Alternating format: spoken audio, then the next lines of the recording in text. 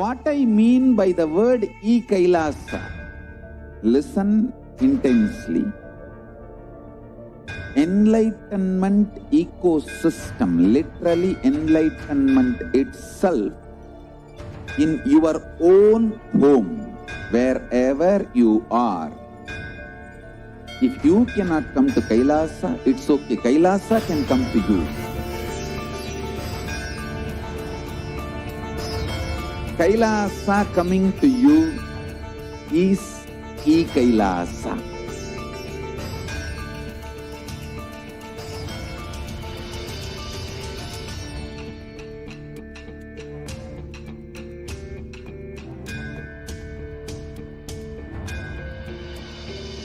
I will revive Hinduism. I am a Hindu revivalist, not by any revolution, but by evolution.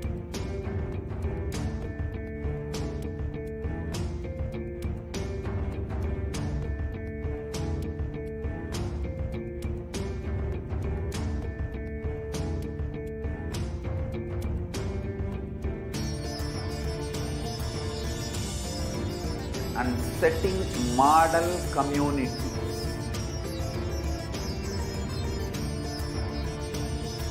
Kailasas, enlightenment ecosystems, Sarvanya Pitas all over the world.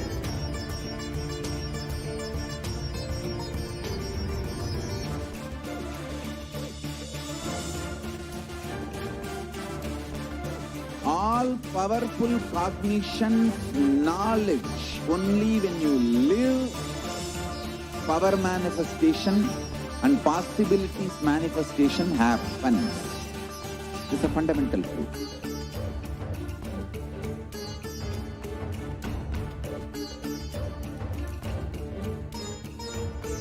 Hinduism cannot live exclusively as one sampradaya. No. All sampradayas of Hinduism is an ecosystem.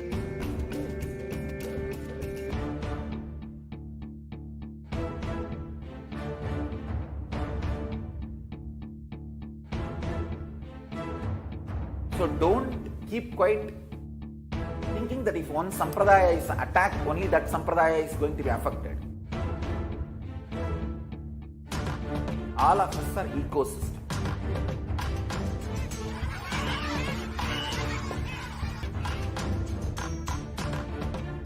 I invite all of you to get involved and enjoy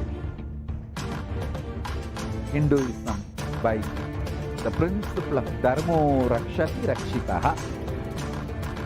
When you protect Dharma, Dharma protects you. We will make the whole planet flourish spiritually. The spiritual prosperity will happen to the whole planet. We all have to coexist together.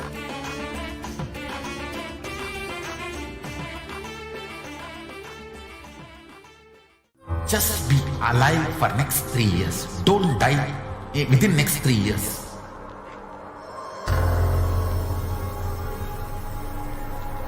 Just don't die within next 3 years. Be alive. Somehow be alive. I'm working sincerely. I will reach you somehow. Somehow I will reach you. It's my commitment to humanity.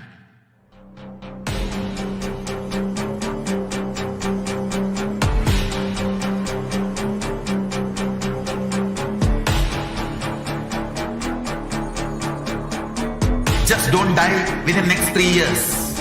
I will reach you wherever you are, whichever corner of the world you may be.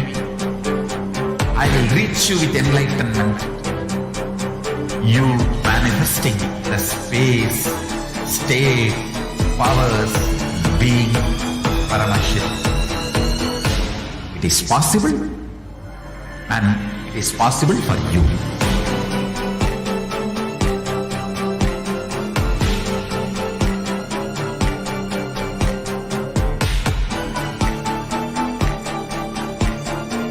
Paramashivoham will reach you with enlightenment science. I know he is going to do the job. Just be alive for next 3 years. Nothing else.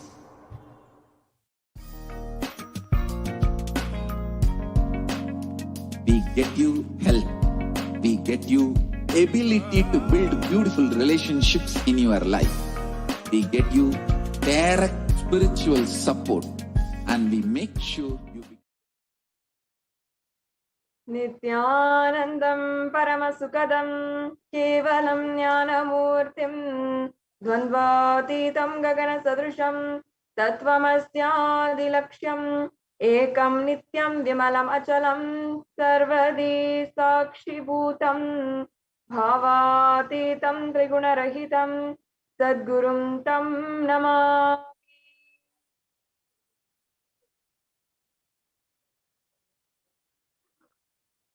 Nithyanandam.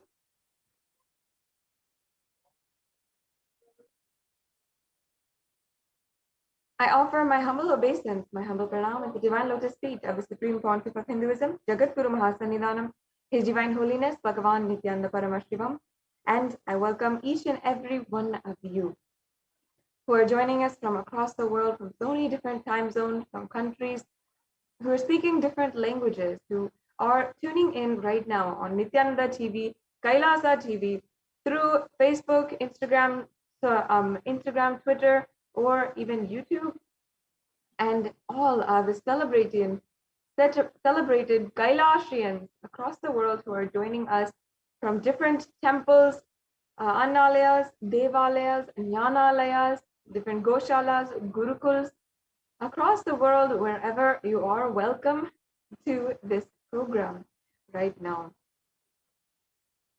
For many of us, no matter what we are searching for, there is always an underlying theme or underlying motif behind everything we are seeking.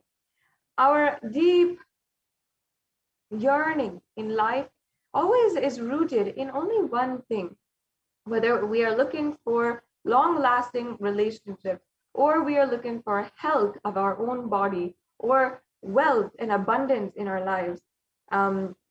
Whatever it is, or name and fame, we're looking for a good name for ourselves, a good character, and we are well accepted in society. Whatever it is that we are looking for, everything has a backbone. Everything has an underlying theme of love. We are looking ultimately for love. And that is ultimately what each and every one secretly desiring and trying to make happen, even though we may call it different names.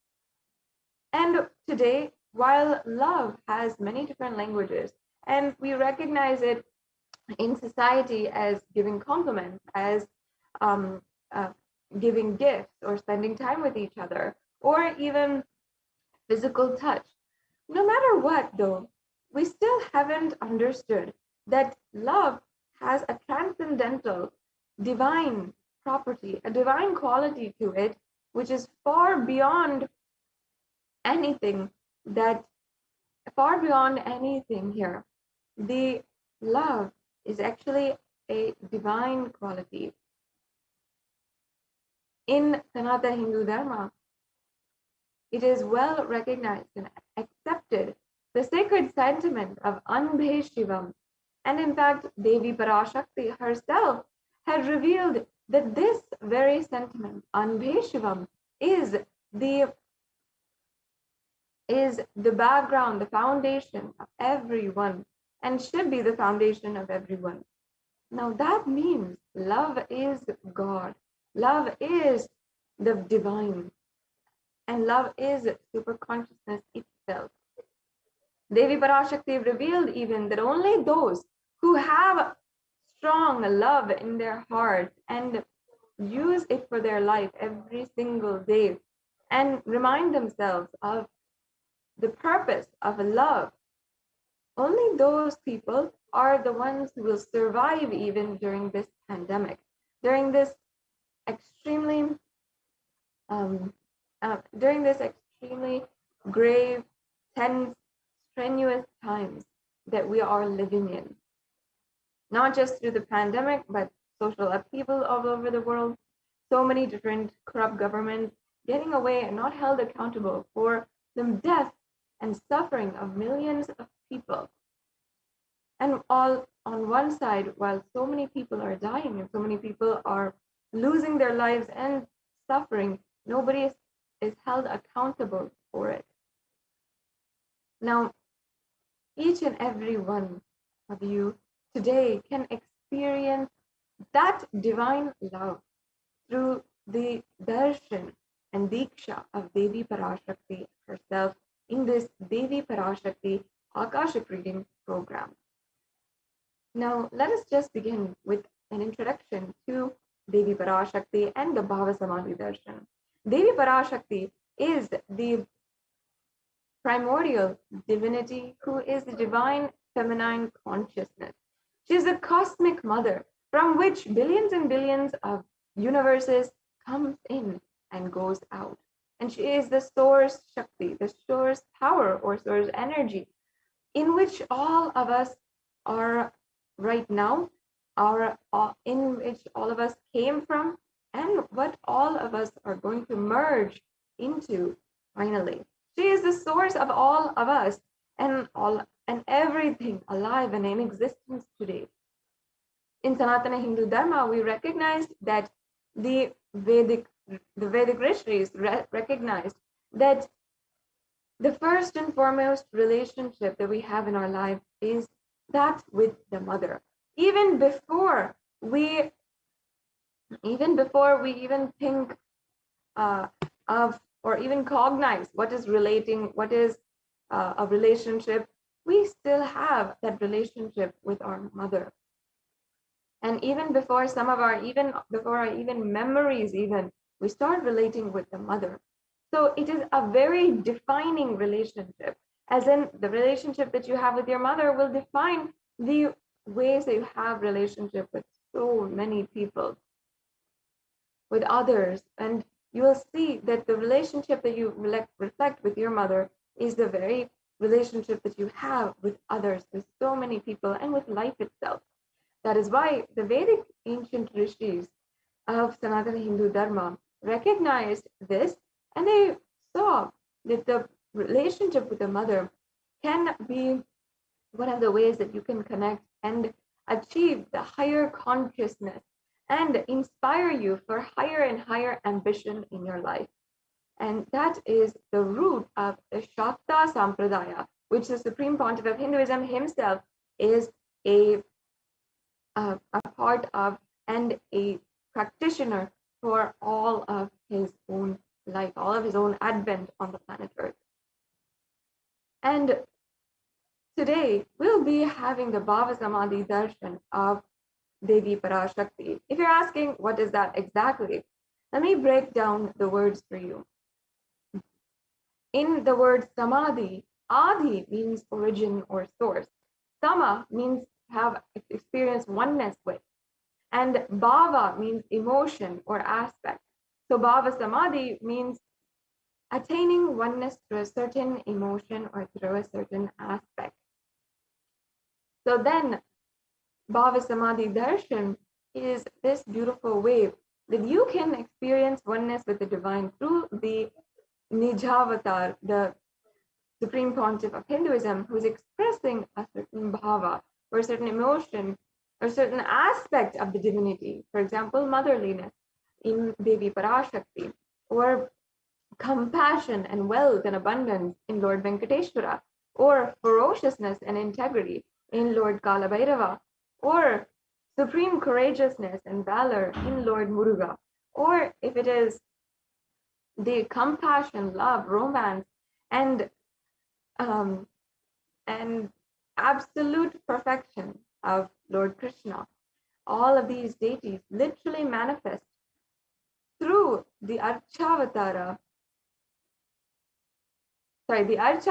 All these deities manifest through the Nijavatara, the Supreme Pontiff of Hinduism.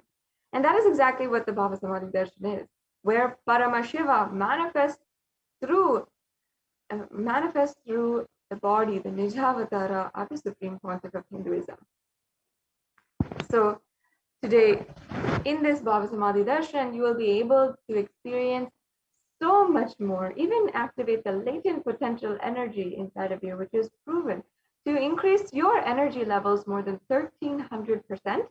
And you can even see the reverse aging process and recovering from so many mental health issues and removing fear and conflict in your life. And let us now be introduced to the very being who has made this available for each and every one of us to enjoy today completely. That is the Supreme Pontiff of Hinduism. The Supreme Pontiff of Hinduism was born on planet Earth on the 2nd of January 1978, and the Supreme Pontiff of Hinduism was recognized and birthed by a esteemed group of enlightened beings who helped and had the Supreme Pontiff of Hinduism had imbibed the teachings of yoga, power of manifestation science, Aushadha, Tantra, Vedas, everything from a young age in order to revive it for each and every one of us today and bring the superconscious breakthrough for humanity. And the Supreme Pontiff of Hinduism as well has revived the 14 ancient indigenous kingdoms today. That is the Tonde Mandalam Adhinam, which the Supreme Pontiff of Hinduism is the 233rd Guru Mahasannidhanam, and the Supreme Pontiff of Hinduism is the incumbent emperor of the Surya Vamsa Surangi Samrajya, and the Supreme Pontiff of Hinduism is the 293rd Jagat Guru Mahasannidhanam of the Madurai Adhinam, the Kailashonata Shamala Pita Sarvajna Pitam. As well, the Supreme Pontiff of Hinduism is the Mahamandaleshwar of the Mahanirvani Akada, the oldest apex governing body of Hinduism. As well, the Supreme Pontiff of Hinduism is the 1008th incarnation of, the 1008th Acharya Mahamandaleshwar of the Atal Akada. The Supreme Pontiff of Hinduism is the 23rd Guru Mahasannidhanam of the Dharma Mukti Swargapuram Adhinam. And in 2015, the Supreme Pontiff of Hinduism was elected by a congregation of esteemed global Hindu leaders as the Supreme Pontiff of Hinduism. And for each and every one of these titles, the Supreme Pontiff of Hinduism has done so much of work that supersedes the amount of recognition he has in the world that we see. For example, the Supreme Pontiff of Hinduism has authored over 300 books and spoken in English, Tamil, and Sanskrit, and translated into 50 further languages, which have literally enriched and enriched billion people all over the world, either digitally or physically. And the Supreme Pontiff of Hinduism has revived over 100 Sarvajnapitas, the ancient ruling ancient Hindu ecosystems around the world. The Supreme Pontiff of Hinduism as well has commented and is renowned for being a prolific commentator on the various different scriptures of Sanatana Hindu Dharma, including the Brahma Sutras, the Jain Sutras, the Yoga Sutras, the Shiva Sutras, the Upanishad, the Bhagavad Gita, and so much more. And the Supreme Pontiff of Hinduism as well is internationally recognized and acclaimed for having been reviving the 108 sampradayas, the Rudras and Rudrakanyas, the Rishis and Rishikas, the Sannyasis, the Kramabrahmacharis, the Brahmacharis, and so many more ancient endangered lineages. And the Supreme Pontiff of Hinduism as well has established the Kailasa's Nithyananda Hindu University, the world's largest Hindu university, with satellite campuses in more than 150 countries. As well, the Supreme Pontiff of Hinduism has ensured that each and every one of us are benefited and are continuously working in the line of superconscious breakthrough, the highest ambition for humanity. So with this, we'll now come to a conclusion of this introduction segment, and shortly we'll be having joining with us the Banasans of the Nithyananda Gurukul to proceed with the next segment of this To proceed with the next segment of this program, the demonstration of the extraordinary Shaktis. And in this segment, we'll be able to witness for yourself the powers of Paramashiva. And literally, you will be able to see Balasans who are initiated into the powers of third eye, who are able to see without the use of their biological eyes even. If you don't believe me, you will be able to see it in just a few minutes after a very quick break.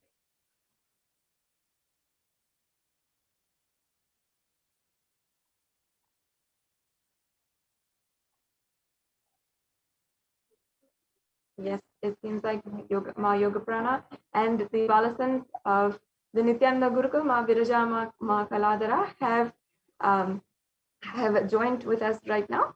We'll now be proceeding into the next segment. Thank you, Nithyananda.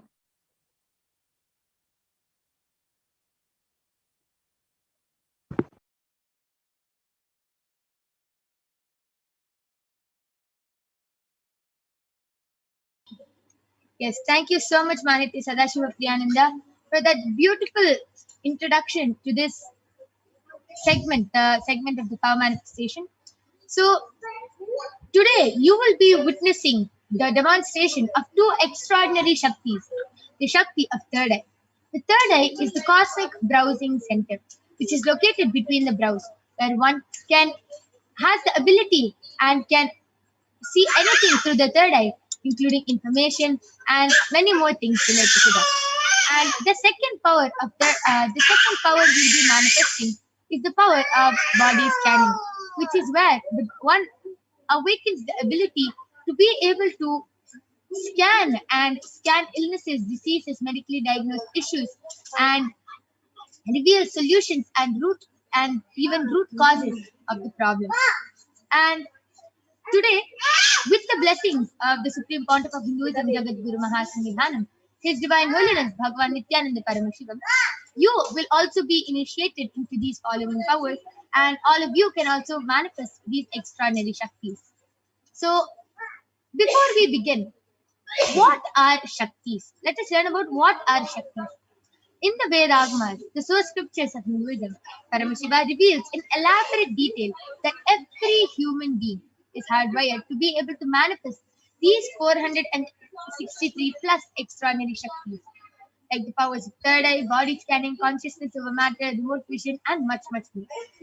And Shaktis, manifesting powers, are described as a system, as a method and a science for human beings to explore the various possibilities and powers, and to have access to the various states of consciousness. Shaktis manifest from the fundamental cognition that you are the divine and that you need to manifest the divine, not that you are a man and that you need to reach the divine. Okay, so before we move on, there are two types of manifesting powers, Shaktis and Siddhis. Let us see the difference between both of them. Shaktis express from the space of enlightenment as a side effect of feeling connection with the divine and high integrity with the Guru. Shaktis are the source of enlightenment. Siddhis are powers that manifest from tapas or penance for enlightenment. Siddhis are on the path of enlightenment. Shaktis express through ordinary human beings in extraordinary ways, just with the initiation from the avatar, and Shaktis are permanent, whereas Siddhis are not permanent and they may divert you from enlightenment. So, who is the source of all these Shaktis? Paramashiva is the primordial divinity in Hinduism, the ultimate reality and cause which is self-effulgent, Swayam Prakasha, all-pervading, unchanging, beyond time, space, form, and causality. As a fundamental base of Avyakta, the unmanifest, and Vyakta, the manifest existence, he performs the Panchakritya, or the five cosmic acts of Srishti, creation, Sthiti, sovereign rulership and maintenance, Samhara, rejuvenation, Prabhava, pulling out of delusion, and Anugraha, liberating grace for all living entities. And that Paramashiva has come down and landed in the form of the Supreme Pontiff of Hinduism, Jagat Guru Mahasanidhanam, His Divine Holiness Bhagavan Nithyananda Paramashivam, as the 1008th living incarnation and representation of Paramashiva and the reviver of Kailasa, the ancient enlightened Hindu civilizational nation, which is the great cosmic borderless Hindu nation. Ever since the beginning of the civilization, the Sanatana Hindu Dharma has been the cradle of enlightened beings and highly advanced sciences. It was where the science of enlightenment was lived and taught as a lifestyle. And for the first time in modern day, the Supreme Pontiff of Hinduism, Jagat Guru Mahasannidhanam, His Divine Holiness Bhagavan Nithyananda Paramashivam, is transmitting it to the world at a record-breaking speed which was never accomplished before. And the Supreme Pontiff of Hinduism was recognized as an avatar at a very young age, and the knowledge and the science of manifesting these Shaktis were passed down to Swamiji through the Guru Parampara, the initiation by the enlightened Gurus. So you can see the Guru Parampara over here. You can see so many of the enlightened Gurus of Swamiji, Mata Vibhudananda Puri, Pundi Swamigal, Isaki Swamigal, Annamalai Swamigal, Visari Swamigal, Yogiraj Yogananda Puri, so many of the Gurus who have taught Swamiji, who have trained Swamiji into each one of these sciences. Just so Swamiji can revive these initiations, knowledge, science, everything from the disciplines of Vedanta, Tantra, Shri Vidya, Yoga, Yogic powers, Mantra Shastra, Siddha Vidya, the science of Aushadha, Advaita, Bhakti Yoga, Paramashivoham and Paramashivoham. So, how do we awaken these divine Shaktis in us? Every ultimate truth, jnana, mapped into your consciousness, prajna, manifests as a power and a possibility of every being, prajnana. So let us now watch a small video which explains the power of initiation, which shows what happens when we get the Diksha from the avatar. Diksha is the direct transfer of spiritual energy by an enlightened being through look, word, or touch. The traditional Vedic book Navaratneshwara states, Sarva Samapi Diksha.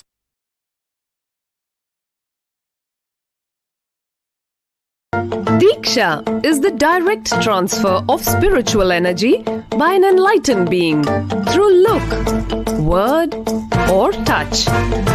The traditional Vedic book Navaratneshwara states, Sarva Samapi Dikshanam Muktihi Phalamakhanditam Avirodhat Bhavantyeva Prasangyastu Bhuktayah. The main benefit of all initiations is moksha, enlightenment. As a side effect, health, wealth, leadership, and well-being happen. And in Rudrayamala Tantra, Shiva says, Devi Diksha Vihinasya Na Siddhihi Na Cha Sadgatihi Tasmat Sarva Prayatnena Guruna Dikshito Bhavet. The one who is not initiated does not attain liberation nor a better future. So by all efforts, one should get initiated by Guru. What is the science of initiation? Neuroscience has proved that the process of initiation floods the brain with energy. This is the superconscious energy of Kundalini, our own highest inner potential energy. As the Kundalini flows from the thalamus to the cortex, it sets up a powerful energy loop within the brain, which awakens the latent non-mechanical parts which we have never used before.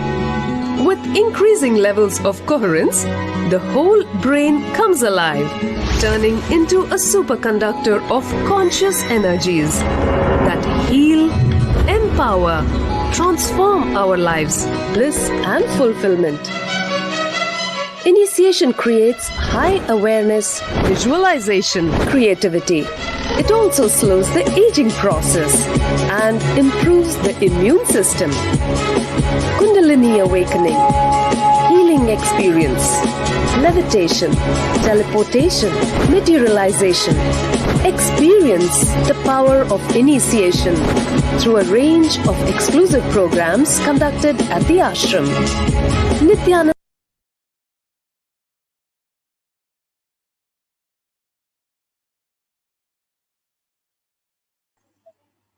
So let us now see how the science of power manifestation is authenticated through the four aspects of evidences or pramanas. The first is the Shastra Pramana, which are the eternal unchangeable truths that are revealed in the source scriptures. The next is the Apta Pramana, the experiences and results of Aptas or the authorities of Hinduism, the Vedic rishis and scientists who have time tested and verified this extraordinary science.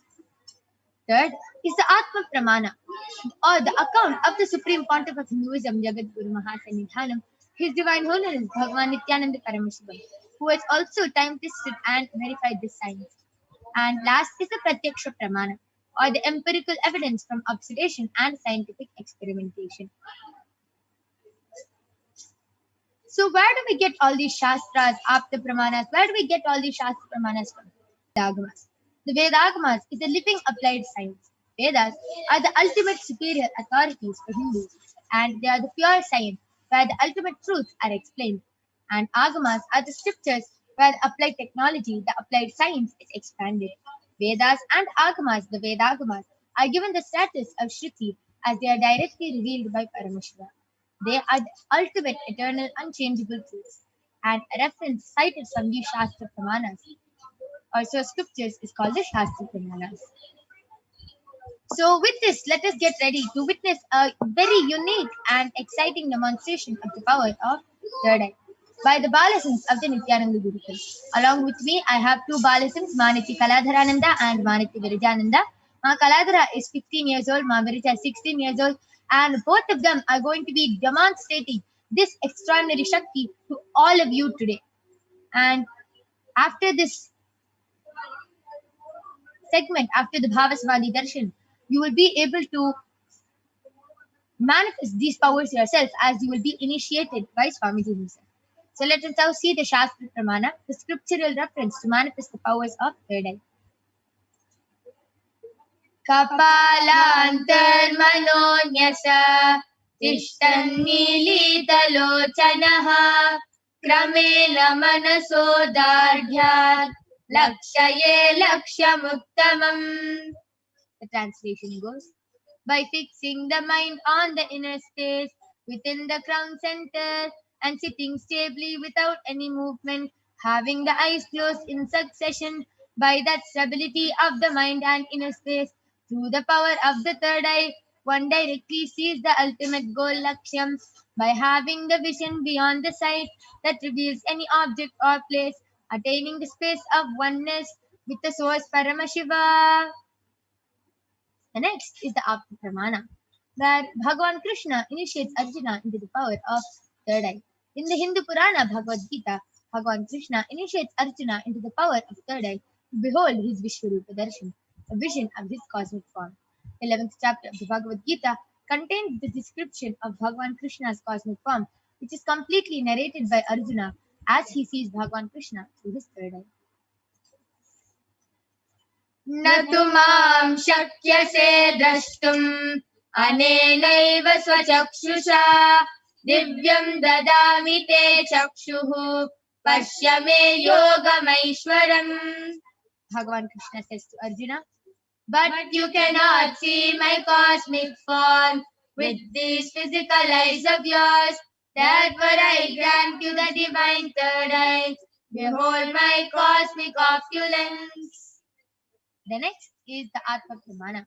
The Swamiji beautifully shares in his own words how he was able to experience the power of third eye and manifest the power of third eye. So let us hear from Swamiji himself. Inside and outside broke. The first experience is that I was able to see everything around me, above me, the whole 360 degree, 10 direction, below me, everything. I realized not only I was able to see, I was able to feel, experience. I felt that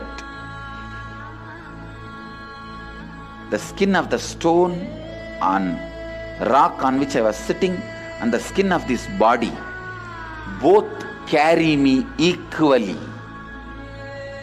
In both I exist equally. The setting sun, rising moon,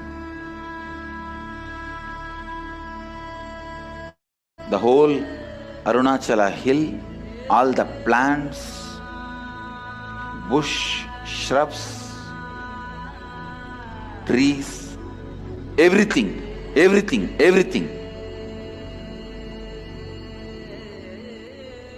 just become so alive.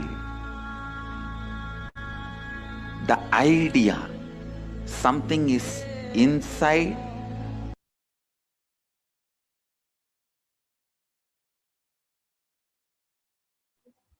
And the last is the Pratyaksha Pramana, the empirical evidence from observation and scientific experimentation. Study measures compare the metabolic cell activity of the brain in the conscious and meditative states using the PET, the positron emission tomograph. Beauty says when Swamiji is doing daily activities, high activity is measured in the brain where the third eye is located. And when in the deep state of Samadhi, only the third eye region is active and almost 90% of the rest of the brain is at peace. So, with this, you will now be witnessing the Sakshi Pramana, the experiences and results of the extraordinary manifestation happening through the disciples and the initiated Balasins of Swamiji. So, along with me, I have two Balasins, Swami and Ma Kaladra, who are going to be demonstrating this extraordinary Shakti. So, now I have two medically tested eye bands. I request the slides to stop being shared.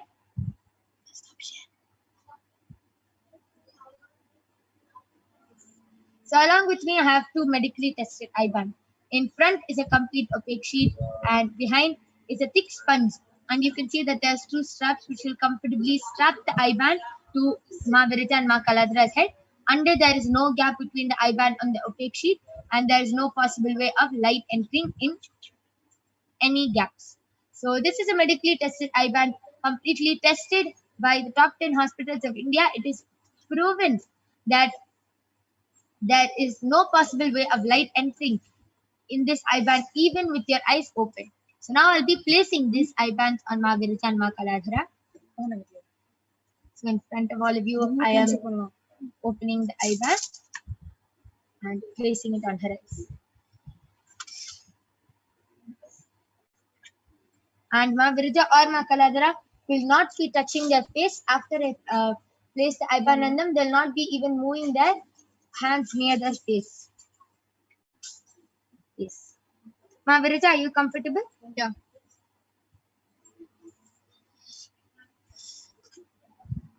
I'm placing this eye band on Ma Kaladhara.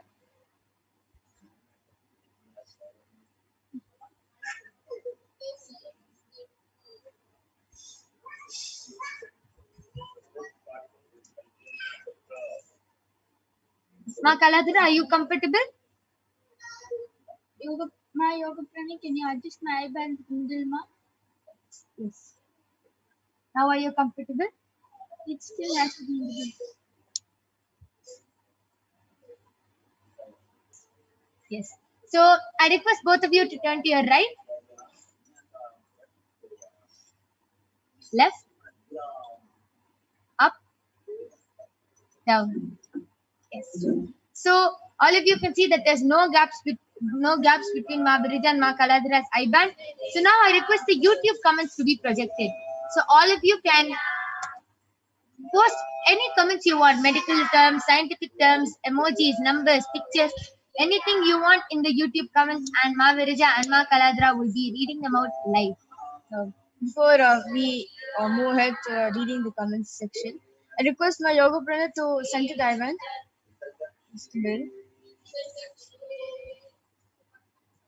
Yes. Now are you comfortable? Yes. Yes. Ma Eva Anderson and Andren Aya, thank you for your contribution to Kailasa.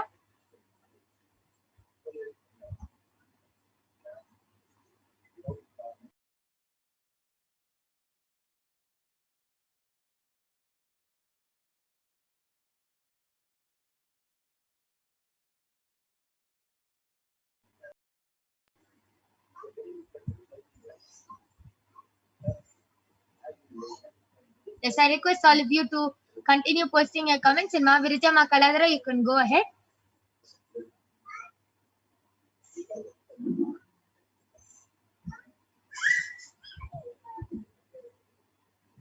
Yes.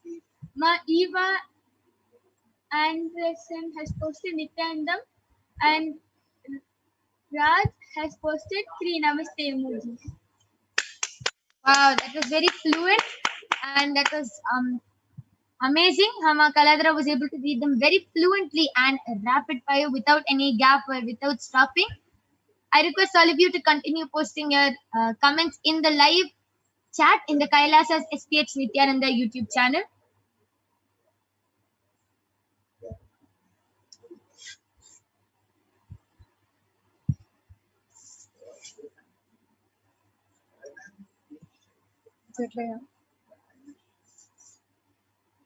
Yes, Mavirija, you can also go ahead and start reading.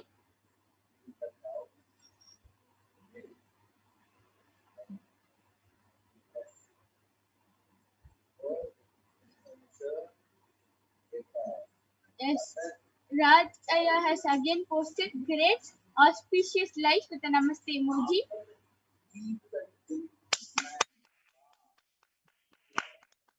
Amazing.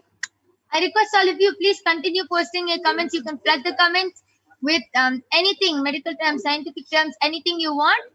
And Ma Virija and Ma Kaladra will be reading them out live.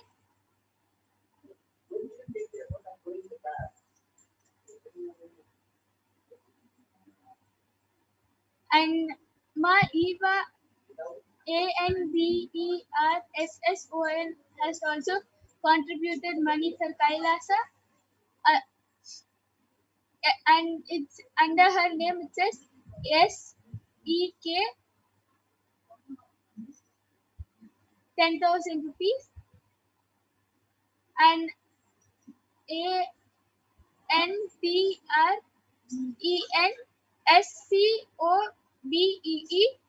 has also contributed money for Kailasa, and under the name it says SGD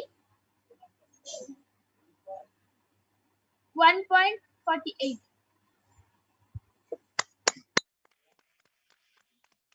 Wow. Ma Kaladra is able to read numbers, letters, words, sentences, and even able to see emojis through her third eye. Amazing. And along with the Andrenaya, who has contributed money for Kailasa, there is a emoji, a smiley emoji with the black color cooling glasses.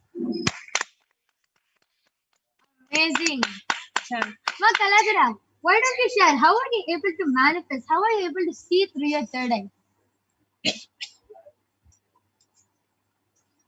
How I am able to manifest this power of third eye reading is when once I got initiated from Swamiji, I slowly started manifesting the power of third eye. And as I started building more trust on Swamiji, I am able to manifest it more frequent, more confidently, and yes, more confidently without me having to put any effort. Wow, amazing. Just with simple surrender to Swamiji, you are able to manifest this power. So you didn't do any 100 years of tapas or anything? No. Okay, just with one touch, just with one diksha from Swamiji, you are able to manifest. That was an amazing manifestation of third eye. And today, all of you are going to be manifesting this power just with one look, just with one mantra from Swamiji. All of you will be able to manifest this power. So don't think it's only Ma Kaladra or Ma Virija who can manifest this power. It's all of you also who will be manifesting this today, right after the darshan from Swamiji. So that is an amazing demonstration of the power of third eye. Now I'm removing the eye bands of Ma Kaladra and Ma Virija. You can see that the eye band is completely the same.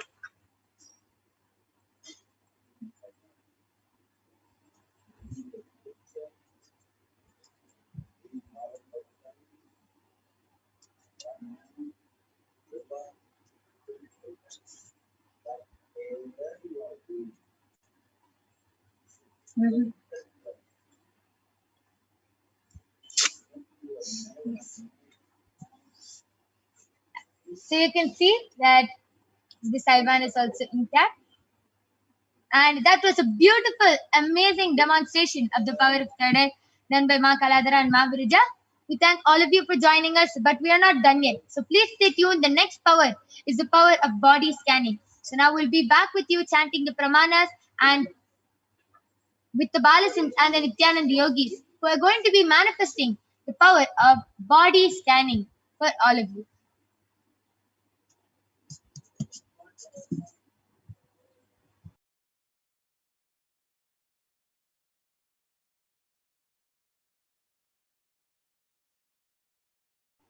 Yes.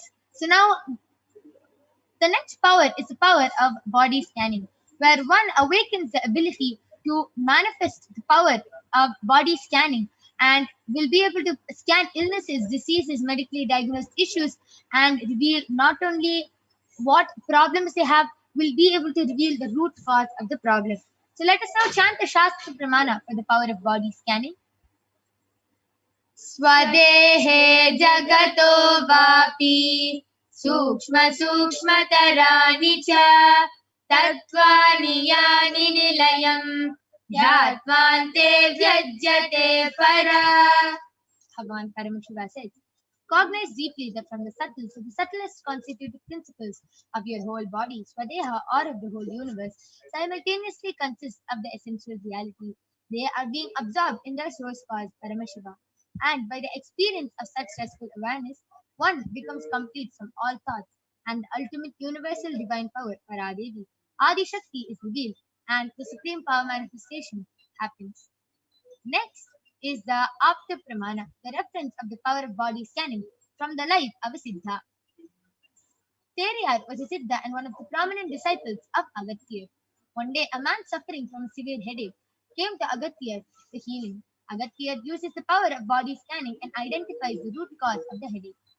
He reveals that there is a small tere, a type of a frog, sitting in the person. He instructs Tereyar, his disciple, to perform an open head surgery. Remember, this is more than 5,000 years ago. He requests his disciple to perform an open head surgery and remove the frog. And the surgery is completed successfully, and the person is completely healed and cured of the headache. Thus, he gained the name Tereyar. Next is the Atma Padmana of how Swamiji was able to manifest this power, how Swamiji time tested and authenticated this science.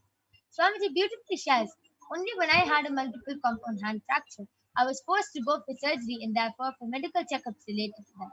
At that time, they detected heavy metal quantity in different organs of mine, and it was revealed that I had been poisoned without our knowledge. I immediately used diagnostic methods instead of medical facilities to study the body condition due to the poisoning.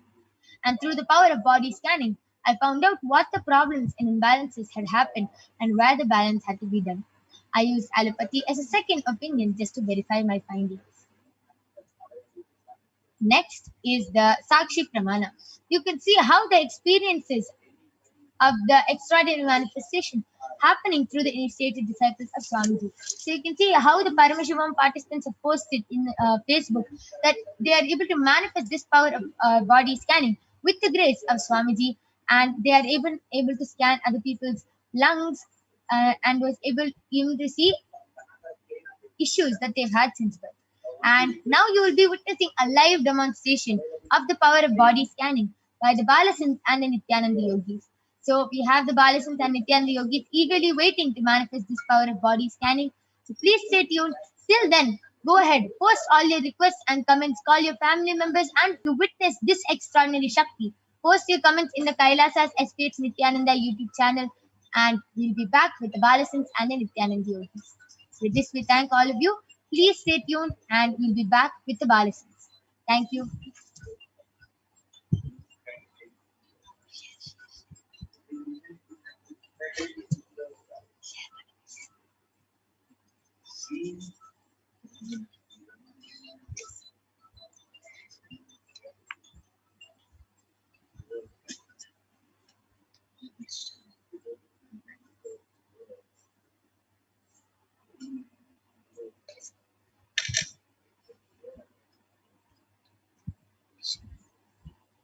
Please go ahead, continue posting your comments. Go ahead, call your family members, friends, call anyone who you know and show them that it's not just a demonstration or a mere mere magic or something which you're witnessing.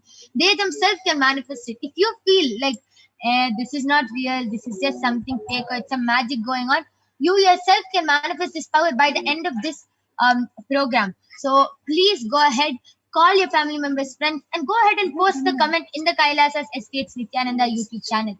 And by the end of this program, you yourself can manifest this extraordinary Shakti.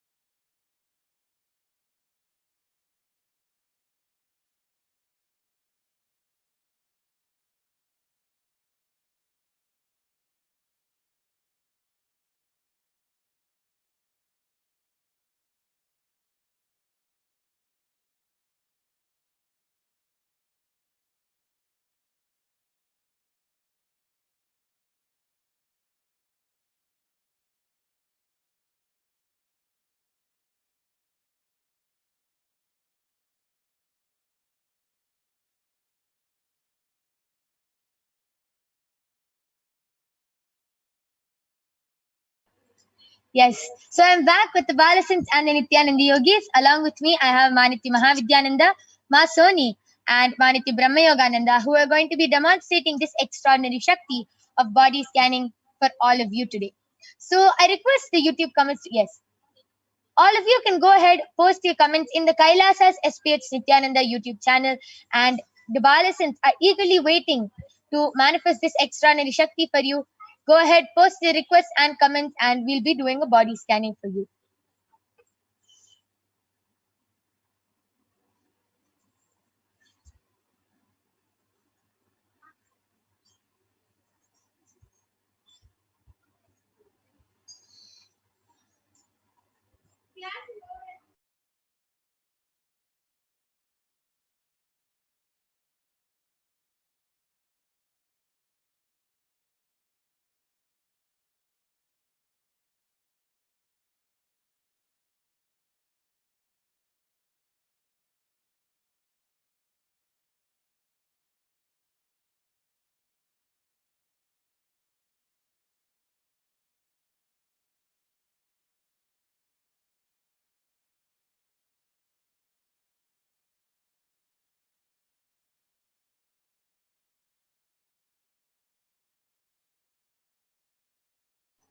Yes. So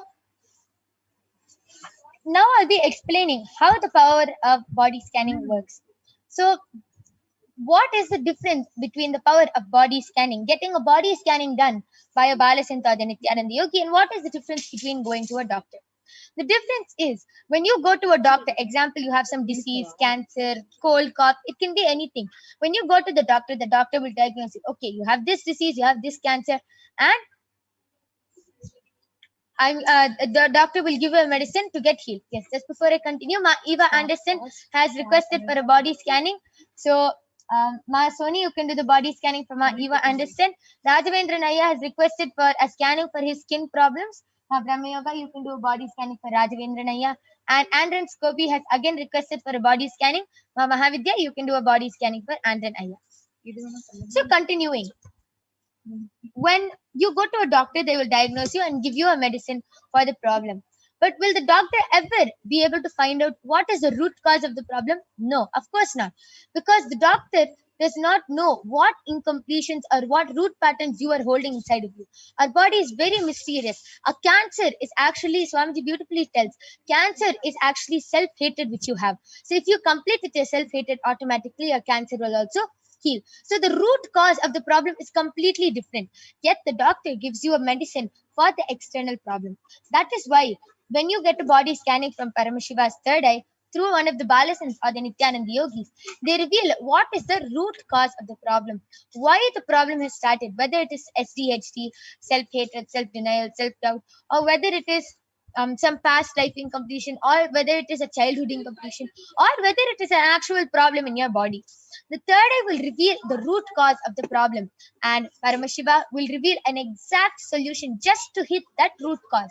Just as how you have to uproot a wheat plant to completely stop it from growing, Paramashiva will give a solution which will completely heal the root problem, which will heal the rest of the problems you are facing.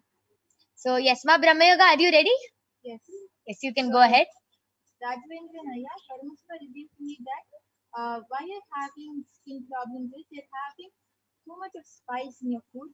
You're having too many chilies and too much of spice in your food, and you're not having enough of water. And because of that, your skin is becoming really dry, and you're getting these kind of black and red dots on your skin. So you should reduce this spice in your food. Starting for 1 week, you should have really mild food, and you should have at least 3 liters of water. And slowly, you can like increase the spice a little bit, but you should not eat too much of spice. The spice should, the maximum you can go to half the amount that you're having right now. If you just reduce the spice that you're having and increase the amount of water that you're drinking, then all your skin problems will heal. Wow, a very, very, very amazing body scanning done by Ma Brahma Yoga for Rajivendra Naya. So, Aya, you have requested for a body scanning for your skin problems. Paramashiva revealed a very simple solution. Reduce the spice in your food and drink more water. So, please follow this solution and get back in the chat whether you were able to relate with what Ma Brahma Yoga has said. And please share with all of us if you are eating too much spice, drinking less water. Please share how you felt by this body scanning. And yes. Ma Soni, you're ready? You can go ahead. Nithyananda Ma Eva Anderson. Ma Paramashiva revealed that day by day your bones are becoming more and more weaker, ma'am. And it's due to you are not having a proper diet.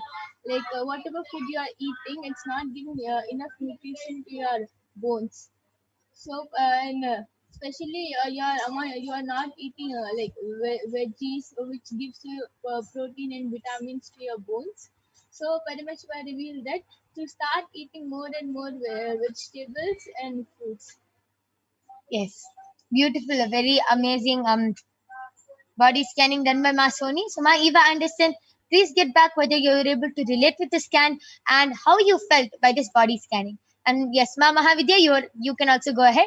Yes, so this is a body scanning for Andren Sobi Aya Nithyananda, and Paramashiva is revealing that actually during your day there is a lot of movement. You're walking around a lot. Just in your house there is a lot of movement, and very clearly Paramashiva is showing that the way you are moving and the body weight is stressing your ankles. So your part of the feet, the lower calf and the ankle, and which is also making you feel more and more tired. The arm strength is becoming less, and it is as if your arms are not moving fast enough to whatever you want to do. So, what Paramashiva revealed is one of the reasons for this is also you are eating a lot while you're walking. So, while you're on the phone or you're talking or just moving around in your house, you're not sitting down and eating. So, for solution for you, Aya, because all of this is starting to create a heart problem and a BP problem within you. The solution that Paramashiva and Swami revealed is first just reduce the amount of tea you are taking in the day, amount of tea that you have, the number of cups. Go to maybe more of soups, and just more herbal, more water drinks, and more importantly, also sit and eat your food. Just sit down and maybe for a few minutes just have your food, and also just check on the size and the type of shoe that you're wearing during your day. Okay, wow. A very detailed body scanning for Andranaya. I request you to get back and share whether you were able to relate with the scanning and how you felt by the body scanning. And Rajavendra Naya has posted, absolutely correct, Ma. I should reduce the spiciness in my food. I will also follow the solution from Paramashiva. Also, I drink less water. Correct. And he has posted, thank you very much for the scanning. Yes, thank you so much, Rajavendra Naya. Just follow the solution by Paramashiva. It is all by Paramashiva's grace that you were able to get the body scanning, and just follow the solution and he will heal you completely. Actually, the moment the third eye falls on your body itself, the healing has started. So don't worry about that. You will be completely healed. Yes, and Ma Eva Anderson and Andren Skobiaya, I request you to get back in the chat section.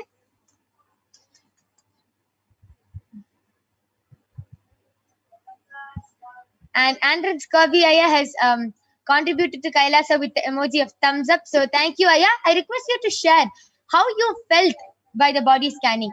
How did you feel when the body scanning was happening for you? Why don't you go ahead and share?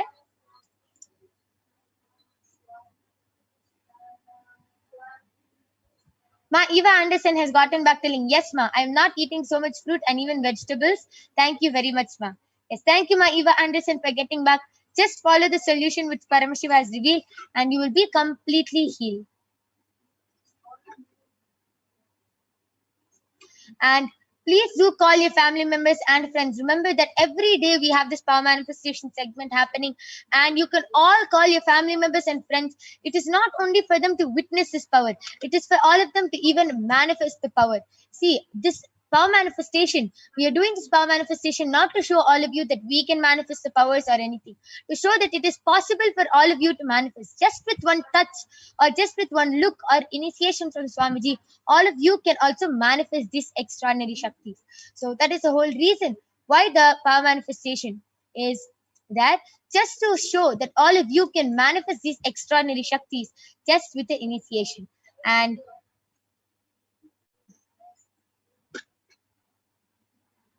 with this, we would like to conclude the power manifestation segment. We thank all of you for joining us in this power manifestation segment. And please stay tuned for the upcoming segments where you will be learning about who is Devi Parashakti and what are the Akashic readings and much, much more. Thank you, Nithyanandam.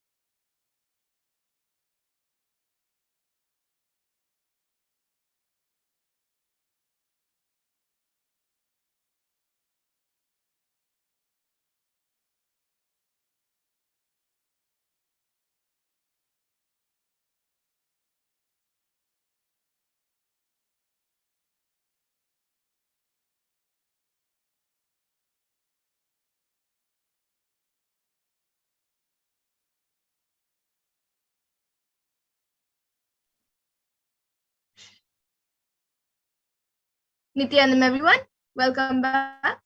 So now we will be moving to the next segment where we will be learning about the divine feminine consciousness. We will be learning about Devi Parashakti.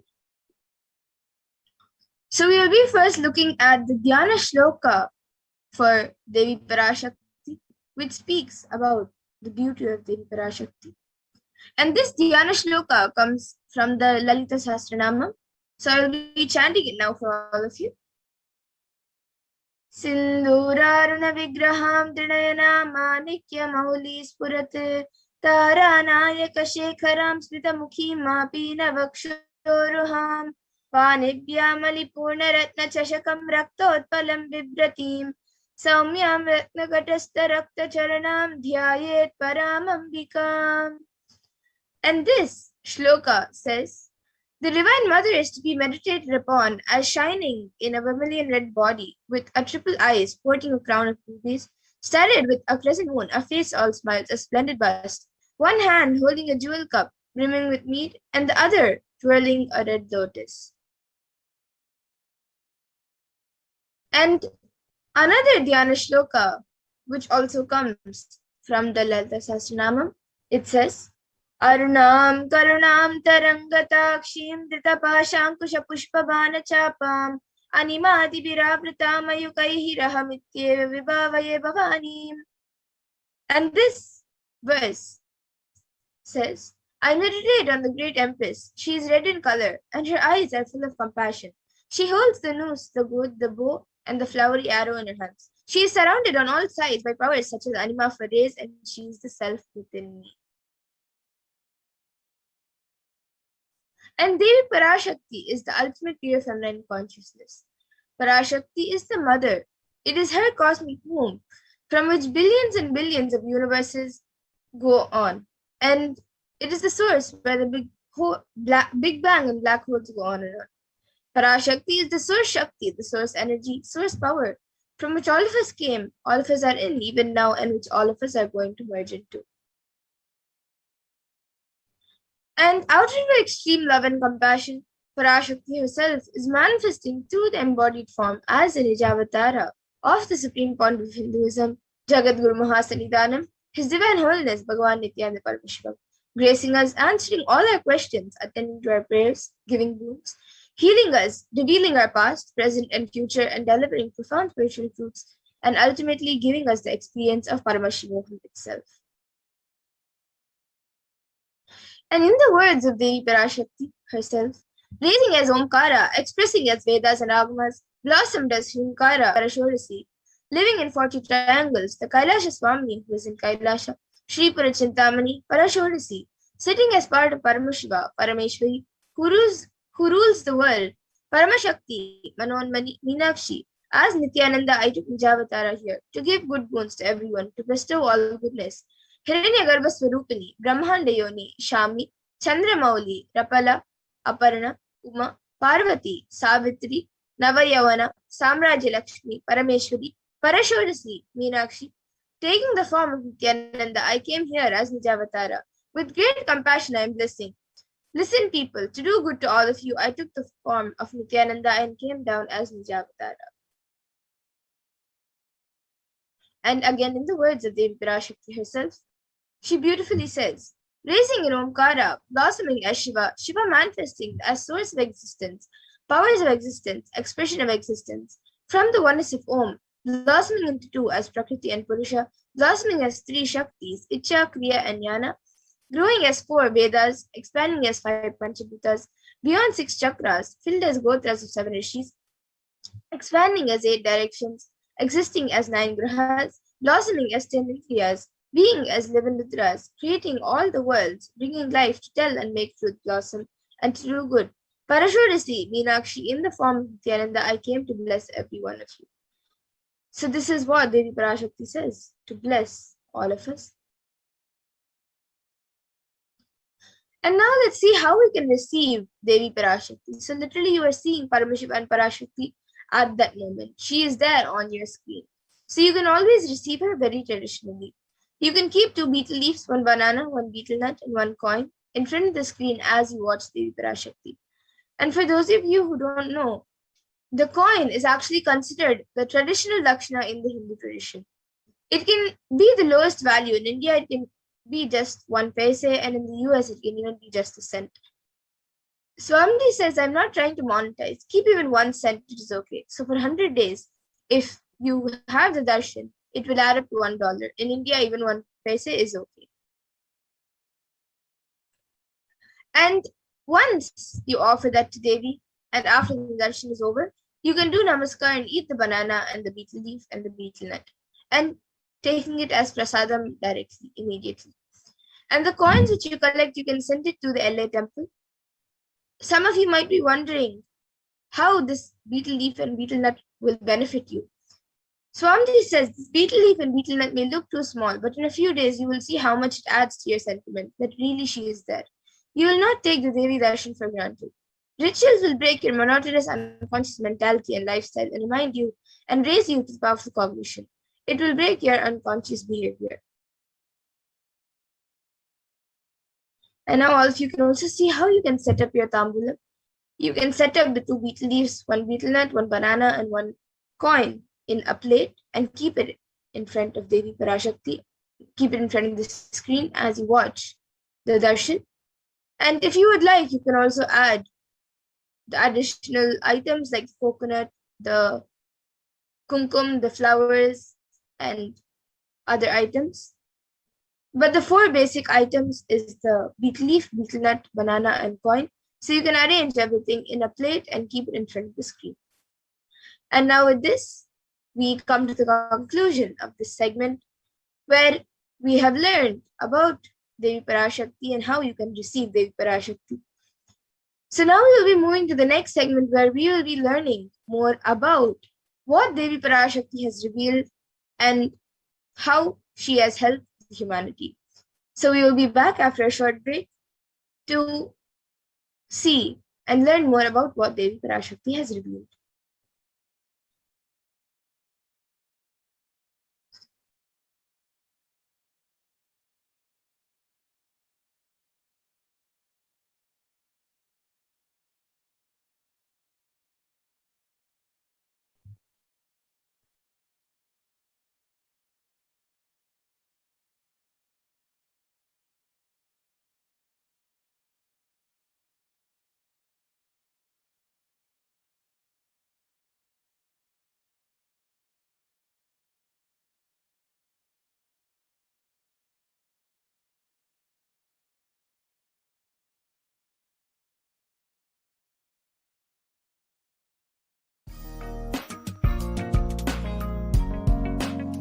We get you help.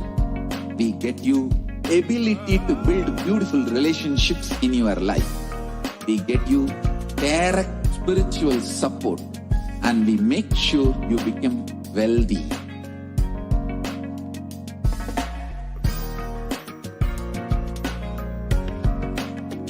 We won't stop giving you just good life. We will literally not stop till you live enlightened life. Manifesting the state of Paramashiva, space of Paramashiva, powers of Paramashiva, being of Paramashiva.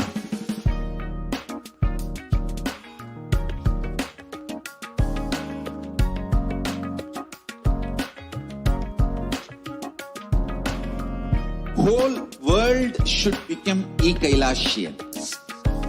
I want the whole world to know Hindus have something great to contribute to the world.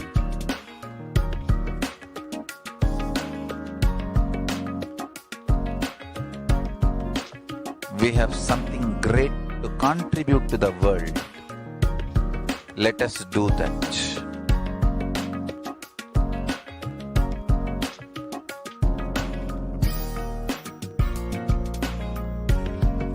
E-Kailasa is proper customized spiritual service, helping you to identify your root patterns of suffering.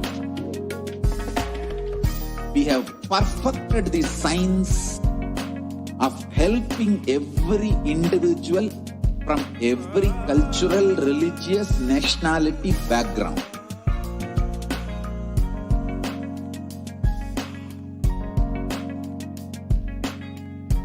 have lowest reactionary assumptions, highest awakened response, alive response for life continuously.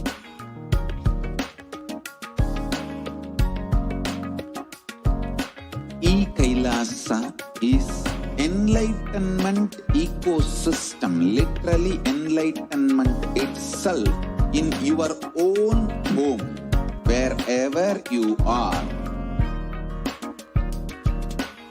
Proper customized, helping you to complete with your life negativity, withdrawal from life, self-hatred, self-denial, self-doubt, so much of tiredness, laziness. We can support you, aligning your diet, your attitude, your aptitude, your understanding about life. We can help you with everything.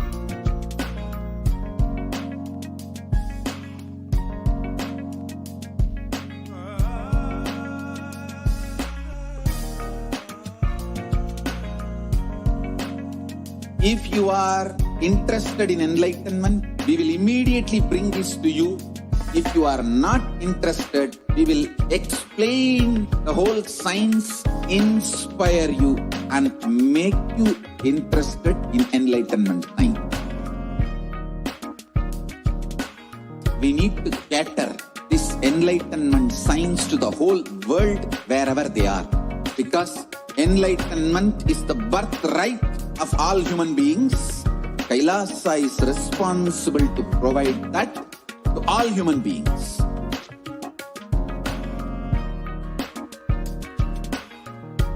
Kailasa is the totality of the knowledge I received from my gurus and practice manifested in my life, perfected by teaching millions of people from all cultures, time zones, backgrounds, genders, nationality, race, from every creed.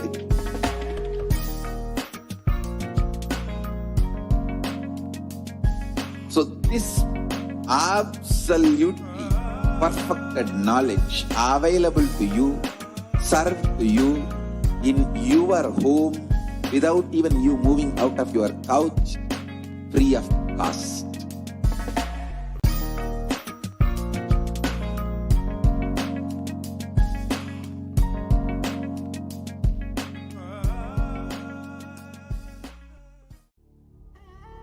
What I mean by the word E-Kailasa, listen intensely. Enlightenment ecosystem, literally enlightenment itself in your own home, wherever you are. If you cannot come to Kailasa, it's okay. Kailasa can come to you. Kailasa coming to you is E-Kailasa.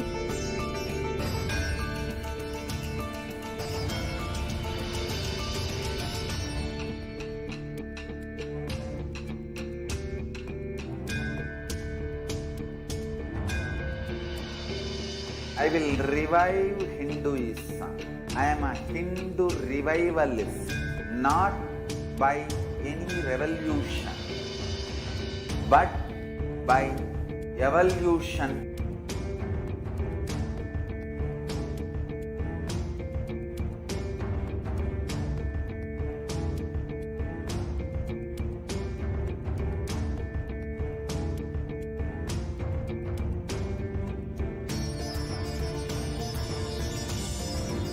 And setting model community.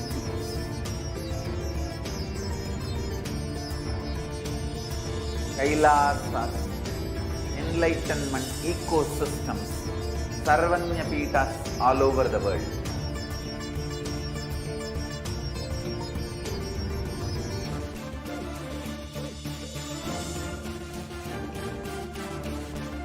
All powerful cognition, knowledge, only when you live power manifestation and possibilities manifestation happens. It's a fundamental truth.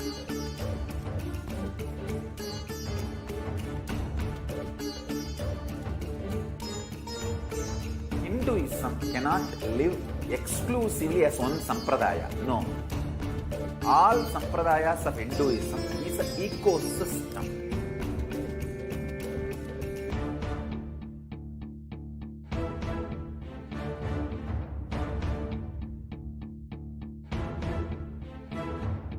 So don't keep quiet thinking that if one sampradaya is attacked, only that sampradaya is going to be affected.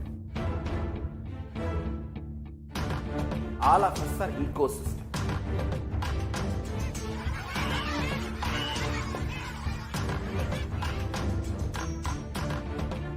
I invite all of you to get involved and enjoy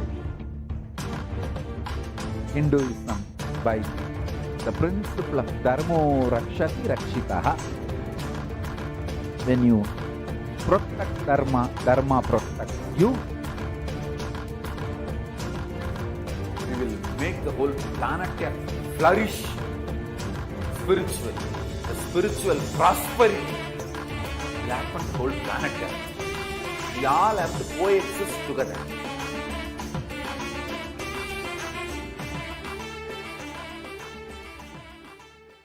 Just be alive for next 3 years. Don't die within next 3 years.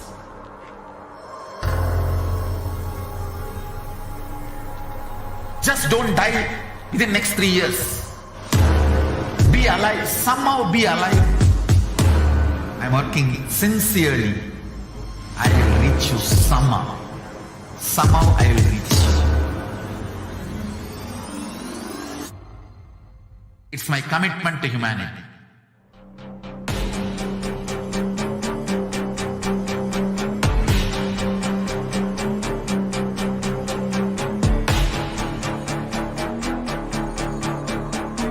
Just don't die within next 3 years. I will reach you wherever you are, whichever corner of the world you may be. I will reach you with enlightenment. You manifesting the space, state, powers, being, Paramashivoham. It is possible, and it is possible for you.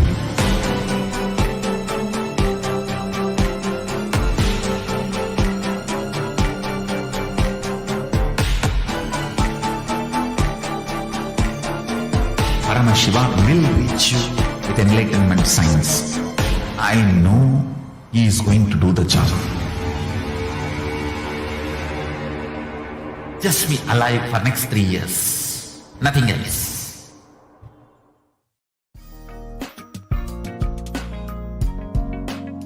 We get you health.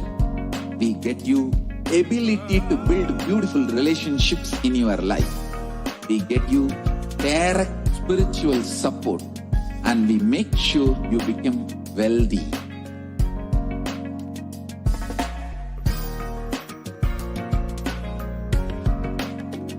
We won't stop giving you just good life. We will literally not stop till you live enlightened life.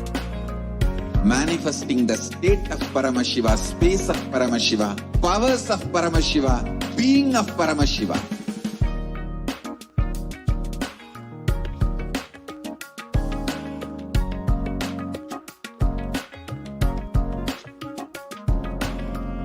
Whole world should become e-Kailashi. I want the whole world to know Hindus have something great to contribute to the world.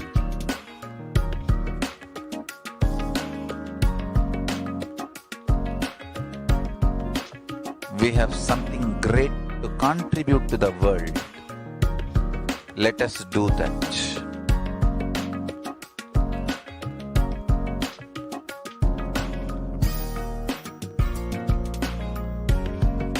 E-Kailasa is proper customized spiritual service helping you to identify your root patterns of suffering. We have perfected the science of helping every individual from every cultural, religious, nationality background.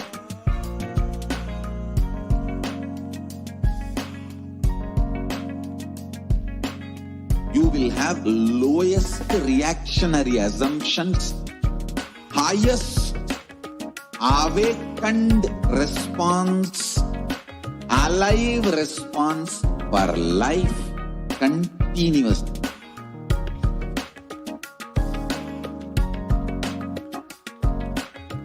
Kailasa is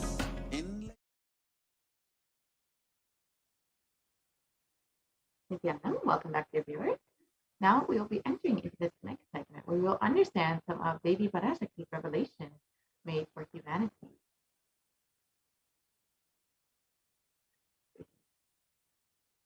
So let us listen to what Devi has revealed about black fungus.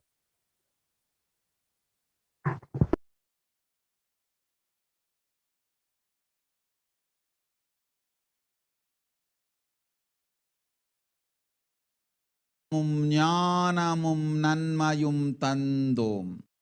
மகனே, அஞ்ச வேண்டியதில்லை, அஞ்ச வருவதொன்றுமில்லை.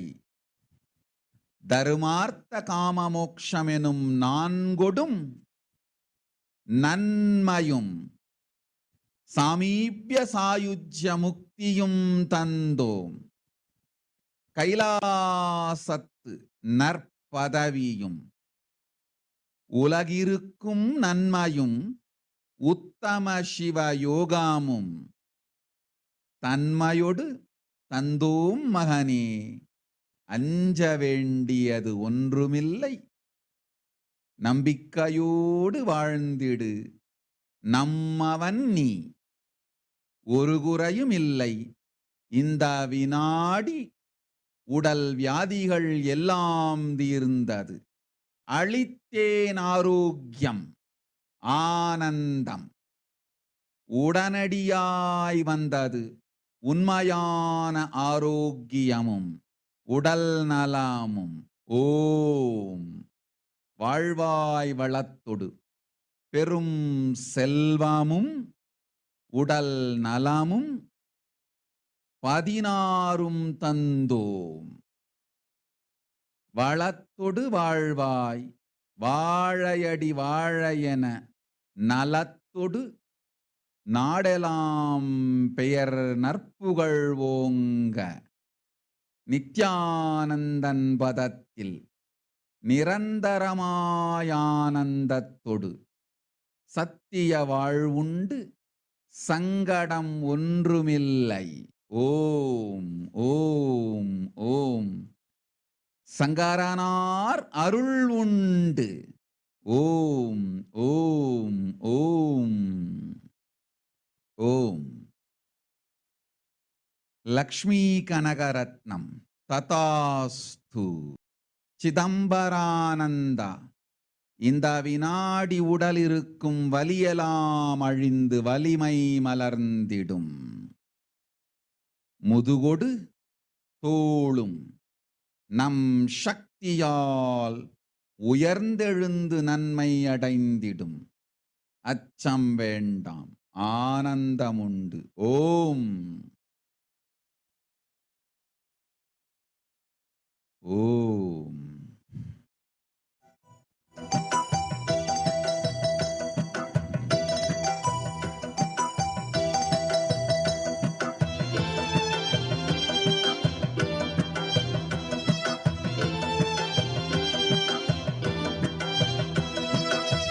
शरणं परमहंस नित्यानन्द सद्गुरु, शरणं परमहंस नित्यानन्द सद्गुरु, शरणं परमहंस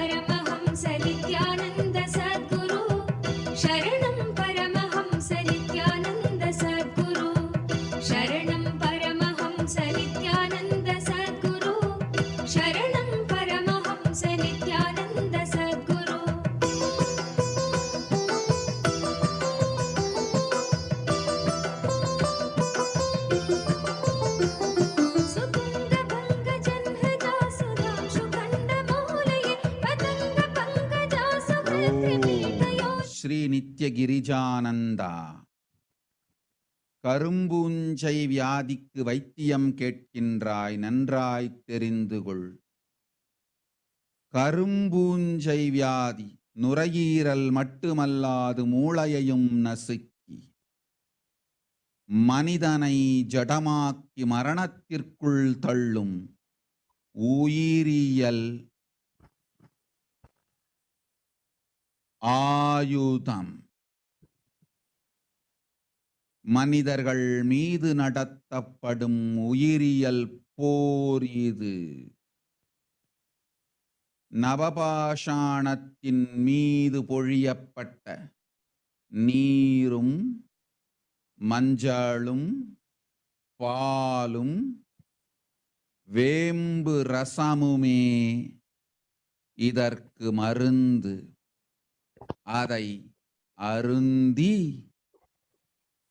உடலிலே அதை ஊற்றி நீராடி இருந்தவர்க்கு காவல் அம்பிகையின் சக்தி.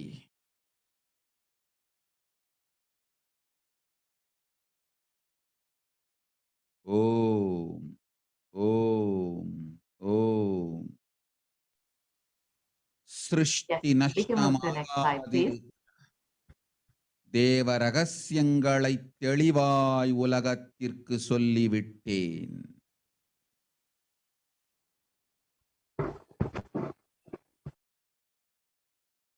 இந்த ரகசியங்கள் எல்லாம் உலகத்திற்கு நாம் நித்யானந்தன் வடிவு கொண்டு சொல்லும் பொழுது எதிரிகள் பெருங்கோபத்தோடு நித்யானந்தன் திருவுருவை அழித்திடாமல் இருந்திடவே அவன் திருவுருவை கைலாயத்திற்கு கொண்டு வந்து பாதுகாப்பாக்கிக் கொண்டு பிறகு இந்த உண்மையெல்லாம் உலகத்திற்கு சொல்லுகின்றேன்.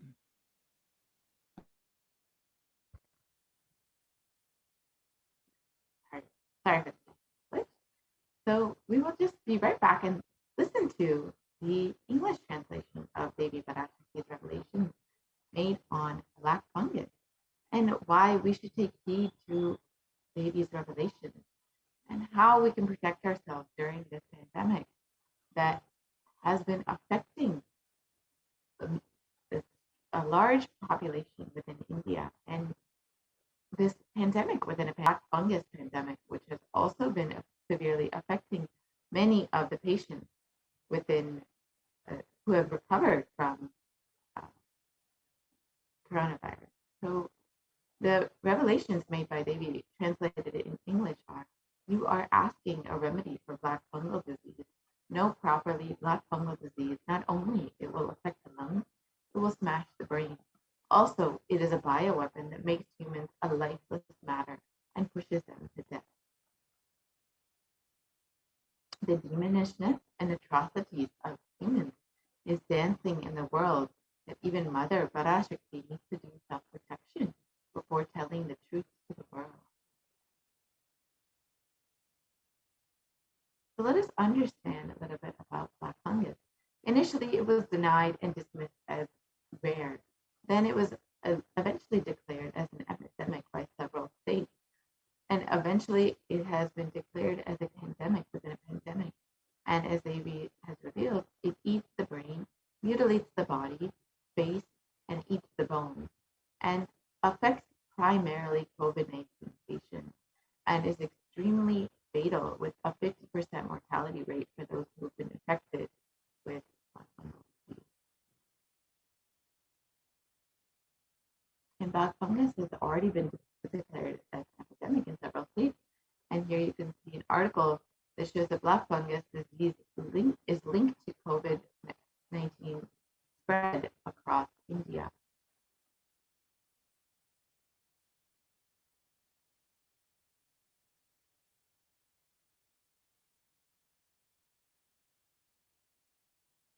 And COVID-19 increases black fungus infection risk in India, and India faces a shortage of treatments in the face of two epidemics.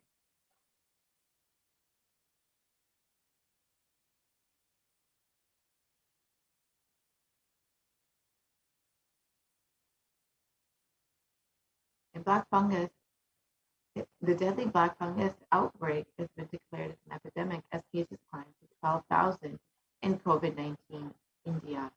And COVID-19 hit India, and this was published in May 2021, which was nearly 2 months ago. And this, 2 months ago, this you can see is the numbers would have been much, much higher now that it has been nearly 2 months of this infection spreading across India.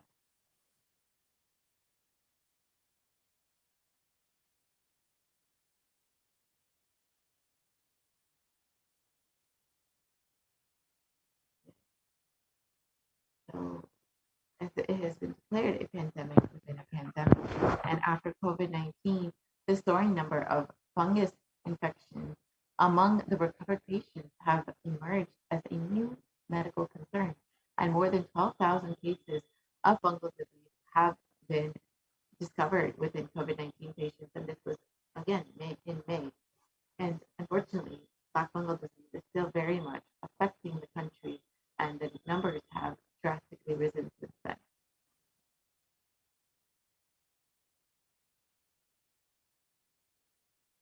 The flesh-eating black fungus is killing off patients who have survived COVID-19.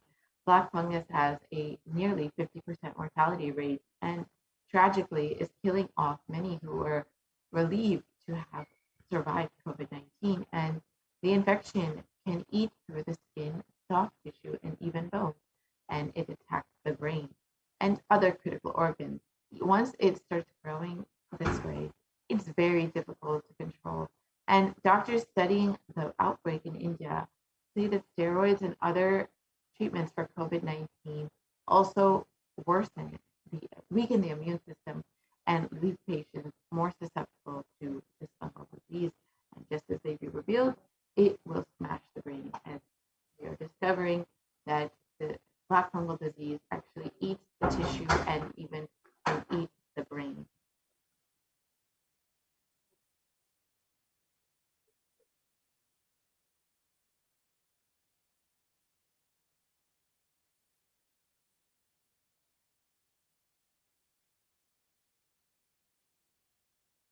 And Devi has also revealed, the Supreme Council of Hinduism has revealed that human beings will be dying like rats and cats on the street, and that dead bodies will be floating in large quantities in Ganga. And unfortunately, the authorities are severely underreporting these numbers and misrepresenting the number of people who actually died from COVID-19. And dogs will be eating those dead bodies. And because dogs ate those dead bodies, they are also dying. And poor human beings will eat those dogs' dead bodies. And because they don't have food, they are also dying. And this is what the Supreme Court of Hinduism has revealed. So let us look at these revolutions.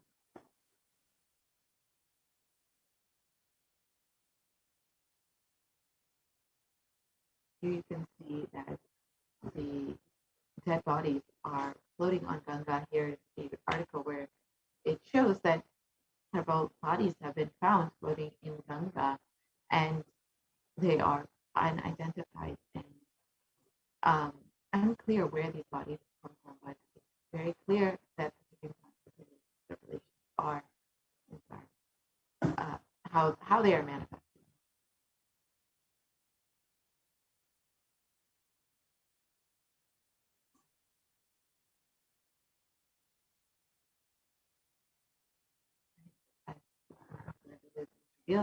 Dogs will be eating those dead bodies. And in this article, it shows that scores of decomposing bodies laid uncovered in the Sangam area, and for the last 2 to 3 months, people have been burying their dead here.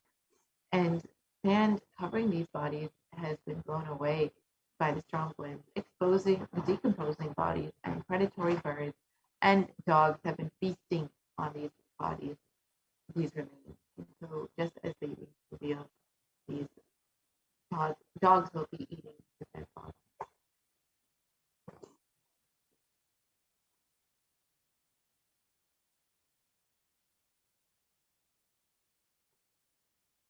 And as India is reeling under a massive second wave of COVID-19, the number of deaths has also increased, and such is the situation that crematoriums and burial grounds are packed to capacity, where people are not finding a spot to cremate their loved ones, and the rituals that need to be performed are unfortunately not able to be performed due to the lack of capacity of the crematoriums and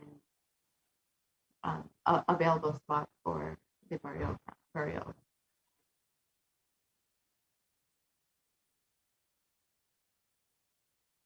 And here you can see that over 150 dead bodies have been reported as COVID fatalities that were dumped in the banks of Ganga, and these COVID bodies have been washed down further and could be eaten by dogs, by stray dogs, which will further spread the virus.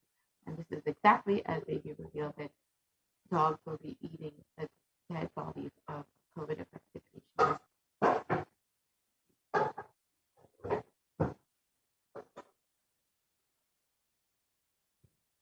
And dead bodies have been washed up on the banks of Ganga and were sighted again. And this time was in Ghazipur, Uttar Pradesh, where the spot is around 55 kilometers upriver from Bihar's Buxar, where more than 800 bodies were found yesterday, evoking shock and anger. And in Bihar, the authorities have argued that the corpses have been floating down from Uttar Pradesh, and their state has no tradition of consigning bodies to water.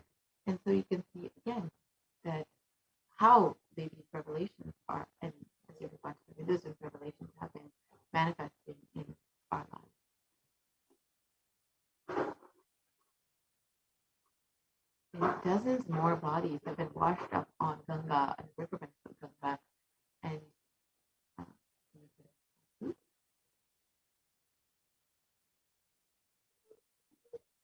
unfortunately, the number of reported COVID fatalities was severely underreported, with the reports showing many more numbers. The actual reality showing many more numbers than what has been reported in the media in various reports.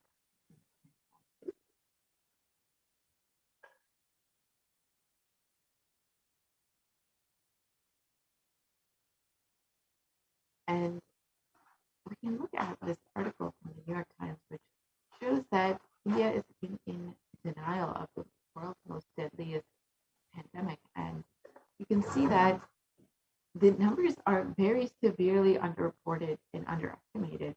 While the reports say around 27 million people have been infected with COVID-19 and over 300,000 people have died from COVID-19, the reality is much more stark, with nearly, in a best case scenario, nearly 400 million people affected with COVID-19, with over 600,000 deaths. And this is probably a very conservative estimate, which shows that the numbers are nearly double what is estimated. And this is probably a very conservative estimate. And the numbers could be much worse. It could be nearly 540 million people who have been infected with COVID-19, with over 1.6 million deaths. This is more likely the reality of the situation currently. And in a worst case scenario, nearly 700 million people could have been infected with COVID-19, with 4.2 million deaths, which is nearly the number of deaths that overall in the world we have been reporting. So we can see how severely underreported this pandemic has been within India.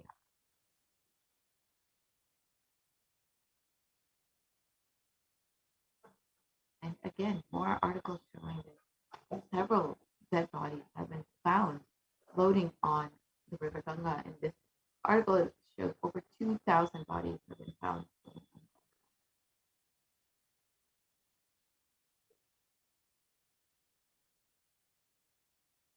In the New York Times, they report that the numbers of COVID-19 affected patients and deaths is severely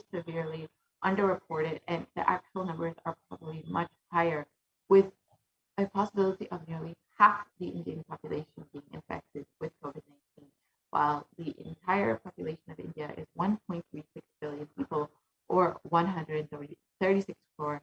The possible number of infected people is around 700 million, or 70 crores. So that is nearly half the Indian population that could possibly be infected with COVID-19.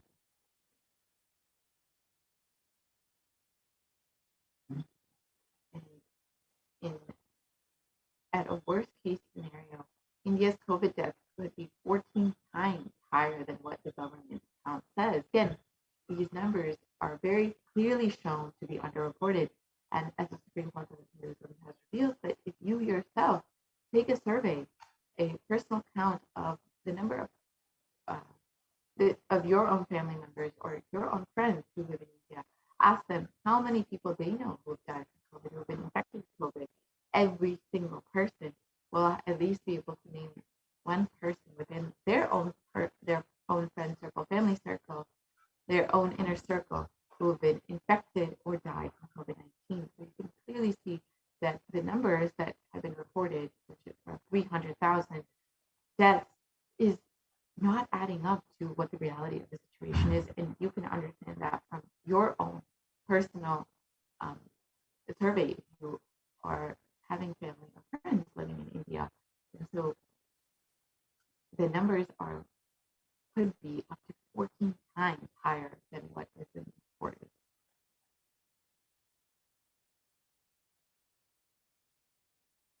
And as we know now, COVID-19 is airborne, and this was initially denied and criticized. And later it was accepted as a possibility. And much, much later, it was accepted as a fact. And because of this, a delayed warning was issued, and this has been left nobody accountable for the number of deaths, the millions of deaths due to COVID-19.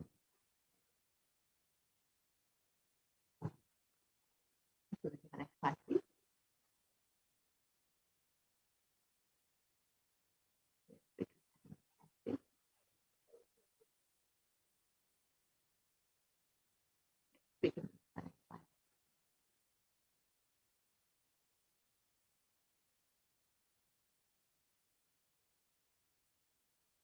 And here we can see that scientists have been saying for quite some time that COVID-19 is now airborne, and authorities have officially released a statement as well.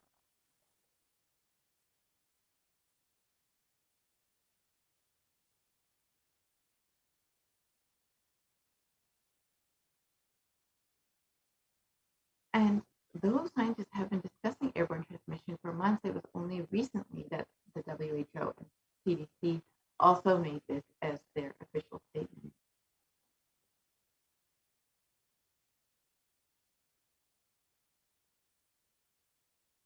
And here you can see that how COVID-19, now that we understand that it is airborne, you can see how much more transmissible it can be, because how it spreads much further within the air, which requires much more strict standards of social distancing, quarantine, isolation, and protection for yourself and your family, because COVID-19 is airborne and much more infectious than we initially thought.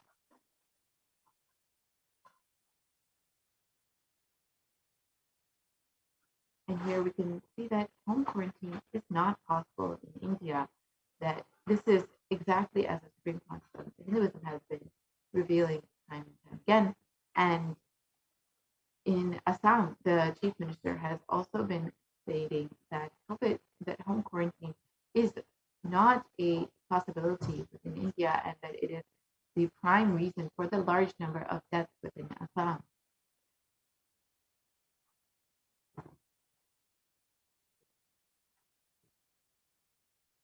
And in Maharashtra, the government has announced that the decision to stop home quarantine in 18 districts would show higher COVID positivity rates than other states' average.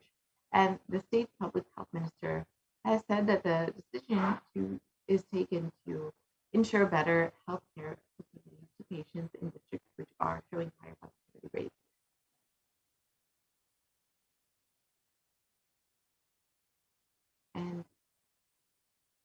here it shows that COVID-19 has made it nearly impossible.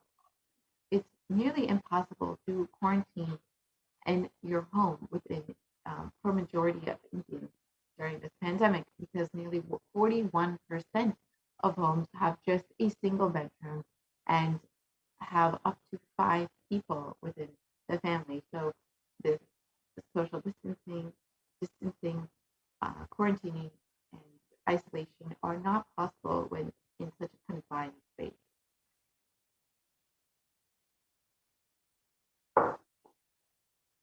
And it is nearly impossible for 40% of Indian families because of the confined space that people are living in. About 42% of Indian households are living in houses where, on average, there are more people sharing a single bedroom. And in the context of coronavirus, this is a challenge for physical distancing and is much greater in rural areas, 45% of households. And so we can see that as the Supreme Court of Hinduism revealed in India, it is not possible for home quarantine.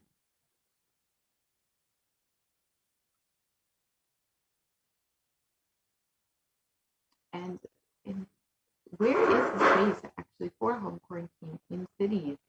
And we can see that the guidelines on home quarantine say that those persons showing COVID-19 symptoms should remain isolated from and in a well-ventilated area. However, this is not possible if you are sharing a single room with several people. Isolation and ventilation are not guaranteed in such situations, and this increases the likelihood that you might be transmitting COVID-19 to the rest of your family.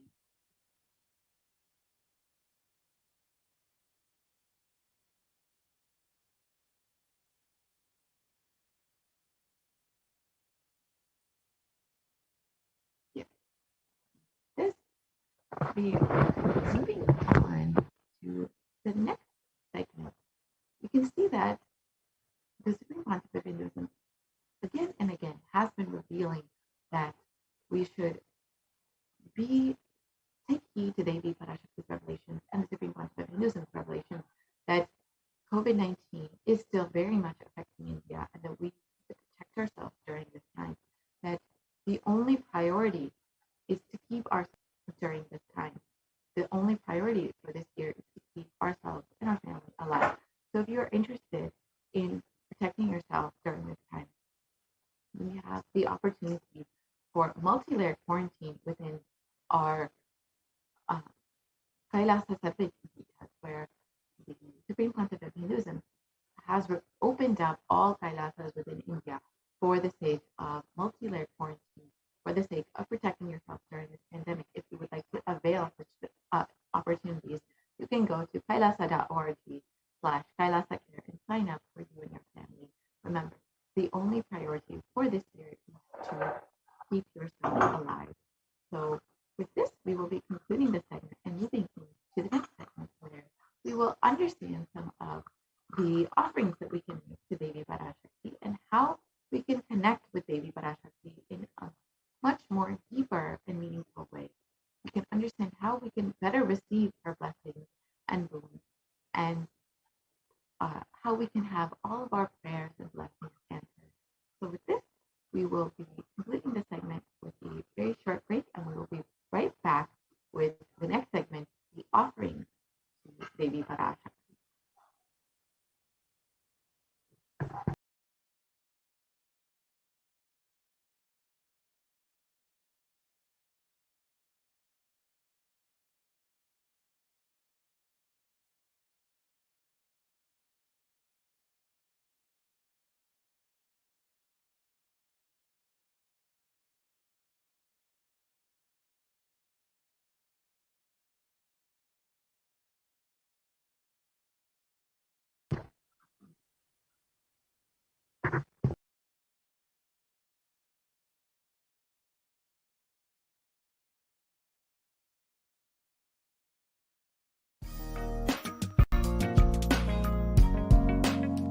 We get you help. We get you ability to build beautiful relationships in your life. We get you direct spiritual support, and we make sure you become wealthy.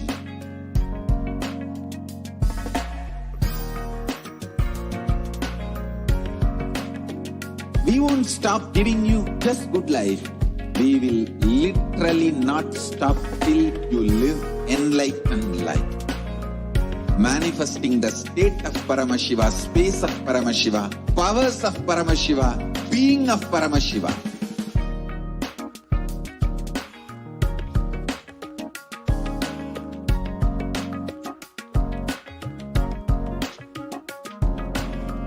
Whole world should become e-Kailashian. I want the whole world to know Hindus have something great to contribute to the world.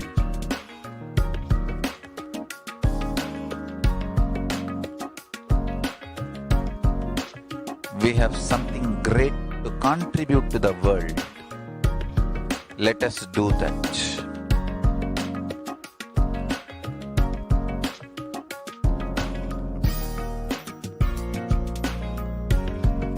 E-Kailasa is proper customized spiritual service helping you to identify your root patterns of suffering.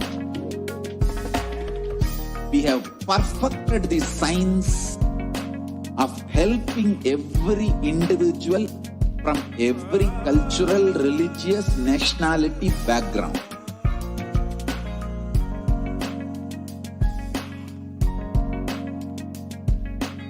You will have lowest reactionary assumptions, highest awakened response, alive response for life continuously.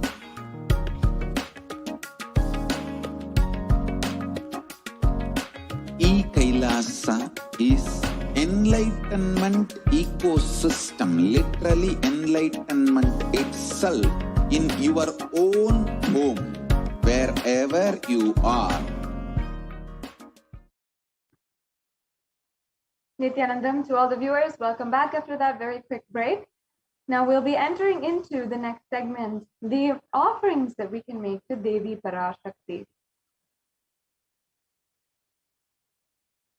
I request if we can project the slides on offerings and causing the reality of each and every one of you. So now in this next segment, we'll be understanding the various array of different exquisite offerings that we have available for each and every one of you to do today, and make your offering out of pure love and devotion to Devi Parashakti.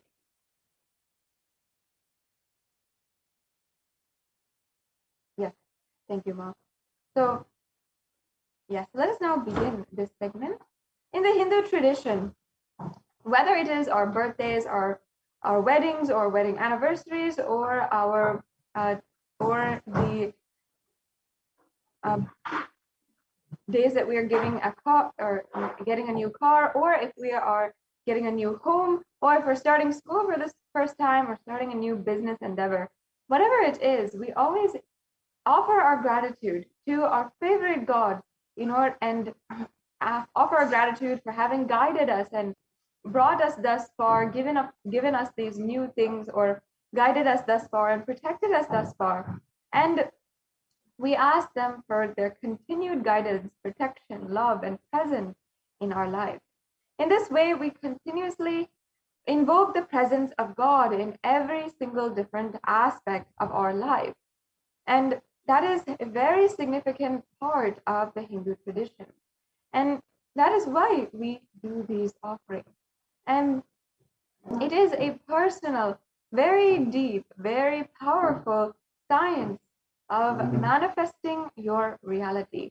And the Nithyanandeshwara Paramashiva Devalaya, whenever it's offering these offerings, the beautiful context the Supreme Pontiff of Hinduism always says is that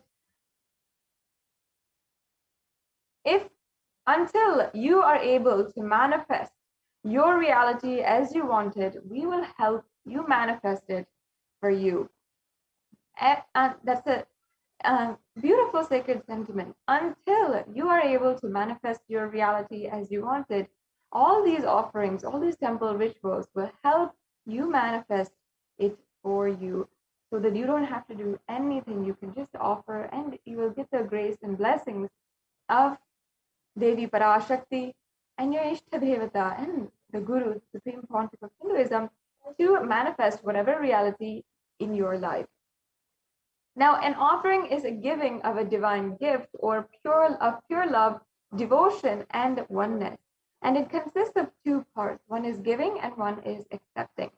And only when the divine accepts what one offers, the offering becomes complete. Offering is not made out of fear or out of greed. When an avatar lands, the offerings are purely a part of the grand Leela played out for the only purpose of enlightenment.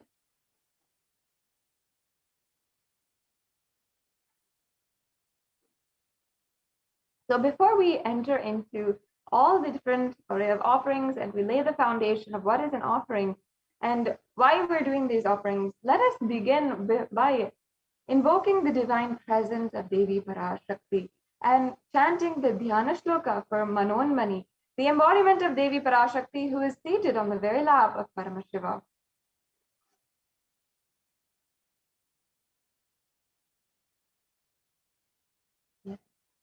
Indunivavedakaravahninayam syat pankajavaraabhaya japaksasarayuktam angahimabhushana vichitravasanam syat tungamukutojjvala manonmani swarupam. Yes. And the next slide, please. Moonlight face holding the Vedas on hand and fire in eyes, with lotus flower gracing and blessing hands, one hand with the japamala, beautifully decorated with jeweled ornaments and wonderful clothes and shining bright crown. Her name is Manonmani.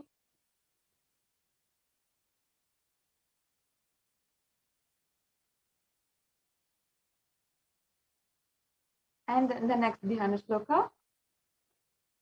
Dhyaye devim trinetram shashini bhavadhanam vedahastam dadanam savye padmam varadam apare shabhayam chakshamalam divyera varana vibhushitatanam brahmadi pujitam devi meva manonmanim pratidinam kamatra dhatrim shubham.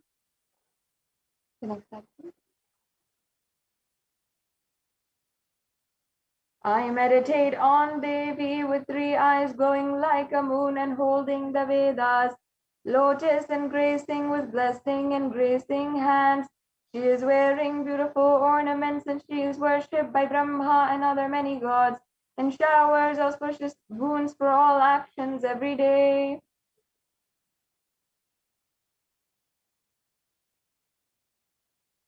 Yes.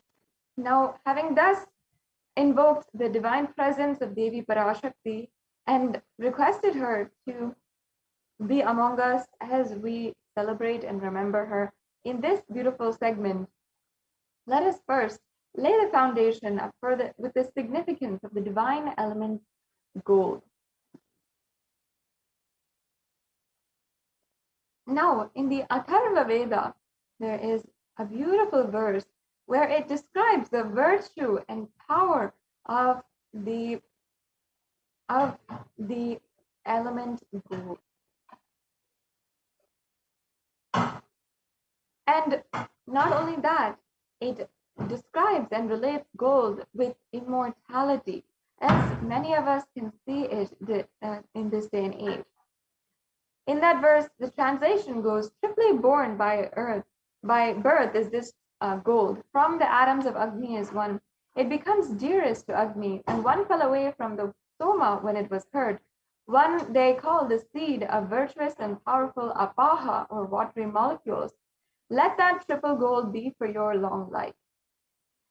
All of us in the modern day and age, we all understand that gold has a value. It has an economic value. It's one of the most precious It is perhaps the most precious metal, and it is readily available as well, at least ready in more than other precious metals as well.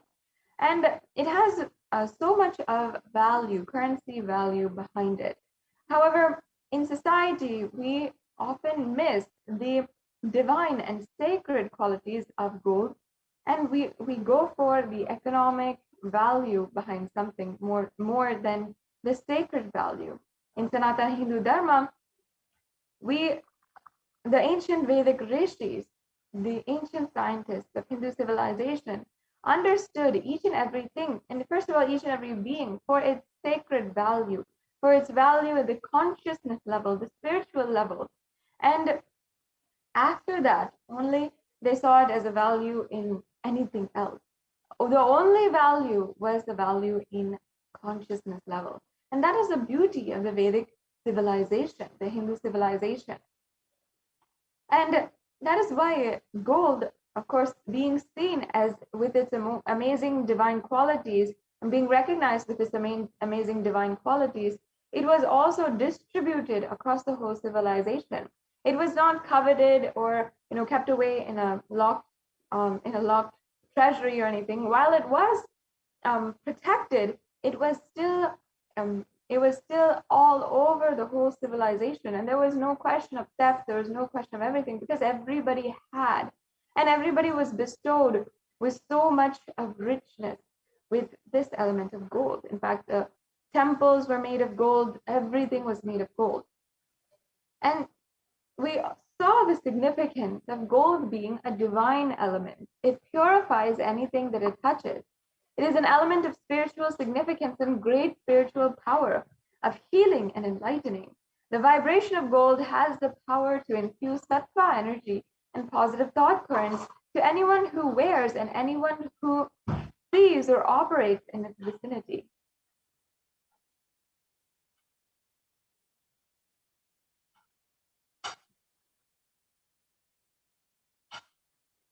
And gold is present in all the scriptures, the Agamas, the Vedas, the Shrutis, Smritis, Itihasas, and Puranas. In all Hindu scriptures, it is that gold is the most auspicious and purest metal which purifies our being. In the Hindu civilization, everything was built in gold and exchanged in gold. Ritual fees were offered in gold bricks.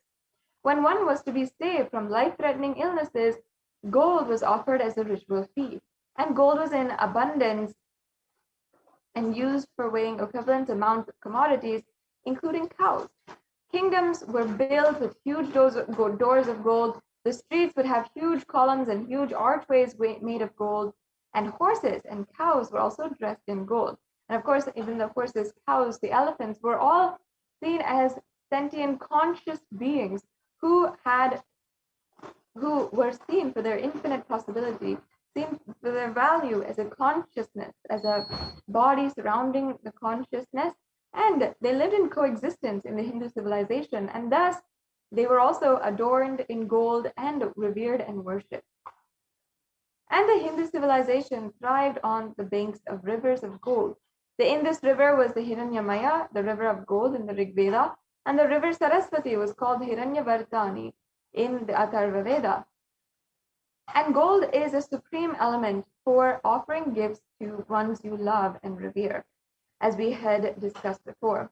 So this is how temples are constructed and paved in gold, and deities are made in gold and decked and adorned in gold, because it preserves the enlightenment energy for thousands of years. It literally lasts forever.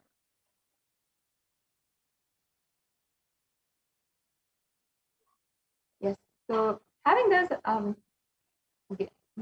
establish the foundation of the significance of gold, now let us enter into the different offerings that we have available for today. The beginning, we start with the Ihundi offering, and this Ihundi offering is referenced in the Lalita Sahasranama, where you can make an offering where Devi accepts any kind of devotion, and she loves any kind of devotion. I'll just be chanting that verse now. Bhakti Priya, Bhakti Gamya, Bhakti Vashyabhayapaha, Shambhavi Sharadharadhya Sharvani Sharmadayini, Devi is fond of true devotion and is realized through true devotion. She can be won over through true devotion and she removes all fear. Yes. And if there is any fear in the minds of devotees, Devi Parashakti is sure to remove that fear. It is actually stated and recognized that Devi Parashakti likes to be worshipped in autumn. And now this is not the seasonal autumn that we get every single year, but the autumn of our lives, when thoughts turn more and more inward. We become more introspective. We start questioning our existence. And what is our purpose on planet Earth? What is the reason why we are living? And it's at this time, when we become more introspective, that Devi Parashakti is, the worship of Devi Parashakti is much more profound in our life. And the need for the worship of Devi Parashakti is also more stronger. So it's at this time, even during this pandemic time, during the times where we are being literally in a storm of different kinds of social upheaval or institutional breakdowns, so much that has been happening. It's at this time that we can simply offer and surrender all of our fears at the feet of Devi Parashakti. And simply, she will just remove that. So you can offer this e-hundi offering for any amount that you wish. And you can either do it through the registration links, the payment links, or you can do it through the the YouTube super chat, which we'll be going over at the end of this segment. The next slide, please. The next offering is the Sankalpa chanting. And this is reference from the Devi Mahatmyam, chapter 12, verse 34, where Devi Parashakti is described as the goddess who enchants this universe and who gives birth to this universe. The goddess, being prayed without interest in anything, gives the knowledge that leads to salvation and gives wealth in the materialistic sense. So you can offer this sankalpa as a way that you are experiencing the divine. And in the sankalpa, it's a conscious resolution. Conscious resolution means that literally it will help you in ensuring and making the whole your reality happen. And it has such a power just to chant the sankalpa and invoke that beautiful sacred energy. In fact, embedded within the lines of the sankalpa chant are the blessings and prayers for going beyond fear, greed, and lust, for attaining the ultimate knowledge, the jnana, and for getting the blessings of the Supreme Pontiff of Hinduism himself. And the Sankalpa has so many different beautiful blessings that you are literally praying for, and you're chanting, and you're creating that space inside of you. And there is no denying the power of an extremely powerful space inside of you that will manifest any reality that you want. So today, for $1, just $1, you can offer this, and on your behalf, the Sankalpa will be chanted. The next slide, please.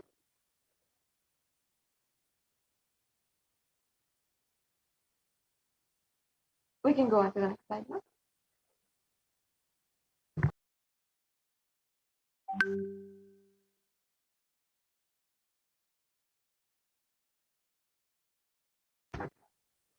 Yes, sorry for that technical glitch.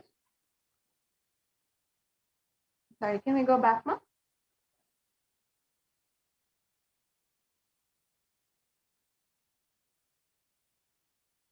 The next offering is the Devi Swahasranama Swarana Kasu. And this offering is an ode and tribute to Devi Parashakti, who is named as Nama Parayana Prita, meaning she who likes the repetition of her own various names. And this is from the Lalita Sahasranama 7, verse 731. And in the Lalita Sahasranama, she says this, or Devi Parashakti is described as such, because there is so much of power in literally chanting her name and repeating her name. And that is why it's such a powerful method in Sanatana Hindu Dharma to simply chant the name and to do the japa. And not just the japa, but also the namavali, meaning the chanting of the various names. So in this offering, you are offering the 1008 names of Devi Parashakti, and it's going to be offered directly directly to the Mahameru of Devi Parashakti, which is the three-dimensional form of Devi Parashakti, the three-dimensional geometric form and of the energy of Devi Parashakti, the divine cosmic feminine consciousness. So you can offer this, and not only that, with this offering, you'll be offering a gold coin inscribed with 1008 names, and you can receive the blessings to have the Ananta Kalyana Gunas, all the divine qualities of Devi Parashakti.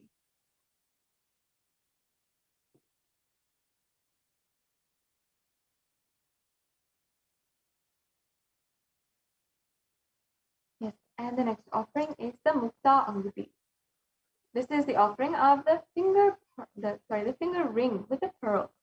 And this is also referenced from the Meenakshi Pancharatnam, where Devi Meenakshi, the incarnation of Parashakti, is described as loving and adorned with the pearls. So I'll just be chanting that verse now. Muktaharanala Satkiritaruchiram Purnendu Vakta Prabham Shinjannu Purukinkini Vanidharam Padma Prabhavasuram Sarvavita Palapradam Girisutam Vani Rama Sevitam Meenakshim Pranatosmi Santatamaham Karunyavaram Nidhim.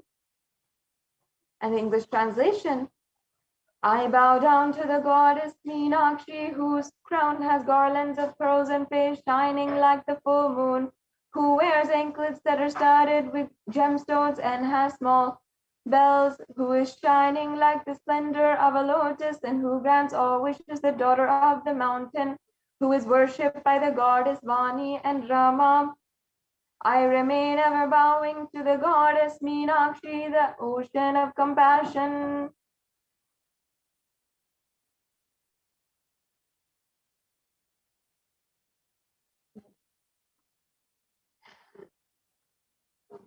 Now, Devi Meenakshi is the very embodiment of Devi Parashakti, who incarnated on planet Earth, and she conquered all the 56 deshas. At that point in human history, all the human civilization was living in isolated tribes, and she literally conquered all of the 8 directions, brought it under one rule, the sovereign rule, and brought himself as the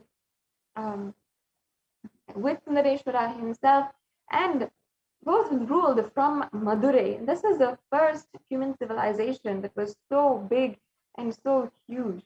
And this very state and space of Devi Parashakti manifesting Kailasa itself on planet Earth is what you will be bestowed with if you offer this Mukta Anguti. This is really the power of oneness with Devi Meenakshi, who has the ambition, the power of her space, literally can bring Kailasa itself down to planet Earth. So yes, now let's go to the next slide.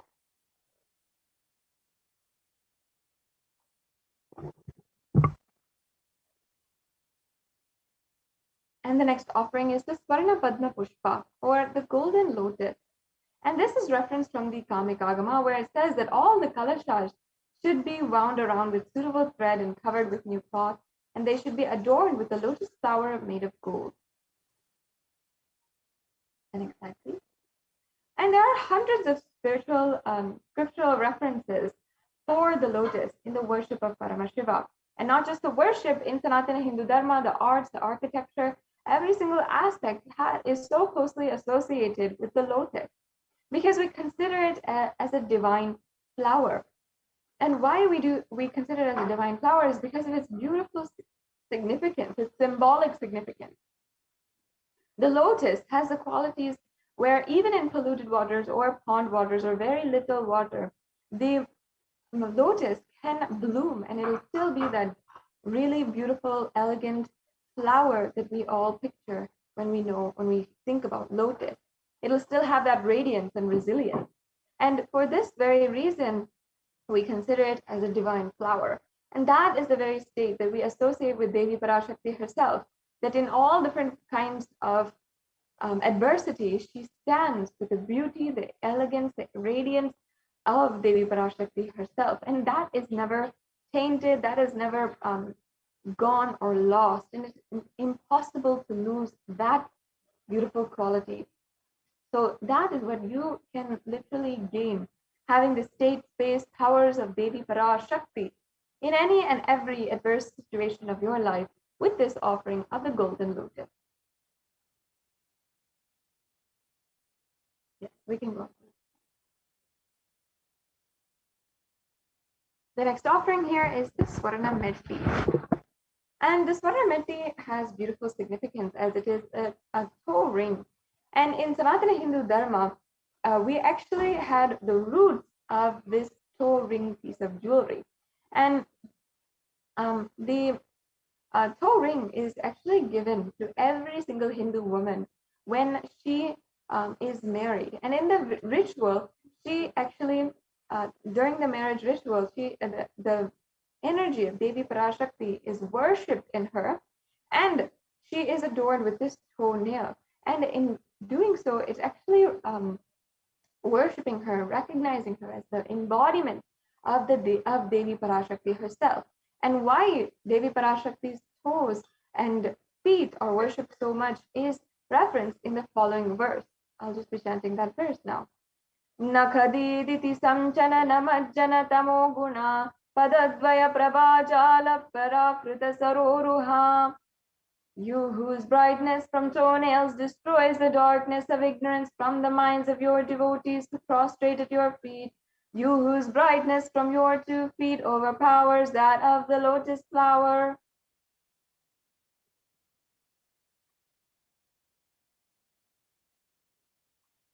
And you can offer that toe ring to Devi Parashakti, adorning her sacred feet to be in constant gratitude for receiving her blessings, even in the most difficult aspects of our life. So, as you can see, Devi Parashakti has the power just within her toenails, the very edge of her toes. If that graces you, you'll have the permanent grace of Devi Parashakti in your life.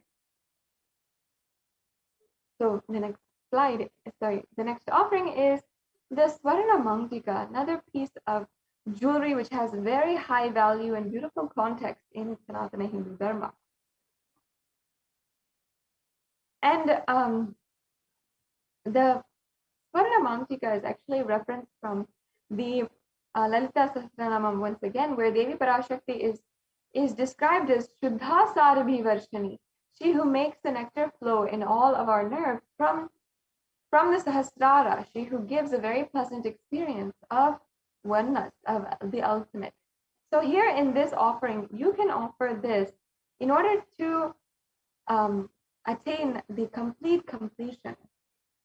Because actually the Mangtika represents the nectar which is flowing from the Sahasrara chakra and fully open. So you can see that from the crown center to the forehead, the Mangtika will be on the hairline, and it's beautifully representing the nectar which is overflowing from the Sahasrara chakra. Sahasrara chakra is represented by the 1,000-petaled lotus at the crown center. When that is in full bloom and fully ripe, the nectar overflows from it, and literally that is representative of the beautiful oneness experience with Devi Parashakti. So this beautiful symbolic piece of jewelry is what you can offer today at the feet of Devi Parashakti, and you can receive the blessings to have complete completion and overflowing gratitude in your life. The next slide, please.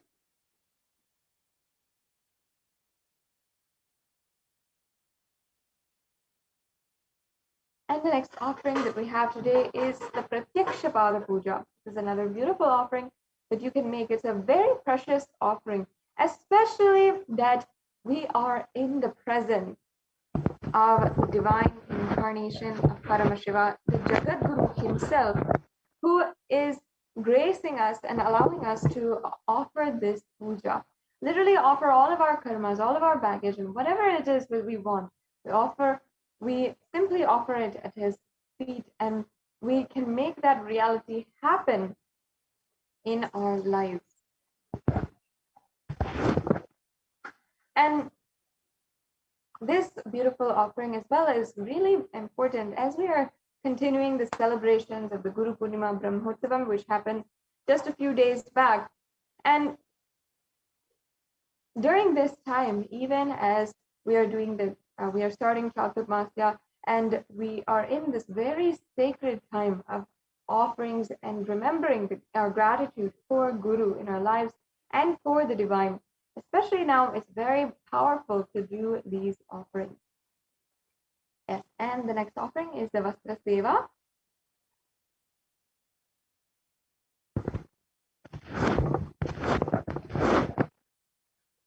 This offering is the Vastra Seva, where you can offer the sacred cloth or the sacred adornment at the feet of Devi Parashakti and a supreme font of Hinduism. So now this brings us to a conclusion for the various array of different offerings that we have today.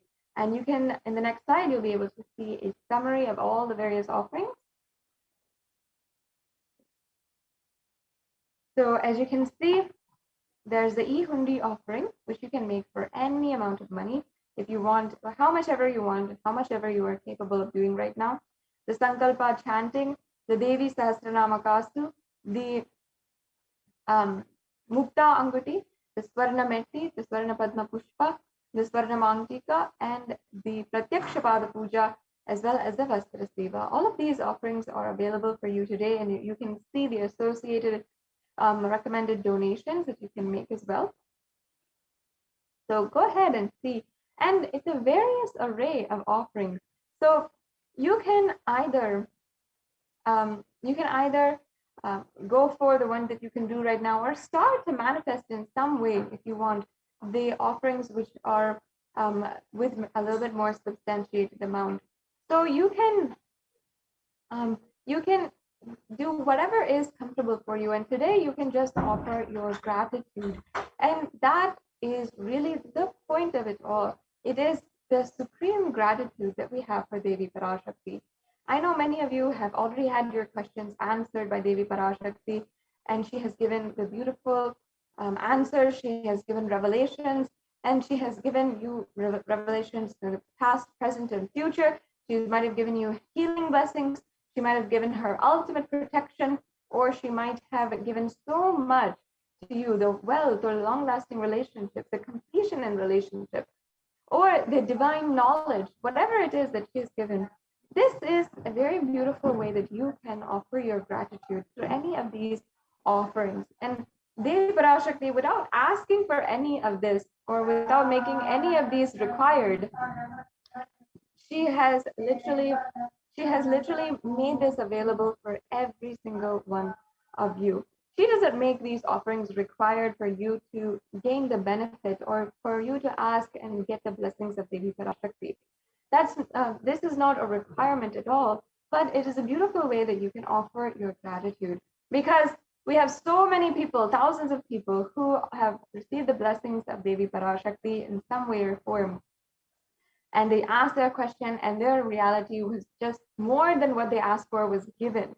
And they wanted to offer their gratitude in some way or form. That is the beauty of the context of these offerings, is that Devi Parashakti bestows you with everything that you want, and she literally gives you everything. And just by asking one question, she'll just shower you with all of the different auspiciousness and blessings and everything that you wanted in your life, and something more that you'd never be able to understand with any kind of logic.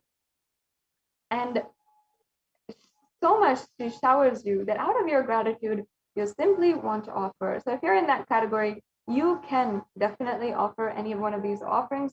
These are the options that you have, the various different options that you can choose from, whatever you're comfortable with. And ultimately, it's not anything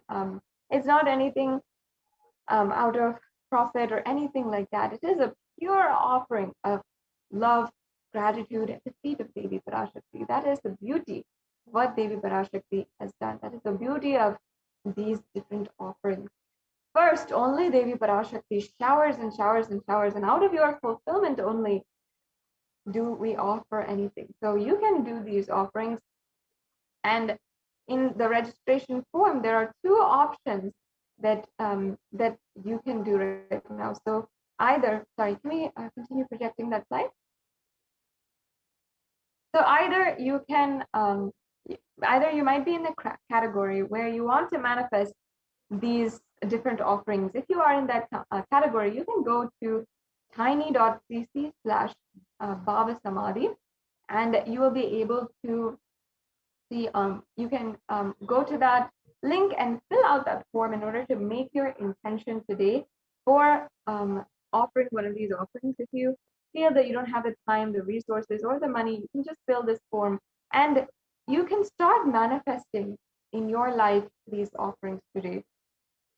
And the next offerings we also have is, the next option that we also have is, if you are ready to make the payment, you can go ahead to the to tiny.cc/Devi-offerings, as you can see here.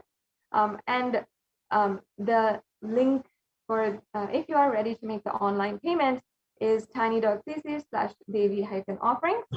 And you can go through that. You can just add the offering that you want to the cart, proceed to checkout, then fill out your billing details and your payment details. It's a very simple online payment step-by-step process, which many of us who are doing online shopping right now are very used to. So it's the same kind of process. And you also have another option to do donation through the YouTube Super Chat, another beautiful option that we have, where you can, through the YouTube feature for Super Chat, if you are a member of the channel, then you can go to Kailasa's Nithyananda YouTube channel. You can become a member, which has many, many benefits, and I highly encourage each and every one of you to do so in your life, to have constant updates about the live special darshans of the Supreme Pontiff of Hinduism, and have access to more than 7,000 videos of the Supreme Pontiff of Hinduism. You can become a member of the channel, and then you'll be able to make a donation on the YouTube Super Chat.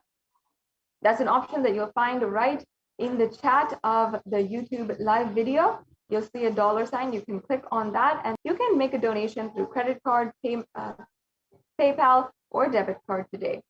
So with this, it brings us to a conclusion of this segment in today's program.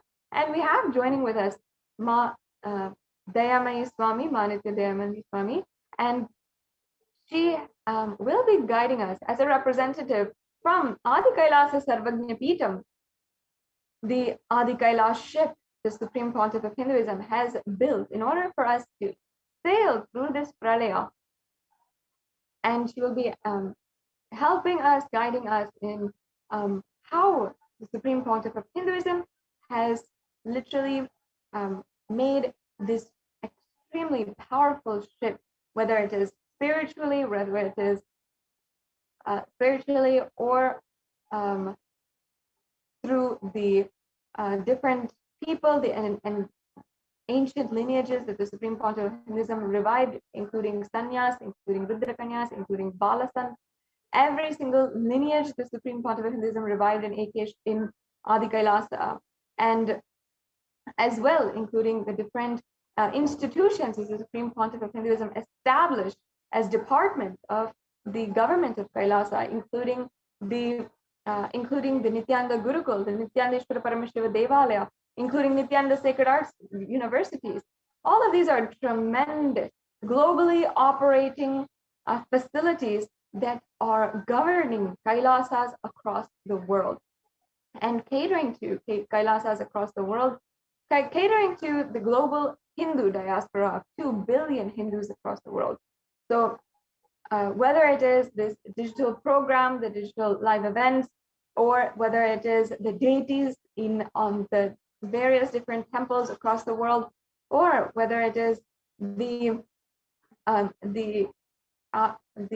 programs that you take, like Paramashivoham program, whatever it is based from and sourced from Adi Kailasa Sarvagnapitam, which is Supreme Pontiff of Hinduism, poured himself into and poured his time, his energy, literally his blood, sweat, everything into in order to revive today and establish as this extremely powerful ship that is helping us sail through the floods of this pralaya, the deluge that is going on.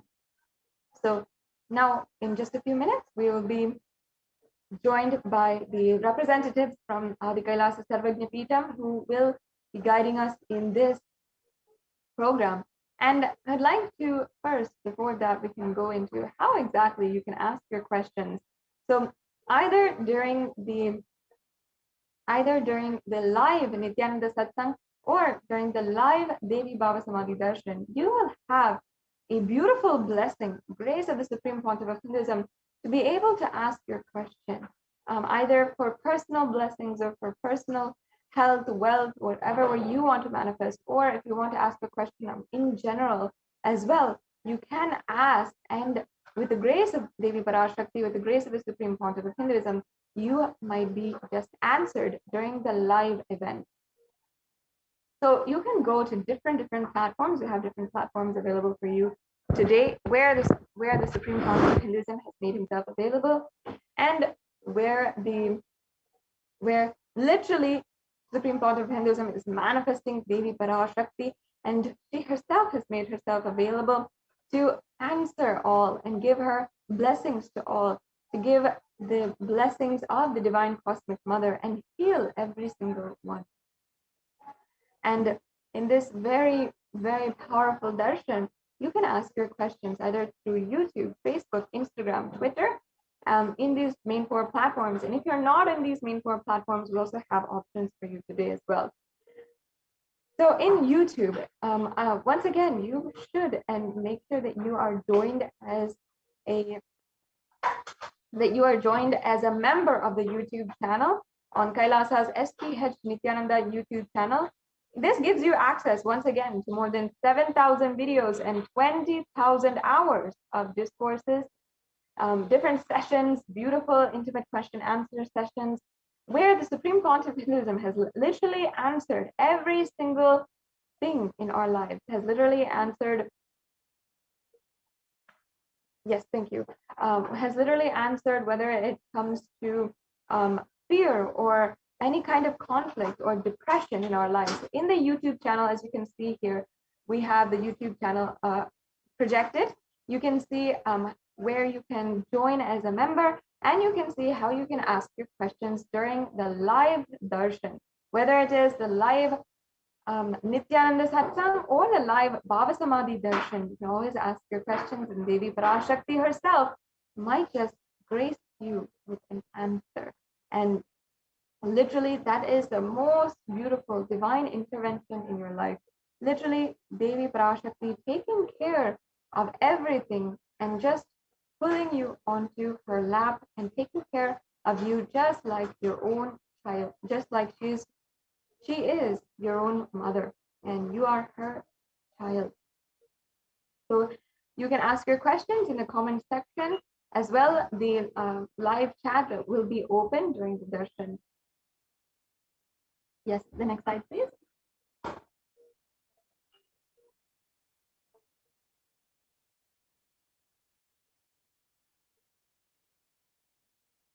Yes, in the next slide, you can see where you can ask, oh, sorry, we can go back to the last slide.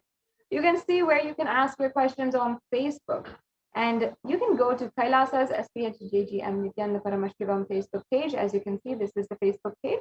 And you can make sure that you are liking and following the Facebook page in order to get the live notifications as soon as the special darshans, the dikshas, everything goes live immediately. And you can ensure that you don't miss any of the live functions. And also, you can, if you do miss, if you're perhaps at work or you're commuting or something is going on, you do miss, then you can always go back and you can make sure that you watch and you have the darshan of the Supreme Pontiff of Hinduism. And surely none of these darshans, the beautiful darshans of the Supreme Pontiff of Hinduism, and the divine knowledge which he is bestowing on all of us can and should be missed. So make sure that you are liking and following on the Facebook page. And then if you would like to ask your question during the live Nithyananda Satsang or the live darshan, then you can ask your question in the comment section. And you can ask your question in the comment section beneath the live video. So as the live video is going on, you can ask your question, and Devi Parashakti will be able to see it, and she might just answer your question. The next slide, please. Yes, and if you are a user of Twitter as well, you have the option to also ask your questions, and also you can ensure that you are liking, you're following on Twitter. And again, here you will get all the different notifications, the different news updates, as well as the personalized messages from the Supreme Court of Hinduism in each and every one of these social media platforms as well. And you can ask your question through Twitter by replying to the tweet at Sri Nithyananda. You can reply by tagging at Sri Nithyananda and using the hashtag #AskTheAvatar, and you can reply to the live feed in the same thread. You can ask your question as well. The next slide, please. In Instagram as well, you can ask your questions on the Instagram feed post. And during the live darshan, there will be a feed post for the live darshan satsang during the satsang or during the darshan. So you can ask your questions during the live darshan in the comment section of the Instagram feed posts. The next option here is, if you might not be social media savvy, you might not have even social media accounts, you can ask your questions through WhatsApp in kailasa.org. So kailasa.org is the official website of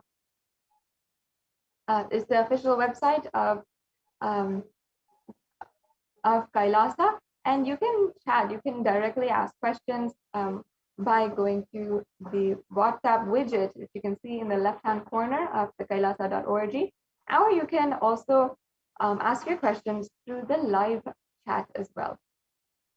So this brings us to a conclusion of this segment of today's program. We'll now be moving into the next segment with Ma Dayamaya Swami, who is joining us.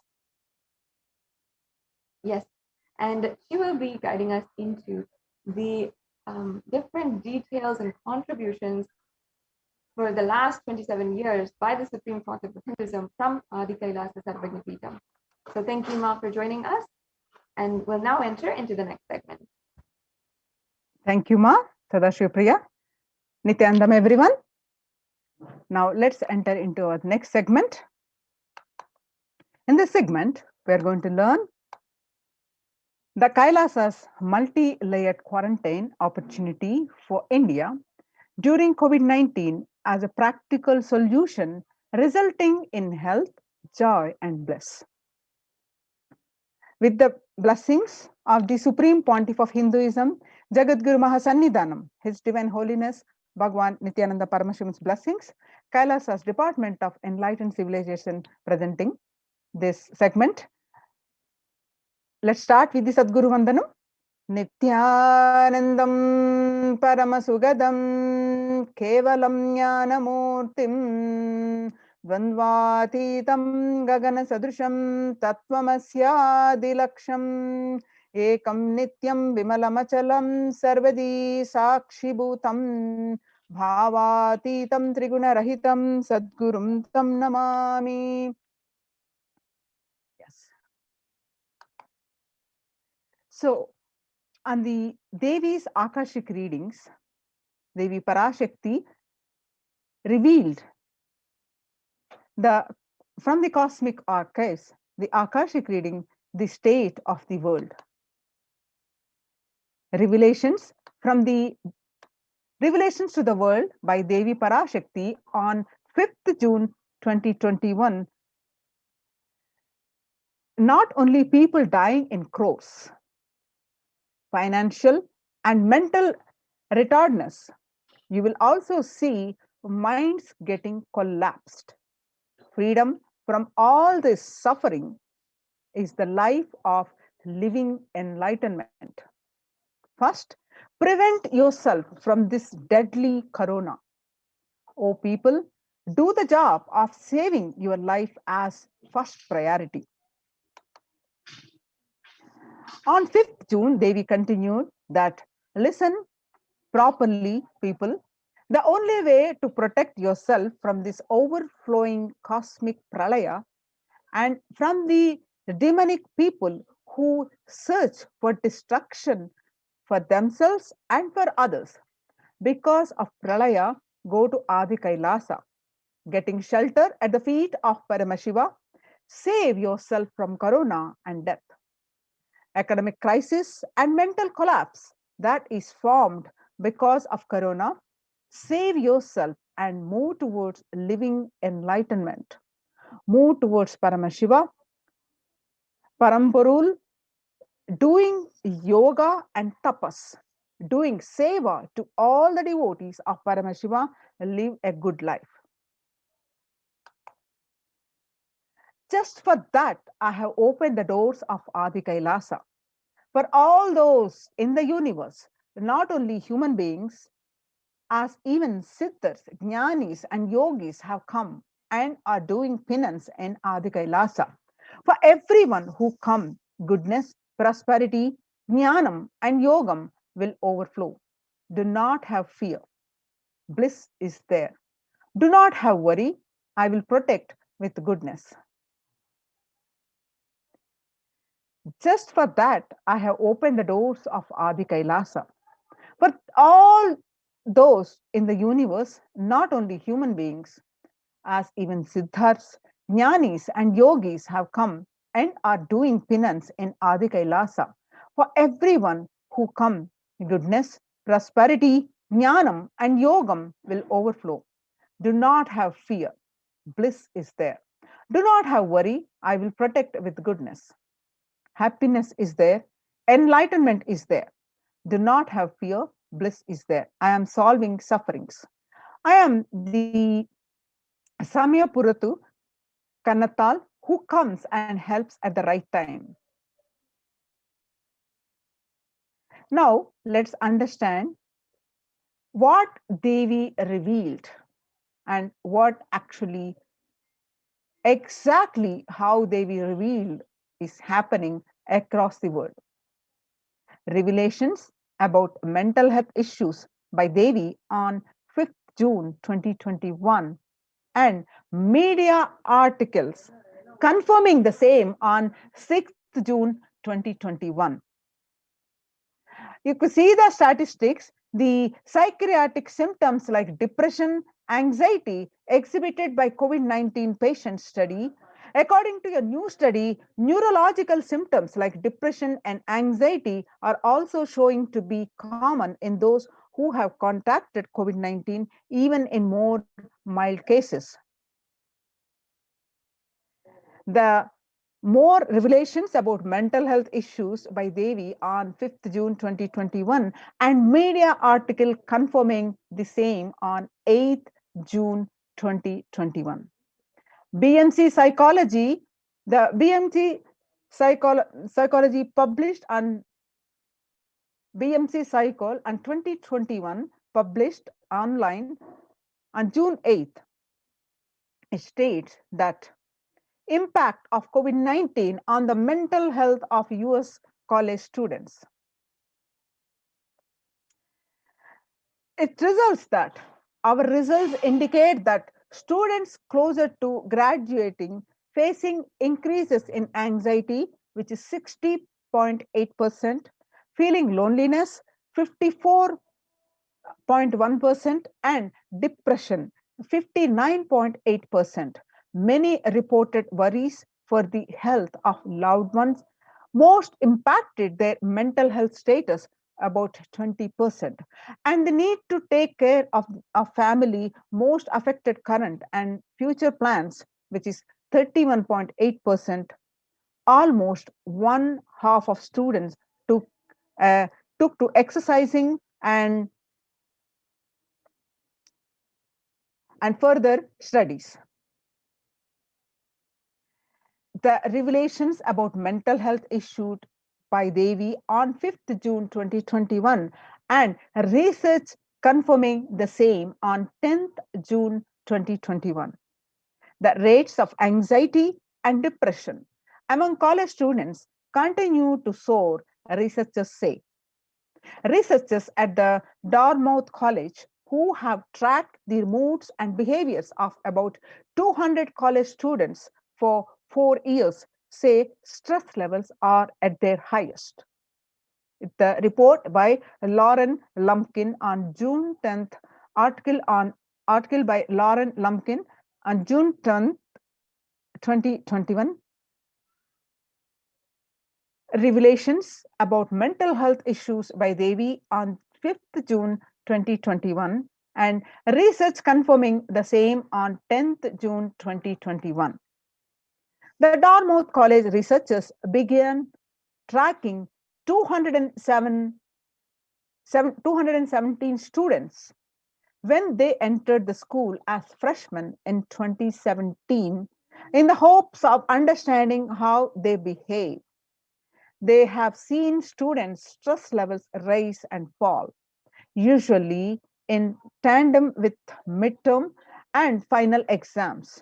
But since the onset of the coronavirus pandemic, the rates of depression and anxiety have soared and have showed no signs of coming down, said the Andrew Campbell, a researcher and computer science professor.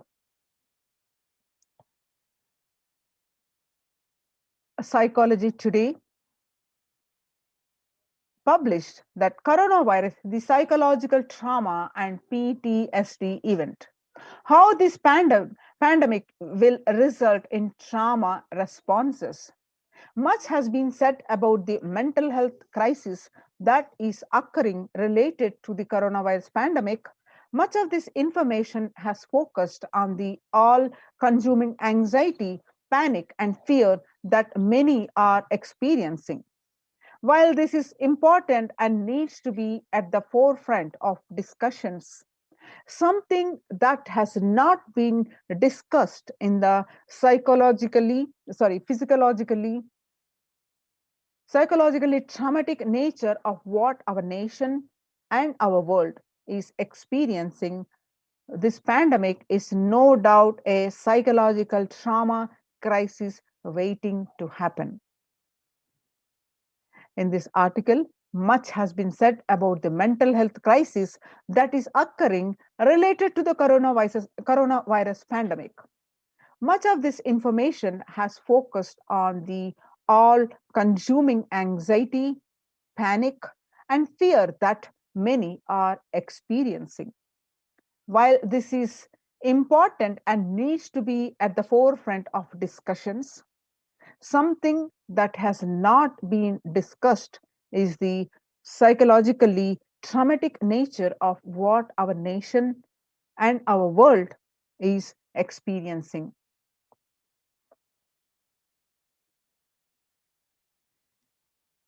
Revelations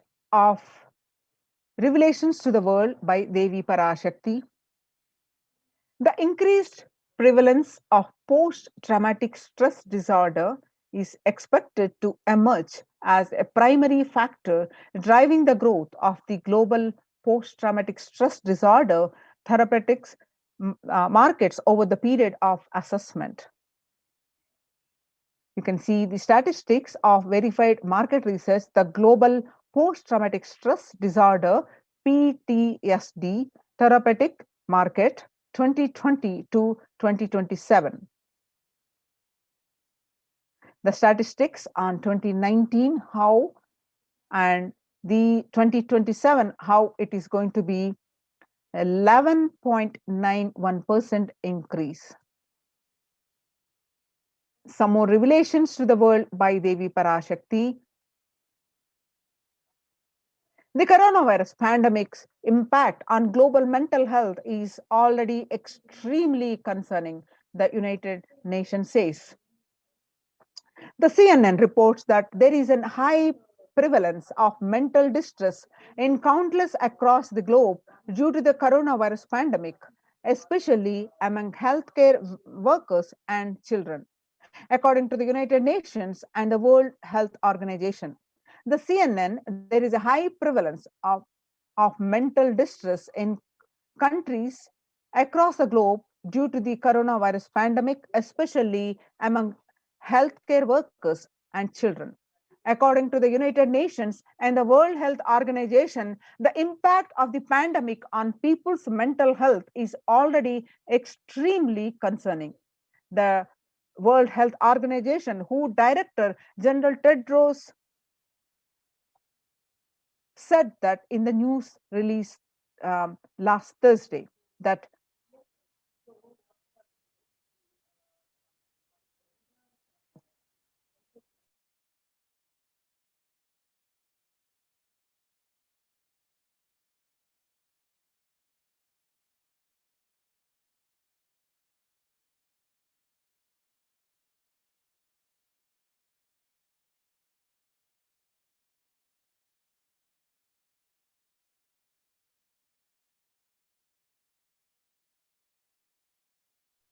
the CNN Health, the coronavirus pandemic's impact on global mental health is already extremely concerning, the United Nations says.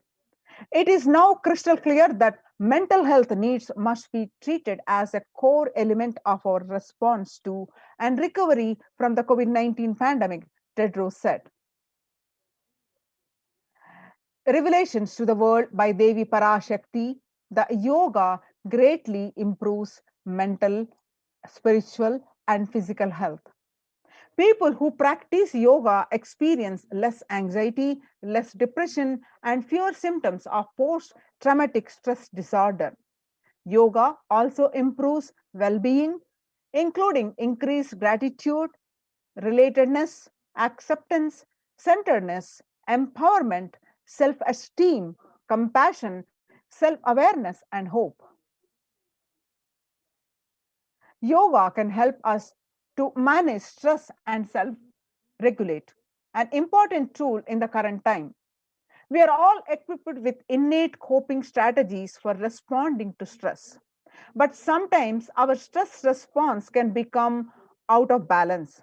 We are living in a world that regularly activates our sympathetic response, the body's way of responding to stress, sometimes called fight or flight. This is balanced by our parasympathetic response, the way our body helps us to rest and relax. Yoga can help bring our parasympathetic response back online and allow us to find balance. Activating our parasympathetic response brings us into a more restful space and allows us to find calmness, connection, and compassion.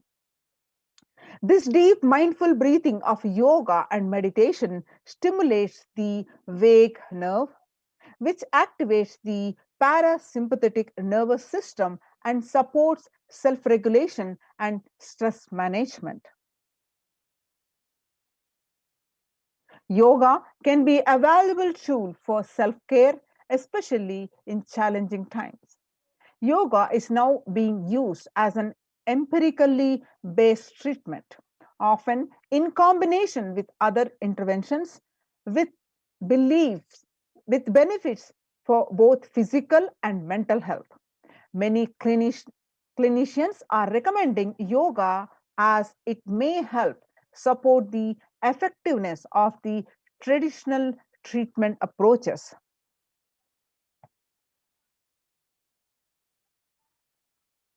Some more revelations to the world by Devi Parashakti and how it is coming through. Psychology Today, the content available as remember that many yoga teachers have just lost their primary livelihood. If you do have the means, please consider paying for online content when possible. While adjustment to the trek of virtual classes can be a challenge, online yoga can be a wonderful opportunity to take a class and with a favorite teacher that is not local or even try a class in a different country. Additionally, people who struggle with body image can practice without fear of judgment. There is no denying or minimizing how challenging the current times are. It is okay to be the unsure of what to do. It is okay to feel anxious, overwhelmed, or sad. It is okay to take comfort. The individual and collective well being, when we actively choose a tool of self care, we better equip ourselves to survive and seek resilience in different circumstances. While it is but no one tool, yoga offers the potential for connection and well-being, even in these challenging times. When we actively choose a tool of self-care, we better equip ourselves to survive and seek the resilience in different circumstances. While it is but one tool, yoga offers the potential for connection and well being even in these challenging times. Revelations to the World by Devi Parashakti and spirituality benefits mental health.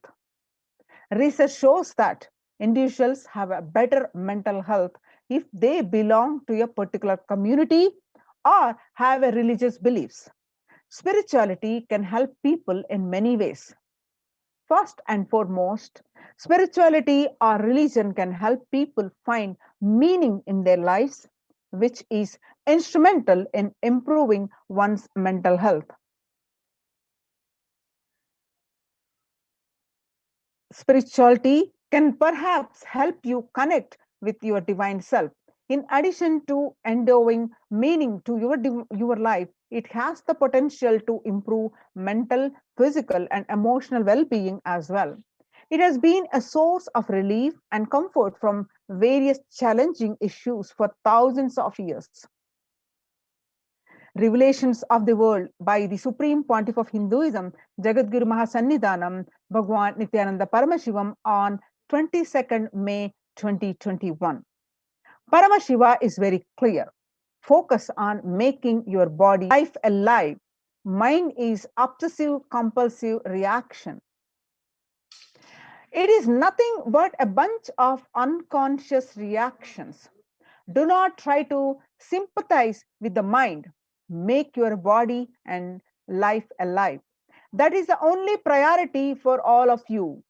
I'm talking to everyone who has a little love and sympathy for me. For all of you, take this as Guru Walk. Make your body consciously strong. The gym will build muscles, make your look very nice in the outside, but only yoga and Ayurvedic lifestyle will make your body conscious. Just see all over the world. All the gym bodies are just dropping dead. Only yoga will make your internal organs strong and your ability to manifest consciousness strong.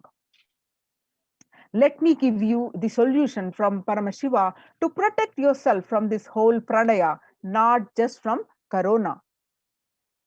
The amount of depression, mental suffering, the way the whole world is suffering, the kind of poverty happening, people losing their job, income, having insecurity, comforts being lost.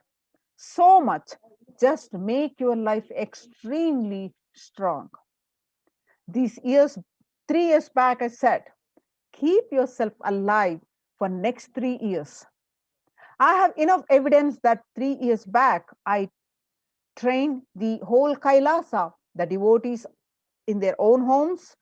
Second, the first one is the devotees in their own homes. Second, Kailasa Vasis inside the Sangha physically, mentally, psychologically, or consciously for quarantine lifestyle. For being active without getting mentally broken by being in one place, doing intense yoga, making the body and internal organs strong, taking a bay leaf, neem juice, tulsi, haritaki, triphala churna, Ayurvedic lifestyle, the lifestyle of less food and more energy, more activism. I only told it is for an important reason. Please wake up. Quarantine yourself, build your body, don't bother about your business or any other profit or anything else. This year, if you are alive, that is the greatest profit. We'll continue with the next segment, just a little break.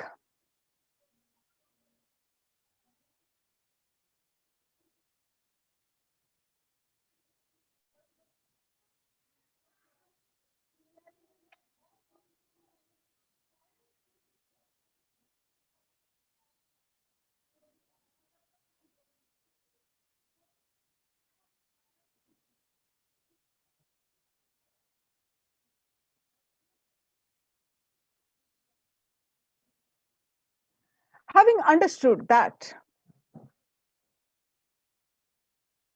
what Devi Parashakti revealed, what the Supreme Pontiff of Hinduism constantly been training since last 3 years, what is upcoming, and what the world records, all the world reports are showing, that there is a need for the Kailasa's de facto spiritual embassies, COVID care protection centers.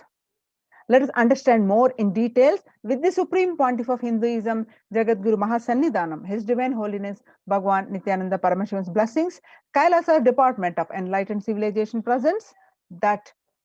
Let's understand more about what we have been understanding, the Devi's revelations, that world today, that younger adults are more likely to report symptoms of anxiety and depressive disorder during the COVID-19 pandemic. You can see from age 18 to 24, 56.2%, age 25 to 49, 48.9%, and ages 50 to 64, 39.1%, and age 65 plus are 29.3%.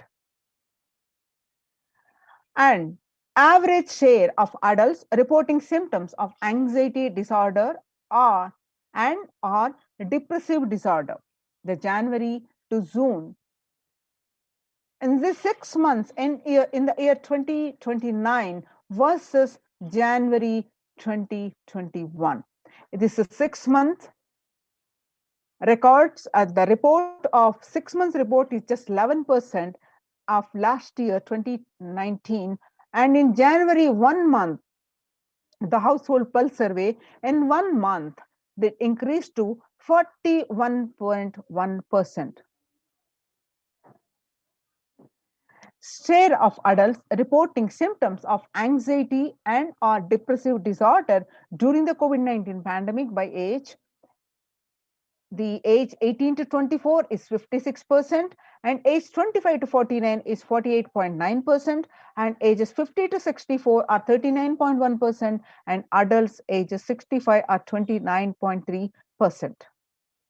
Now, how are you feeling? What employees say they feel more than half the time at work, more tired. These are the words employees use. Tired, 34%. Stressed, 34%. Burnt out, 27%. Discouraged, 22%. Distracted, 19%. Depressed, 17%. Stress in America, 2020 is a national mental health crisis. COVID-19 is a significant stressor for most Americans. Nearly 8 in 10, that is 78%, say that coronavirus pandemic is a significant source of stress in their life. Nearly 7 in 10, that is 67%, say they have experienced increased stress over the course of the pandemic. 1 in 4 essential workers, that is 25%, diagnosed with the mental health disorder since start of the pandemic.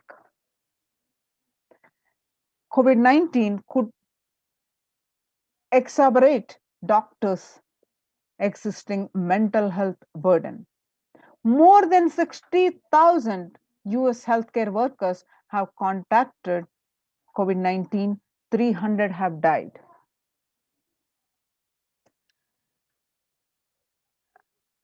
Of the health workers who treated patients during the China COVID-19 outbreak, 50% showed signs of depression, 45% showed signs of anxiety, adding to preliminary research. An estimated 300 to 400 physicians die by suicide every year.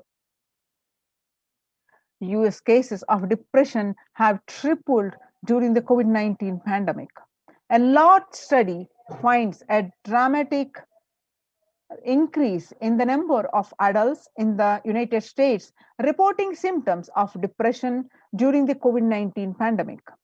The number of adults experiencing the depression in the US have tripled. According to a major study, researchers estimate that more than 1 in 4 US adults now report experiencing symptoms of depression. Before the pandemic, 8.5% of the US adults are reported being depressed. That number risen to 27.8% as the country struggles with COVID-19. The burnt out of US employees are 76%, and say worries about COVID-19 have been contributing factor of 57%, and say worries about political issues 33%. COVID-19 impact on mental health, and you see the young workers hit the hardest. The young workers aged 22 to 25, 89%, ages 26 to 37%, 37 age, 83%, ages 38 to 54, 73%, and ages 55 to 74, 62%. Now, let us understand Kailasa Department of Enlightened Civilization presents the contributions from Kailasa's Department of Human Services. With the Supreme Pontiff of Hinduism, Jagadguru Mahasannidhanam, His Divine Holiness Bhagwan Nithyananda Paramashivan's blessings. What are the contributions from Kailasa, the Department of Human Services? Kailasa's Department of Religion and Worship and Department of Human Services and each of Kailasa's temple ecosystems consider the right of happiness to be the highest fundamental right of all humans, in fact, all beings. The ultimate goal for Hinduism and Kailasa, led by the Supreme Pontiff of Hinduism, Jagadguru Mahasannidhanam, His Divine Holiness Bhagwan Nithyananda Paramashivam, is the material and spiritual well-being and prosperity of humanity. Kailasa is a place where everything related to superconsciousness is revived. All the sampradayas, all the spiritual ecosystems created for the enlightenment will be revived and established in such a way it never gets lost again. They're forever serving the humanity, says the Supreme Pontiff of Hinduism on 6th January 2019. You can see the pictures of how the Supreme Pontiff of Hinduism for the over two decades, how he has been continuously, tirelessly worked to establish the Kailasas across the world. On 21st October 2006, following a meditation under the sacred banyan tree in Adi Kailasa, the peacekeepers of Kailasa, along with the children of Nithyananda Gurukul, celebrate the auspicious occasion of Diwali, Adi Kailasa and Bidadi, Bangalore. And these pictures you see are 22nd December 2018. The peacekeepers of Kailasa and participants of the Paramashivoham meditation workshop take part in the celebrations of a traditional flag hoisting ceremony. Pictures are taken in Adi Kailasa, Bidadi, Bangalore. And you can see, seeing the pictures are where you find the Supreme Pontiff of Hinduism as conducting the Nithyananda Spurana Convention, which is also called Life Bliss Program Level 2, a meditation workshop happened at the Chennai, South India. With the pictures are taken on 14th December 2006. On 17th December 2006, you are seeing the Supreme Pontiff of Hinduism himself conducting the another program, Nithyananda Spurana Convention Life Bliss Program Level 2 at St. Peter's Engineering College, Chennai, India, where thousands of devotees attending this program. On 26th May 2006, the peacekeepers of Kailasa and the Supreme Pontiff of Hinduism embark on the Himalayan Yatra, the traditional sacred pilgrimage to the Himalayan mountains, and up to the river Ganga, Harshil, India. The temple ecosystems of Tiruvannamalai serves as the driving factor in maintaining the lifestyle of health, wealth, and well-being for the citizens of Tiruvannamalai, one of the remaining living temple ecosystem. The pictures you see the Supreme Pontiff of Hinduism welcoming the thousands in the procession as part of the celebrations, with picture is taken on 20th December 2021. This blissful picture that you're seeing taken on 31st December 2018, peacekeepers of Kailasa and participants of the Paramashivoham meditation workshop take part in morning meditation and the traditional yoga or ritualistic worship. This picture is taken at Adi Kailasa Bidadi, Bangalore. The peacekeepers of Kailasa, led by the Supreme Pontiff of Hinduism, take part in Karaseva, the voluntary contribution of physical service towards the cleaning or construction of the sacred Hindu temple. The picture taken at Adi Kailasa on 11th September 2016, where the Supreme Pontiff of Hinduism himself demonstrating the value of the Karaseva, the selfless, the physical work. Kailasa's ecosystems around the world. You can see the various Kailasas across the world established by the Supreme Pontiff of Hinduism, spread over across the continents. Starting from the 1994 leftmost picture that you see, Mataji Vibhudananda Puri handed over the Kailasa in Tiruvannamalai, traditionally passed on to the hands of the Supreme Pontiff of Hinduism, Jagadguru Mahasannidhanam, His Divine Holiness Bhagwan Nithyananda Paramashivam. And at the same Adhinam in the year 2017, you see at the same Kailasa in Tiruvannamalai, receiving visitors and delegates for the Kalpataru meditation workshop on and Shivadiksha. 11th March 2017, Kailasa in Tiruvannamalai, thousands arrived to celebrate the enlightenment ecosystem and to traditionally meet the Supreme Pontiff of Hinduism, Jagadguru Mahasannidhanam, His Divine Holiness Bhagwan Nithyananda Paramashivam. And you can see on the Western Hemisphere, the Kailasa in Los Angeles as a 25,000 square foot temple complex housing 80 plus deities. It is one of the largest Hindu temple ecosystems in the West.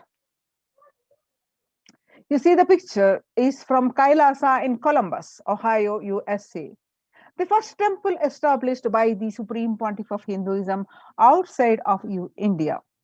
The temple physically came to life in just 9 months. The chief presiding deities of the temple are Nithyanandeshwara Paramashiva and Nithyanandeshwari Paramashakti. The deities are 7 feet tall, made of granite, weighing 6 tons. And their divine faces have been directly hand carved by the Supreme Pontiff of Hinduism.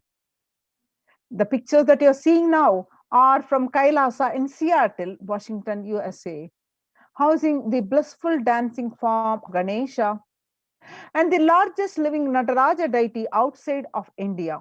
The Kailasa in Seattle is also known as Chidambaram of the West.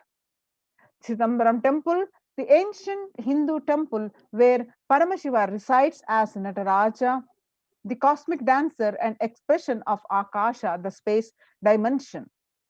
Nataraja also has been revealed to be the center of the Earth's magnetic equator. The pictures that you are seeing are from Kailasa in San Jose, California, USA. Inaugurated in 2009, Kailasa in San Jose radiates the energy of the Madurai Meenakshi Amman temple. The chief presiding deities of the temple are Devi Meenakshi and Lord Nithyanandeshwara Paramashiva, Nithyanandeshwari Paramashakti, which have been created, installed, and energized by the Supreme Pontiff of Hinduism. Meenakshi Amman Temple, home to Devi Meenakshi, the divine cosmic mother, and the consort of Lord Sundareshwara, the most blissful form of Lord Paramashiva. Now you're seeing the pictures of Kailasa in St. Louis, Missouri. Alongside the Shivalinga and Nityananda Ganesha, Kailasa and St. Louis carries the energy of the Tirumala Tirupati of South India and houses the one of the tallest Venkateshwara deities in North America, along with his consorts Sri Devi and Bhudevi. The beautiful landscape nestled among the woods and rolling hills of Missouri stretches for 20 acres. Tirumala Tirupati Devasthanam is one of the most beloved of Lord Vishnu, whose temple is the most visited in any religion in the world. Now you're seeing the pictures are from Kailasa in Phoenix, Arizona. Home to over 21 deities and with a temple structure of 2,500 square foot, Kailasa in Phoenix has been directly established by the Supreme Pontiff of Hinduism, serving as an energy field of worship, meditation, and celebration for over 7 years.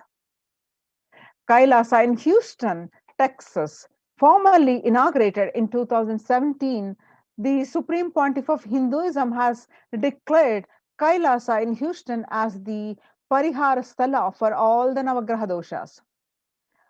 Navagraha doshas are the one Navagrahas held you responsible for all the good, bad, all the actions that you do, to experience the result of what you do, what you did.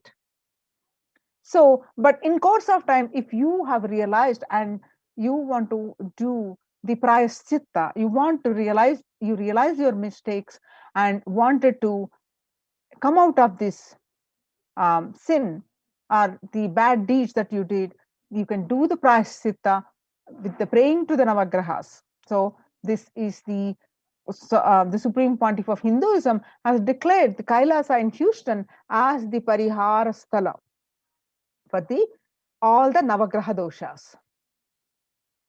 Now you are seeing the picture is from the Kailasa in Toronto, Canada. Inaugurated on July 11th, Kailasa in Toronto is the only Hindu temple in the West with all 63 Naimanas and 18 Siddhas residing as deities. The temple deities here are seated exactly as they existentially preside in Kailasa around Paramashiva, the primordial deity of Hinduism. Nayamanas, the most endearing and notable saints of Hinduism. The Siddhas, meaning the accomplished, perfected ones. You're seeing the more pictures are from Kailasa in Toronto, Canada. Active and alive from 2011 onwards, Kailasa in Toronto has been blessed to radiate the super consciousness energy of Kailasa. This temple ecosystem goes on providing various temple services to the community, such as Annadan and traditional Hindu ceremonies. Now, we're going to see the Kailasa's Department of Enlightened Civilization presenting the morning spiritual routine and enlightenment ecosystem in all these Kailasas, and how the blessings of the Supreme Pontiff of Hinduism, Jagat Guru Mahasannidhanam, His Divine Holiness Bhagwan Nithyananda Paramashivam. Revelations to the world by the Devi Parashakti on 12th May 2021 that I came as Nija Avatar. I am blessing you. Listen. People, listen. To do good to all of you, I have taken the form of Nithyananda and came down as Nija Avatar. People of India, listen. Carefully listen. Time after time, Bharatam is Jnana Bhumi, where enlightened beings comes, and we cannot make Jnana Bhumi as infertile. Enlightened beings have to come. They have to live, and it has to flower. Few hypocrites, because they are stuck in delusion, we cannot sacrifice the world. Cosmos cannot be destroyed. The ship I did to save the cosmos from being destroyed. That is called Adi Kailasa. The ship I did to protect beings from Pralaya is Adi Kailasa. Because of conspiracy of Drohis and enemies' rule, the captain has to leave. Before 12 years, knowing the great deluge that is going to happen, all Aushadas by this Guru Purnima, that Jnana Rasavadam, Navapashana is going to flower. Allow people to come and take dip in Navapashana flower. People, whoever comes and dip in Vaidya they will not have corona. Crores and crores of people will come in time. Every day they will take the dip in the Ananda Lingam. On 30th May 2021, Devi continued to my words. For India, I made ship as protection. The Nithyananda Navapashana Lingam in Vaidya Sarovar. Go to Adi Kailasa, O Indians, listen. All those regretting losing Nithyananda Nijavatara without confusion and without talking as a lip service, go to Adi Kailasa. Scores of people will come there looking for health. Navapashana water feast and medicine to get health and protection and enlightenment. To protect India from the great destruction, I, Parashakti, made this huge ship. Even if captain is not there, ship is there. When the first world countries closed their borders during a massive global emergency, Kailasa has opened its doors to all without exception. And what is the spiritual routine? It's like the people who have joined the Kailasa's spiritual ecosystems, Kailasa's protection centers. Morning spiritual routine is the fuel to reach Kailasa. Morning routine and the chemical changes it brings in you, and the healing it does in your system, and the biological rhythm it sets in your system. All of them are very important. It is an important fuel for you to experience the multiple dimensions of the universe. The spiritual routine, integrity to spiritual routine, initiations are completely private, personal between you and me. Members of Kailasa Protective Prevention Multi-Layer Quarantine initiate to take part every day in the morning spiritual routine here in Adi Kailasa Sarvajna Peetham. The morning spiritual routine consists of the Panchakriya and Nithyananda Yoga, Nitya Pratyaksha Paduka Puja, Kashayam, that is the herbal drink, and Nitya Satsang by the Supreme Pontiff of Hinduism. This morning spiritual routine tune your biological clock to the spiritual practices because the chemistry you enjoy inside matters. That decides the kind of plane of the universe, the dimension of the universe you are going to experience. Kailasa or Patala, Swarga or Naraka. Morning spiritual routine is the direct path to Kailasa. Swarga or Naraka are heaven and hell. Kailasa is the topmost vertical time zone, the highest abode where you can live with Paramashiva. Patala can live with the demons. The Supreme Pontiff of Hinduism says, person who is in love will wait to spend time with the beloved. If you are a seeker, you will be waiting for this 5 hours every day. because that is the time you get near what you are seeking closely. A person who is in love will be waiting to spend time with the beloved. A person who is seeking will be waiting to spend these 4 hours because this is the time you get closest to what you're seeking. Your seeking takes shape into the system. When your beloved comes near you, tired and love is gone, dead. During the morning 4 hours, if you are bored, your seeking is dead, gone. If thorough, you need thorough overhauling inside you. You need to ask yourself, you need a question. You need to question many of your answers. You need to bring pure questioning back to your life.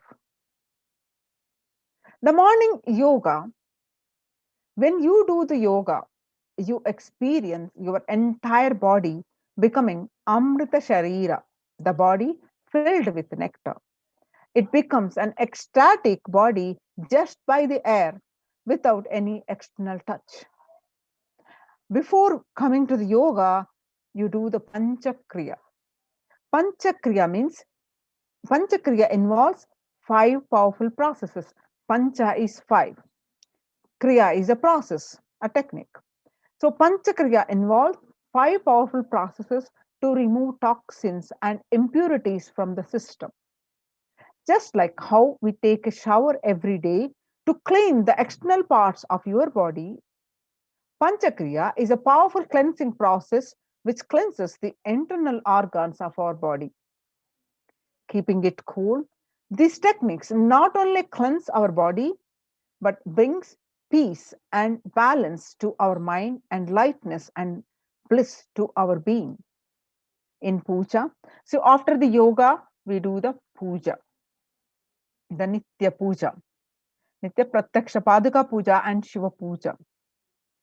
In puja, you experience the space of bhakti, devotion, the space of surrender that occurs to you from this devotion moves you from the I, which is so heavy, to God or Guru. The surrender allows us to drop all the beautiful pujas in Hinduism is Rudrabhishekam. In Rudrabhishekam, we offer sacred bath to Shivalinga while chanting powerful mantras. Its form indicates how God is beyond form and formless. When we sit down and connect with the God by performing the Rudrabhishekam, O Sadashiva, O God, I know you are the source of everything. You are everything and you are in this Shivalinga. You are in this body. Let me connect with me. Let you reveal yourself to me. When we sit in that bhava, when we sit with that context and do the action of Rudrabhishekam, we experience the bhava samadhi. Only in bhava samadhi can give us the higher taste and higher joy in life. Rudrabhishekam is a beautiful ritual which allows us to experience the bhava samadhi of Shivoham, that I am divine. The Supreme Pontiff of Hinduism says that if you just follow this morning 5 hours, enough. You will have Vak Shakti. All Shaktis manifest in you because all the obstacles of manifesting Shaktis, tiredness, boredom, pitta, fatigue, everything will churned out in that morning 5 hours. The morning puja is the most powerful mandala process, Shakti Pata, the melting your being, and then sitting and listening to the sacred truths in the Nitya Satsang by the Supreme Pontiff of Hinduism. Constantly inspiring, engaging, awakening just this morning 5 hours. If you can bring integrity and authenticity, all the obstacles stopping you from the power manifestation will disappear. You can perform all the spiritual practices by yourself, like the morning yoga and Nitya Puja, but there will always be the risk of losing your initial inspiration and excitement after a few days or after a few weeks. Living in the enlightenment ecosystem, even if your boredom or tiredness or try to pull you down, the Sangha will support you, help you by giving the wake up call and supporting you to complete your incompletions. In Sanatana Hindu Dharma, okay, so we will continue after a short break. Now, take this opportunity in this break, join the COVID care protection centers. Register now through the link below, https kailasa / kailasa.org/kailasa care. I repeat, join the COVID care protection centers by registering in this link, https // kailasa.org/kailasa care, KAILASACARE, Kailasa care. Now let us see the glimpses of the morning spiritual routine in Adi Kailasa Sarvajna Peetham. The glimpses, more glimpses of the members' action initiative as they practice in the morning spiritual routine. The Nithyananda Yoga, Guru and Shiva Puja. In the enlightenment ecosystems of Adi Kailasa and Bangalore, Bidadi, the morning spiritual routine makes up the first 3 hours of anyone's day and is one of the most fundamental and vital practice for a seeker. Anyone on the path to achieve enlightenment, to achieve the ultimate superconsciousness space of Paramashivoham.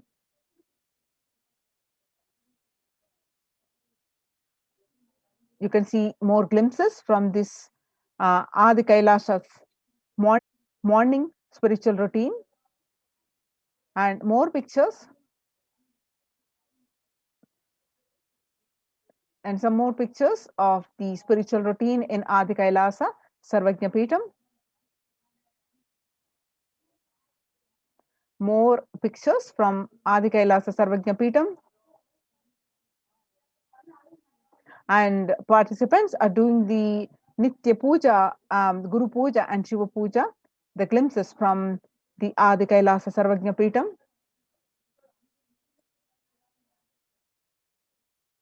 Join now and save your life, protect your life. Join the COVID care protection centers. Register now through the link below, https://kailasa.org/kailasa care. Now we'll move on to the next segment after a short break.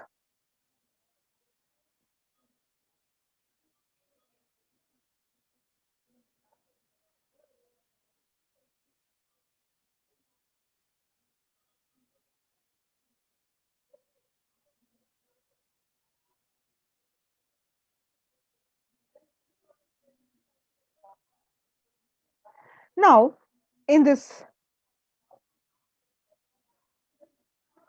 segment, let's understand the Kailasa's multi-layered quarantine opportunity for India during COVID-19 as a practical solution resulting in health, joy, and bliss.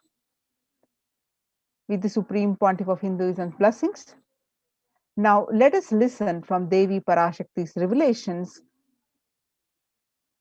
on 31st May 2021.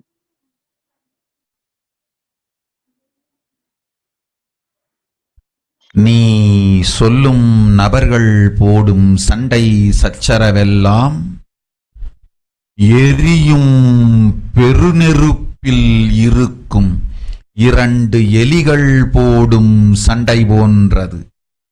யார் சரி யார் தவறென்பது இப்பொழுது முக்கியம் அல்ல.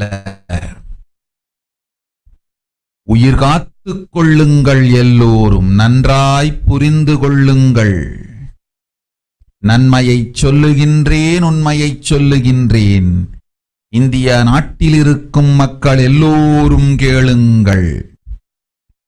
கருட புராணத்தில் வியாசன் சொன்ன கிருமி போஜனம் என்னும் நரகம் திறந்து நேரடியாய் இந்தியா மீது இடிபோல் விழுகின்றது. ஆதி கைலாசத்திற்கு ஓடிச் சென்று வருமுன் காத்துக் கொள்வது மட்டுமே ஒரே வழி. கொரோனா பெருந்தொற்று கொள்ளை நோய் கிருமி போஜனம் எனும் நரகத்தை பூமிக்கு கொண்டு வந்து விட்டது.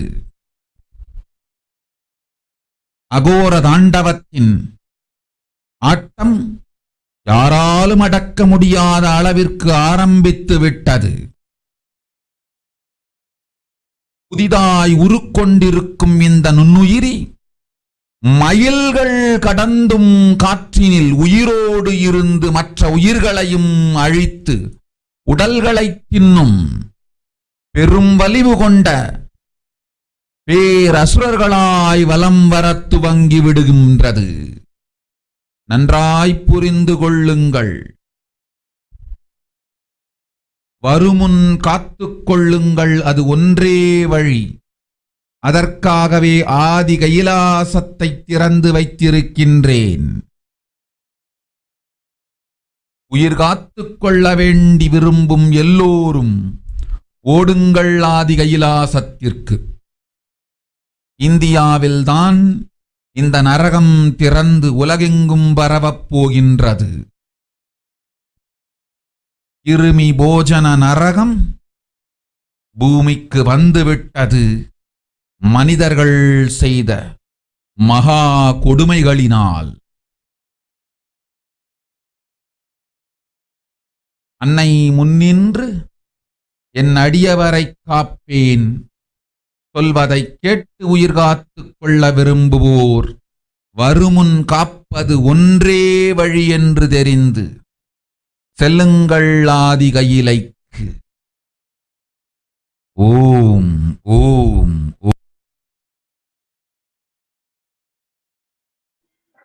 The translation of this Akashic readings to the world by the Devi Parashakti on 31st May 2021, that everyone in India, all of you listen.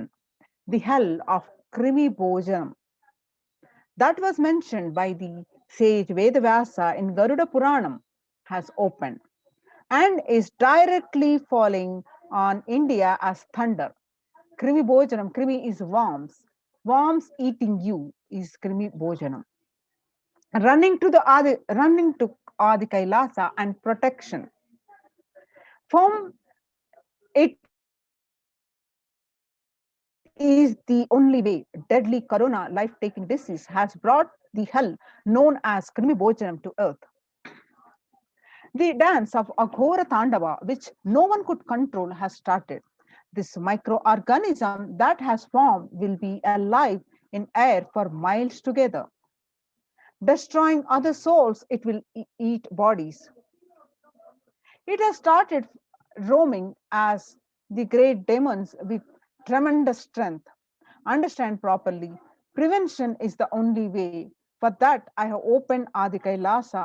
For those who want to save their lives, all of you run to Adi Kailasa. Only in India, this hell is going to open and is going to spread to the whole world.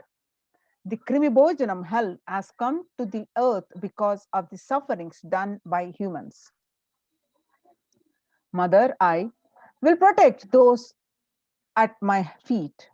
Those who listen to me and wish to save their lives, learning that prevention is the only way, go to Adi Kailasa.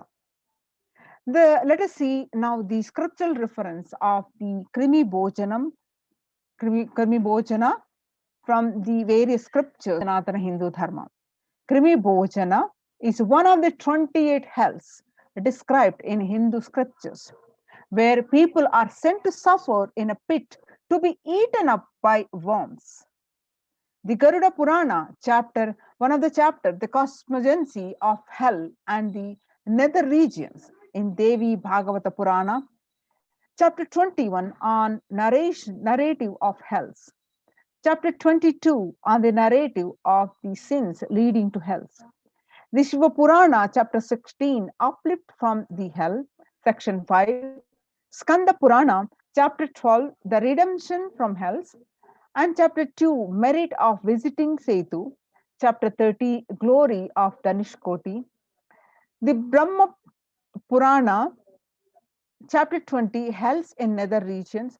And chapter 106, sufferings in hell.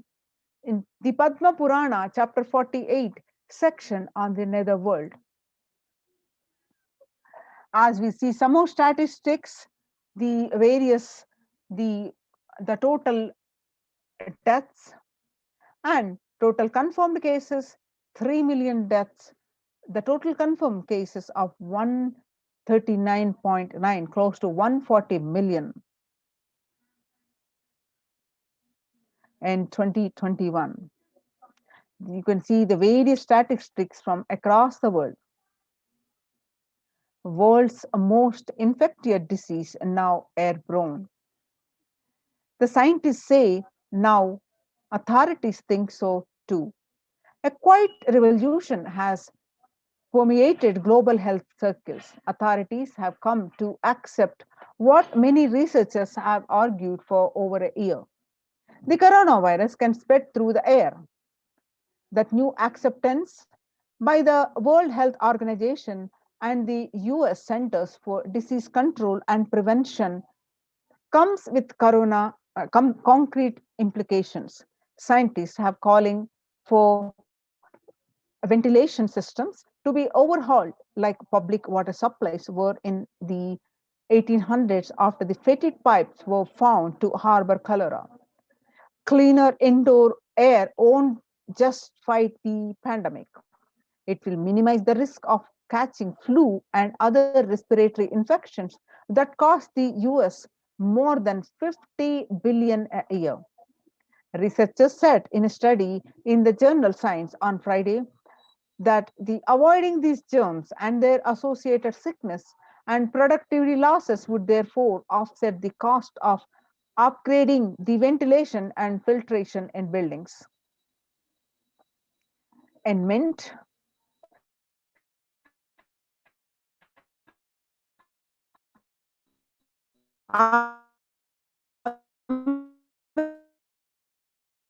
America's delayed acceptance and travel on very small particles that disperse quickly outdoors, but can build up inside.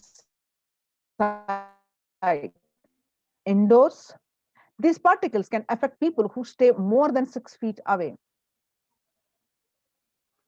And the hodgepodge of mass Americans have adopted may provide some COVID protection, but they do not render an unsafe situation safe. Through scientists, though scientists have been discussing airborne transmission for months, it was only last week that the WHO, World Health Organization, and CDE made this official. With the vaccine rollout still in its early days across the world, those officials should follow up this belated admission with guidance and that unvaccinated people can use to minimize their risk. The airborne COVID threat is confirmed. What to do about it? The Hindu explained the airborne transmission of COVID-19 a risk. In a letter, what have scientists told the World Health Organization? How does the disease pass from one person to another? The story so far is on Monday, July 6th, 239 scientists from 32 countries put their signatures on an open letter that said COVID-19 is also transmitted via aerosols. Title, it is time to address the airborne transmission of COVID-19 and address to the World Health Organization.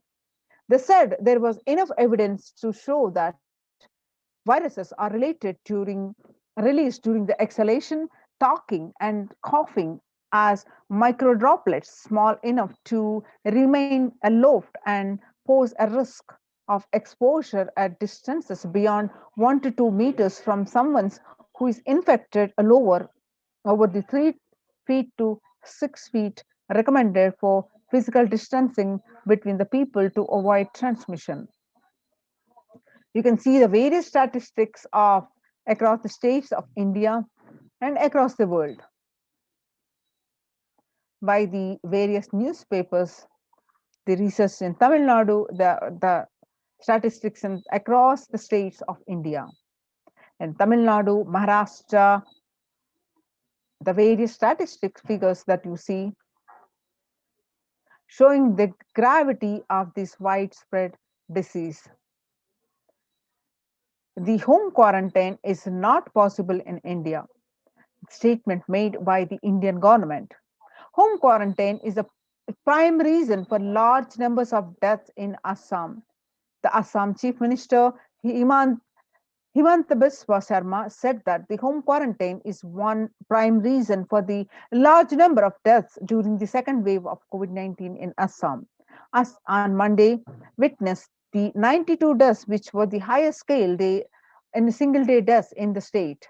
Sharma said, "We have seen more death cases are happening from home isolation as several people do not keep oximeters and some do not read the counts in the meter properly." Maharashtra government on Tuesday announced the decision to stop home quarantine in 18 districts, which show higher COVID positivity rate than the state's average. State Public Health Minister Rajesh Tope said that the decision is taken to ensure better healthcare facilities to patients in the districts which are showing higher positivity rate. The business line published that about 41% of the houses have just a single room, which is shared by about 5 persons. About 41% households in India have just one room or don't have an exclusive living room, and about 5 people share such accommodations, and about 32% of the households have 2 rooms, and addressing to the O's is in fact the only adding to the O's is that the fact is that only 47% of households have access to water within the premises and 42% don't have bathing facility within the premises. Self-isolation for COVID-19 is impossible for 40% of Indian families. In order to utilize the India's healthcare infrastructure optimally to manage the expanding fallout of coronavirus, the central government on 27th April signaled a change in approach. From mandating that every person who tests positive for the virus be moved to isolation beds in dedicated hospitals or units, the government allowed home quarantine for those who mild symptoms. The key additional condition was that their house should allow for self-quarantining. That in India, it's easier than done. According to the census 2011, about 42% of Indian households were living in houses where an average 3 or more people were sharing a room. In the context of coronavirus, this challenge of physical distancing is greater in rural areas, 45% of the households, than the urban areas, that is 35% of the households. Only one state, Kerala, is looking relatively dignified in this metric. And all districts reporting at least 250 cases have anywhere between the 34% to 54% household averaging 3 or more to a room. COVID-19 crisis, where is the space for home quarantine in cities? New Delhi, the health ministry last week said most cases of coronavirus had been asymptomatic or mildly symptomatic and had advised home isolation for such people. It also said that 65% cases across the country were reported from the metros and big cities. However, census reports also agree that the following the ministry's guidelines on the Home quarantine is near impossible, particularly in urban households. The guidelines on the home quarantine say the person showing COVID-19 symptoms has to remain isolated in a well-ventilated room, preferably with an attached toilet. If another family member needs to stay in the same room, it is advisable to maintain a distance of at least 1 meter between the two, it stated. When the first world countries closed their borders during a massive global emergency, Kailasa has opened its door to all without the exception. The Supreme Pontiff of Hinduism reveals that at least 6 months back, I became aware that a multi-layer quarantine is needed to protect people. If you are in India and you want to protect your immediate family or extended family, anyone who will listen to you, get them immediately to our campuses. The COVID care protection centers opened across India are Adi Kailas in Bidadi, Bangalore, Salem Adinam in Tamil Nadu, Tiruvannamalai Adinam in Tamil Nadu, Rajapalam Adinam in Tamil Nadu, Puduvai Adinam in Tamil Nadu, Pattanam Adinam in Tamil Nadu, Sirangapadi Adinam in Tamil Nadu, Sripuram Adinam in Hyderabad, Madurai Adinam in Tamil Nadu, Avatipalam, Erode, Tamil Nadu, Husur Adinam in Tamil Nadu, Baroda Adinam in Gujarat. Kailasa rushes to help as India finds itself on the verge of COVID-19 third wave. Multiple free COVID care centers opened across India. Various social services offered during the pandemic in Nithyananda ashrams across India. The spiritual services offered during pandemic in Nithyananda ashrams across India. The cosmic revelations on global pandemic. Free social services offered during the pandemic in Nithyananda ashrams across India, which includes medical care, which are allopathic, Ayurvedic, and Siddha medicine. The fire safety equipment maintenance, infrastructure to accommodate thousands, accommodation for multi-layered quarantine, emergency ambulances, and ICU on wheels, personal protective medical equipment, groceries collected for Annadan, and organic farming. Join the COVID care protection centers. Register now through the link below, https://kailasa.org/Kailasa care. Now let us see the glimpses from Kailasa's Department of Health on COVID protection for the Adi Kailasa Sarvajna Peetham. The immunity boosters and COVID care supplements procurement. Allopathic immune boosters are Zincona, vitamin D, and vitamin C. Immunity boosters and COVID care through Ayurvedic medicine. Immunity boosters are being provided to protect all the residents of Adi Kailasa Sarvajna Peetham. Steaming once a day with tulsi, eucalyptus, nochi, and turmeric leaves. All these herbal leaves are taken from the healing trees here in the Adi Kailasa.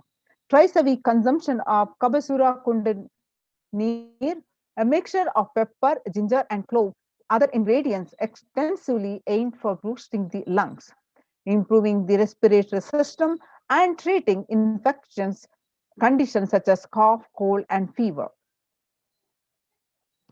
Now, Neeravembu Kundinir to be taken once a week, Agastya Lehyam 5 days, Talisadi Vatakam 3-4 tablets per day for 5 days, and Indu Gunta Kashayam, Amritottara Kashayam both for 5 days, 1 teaspoon with 50 ml of warm water.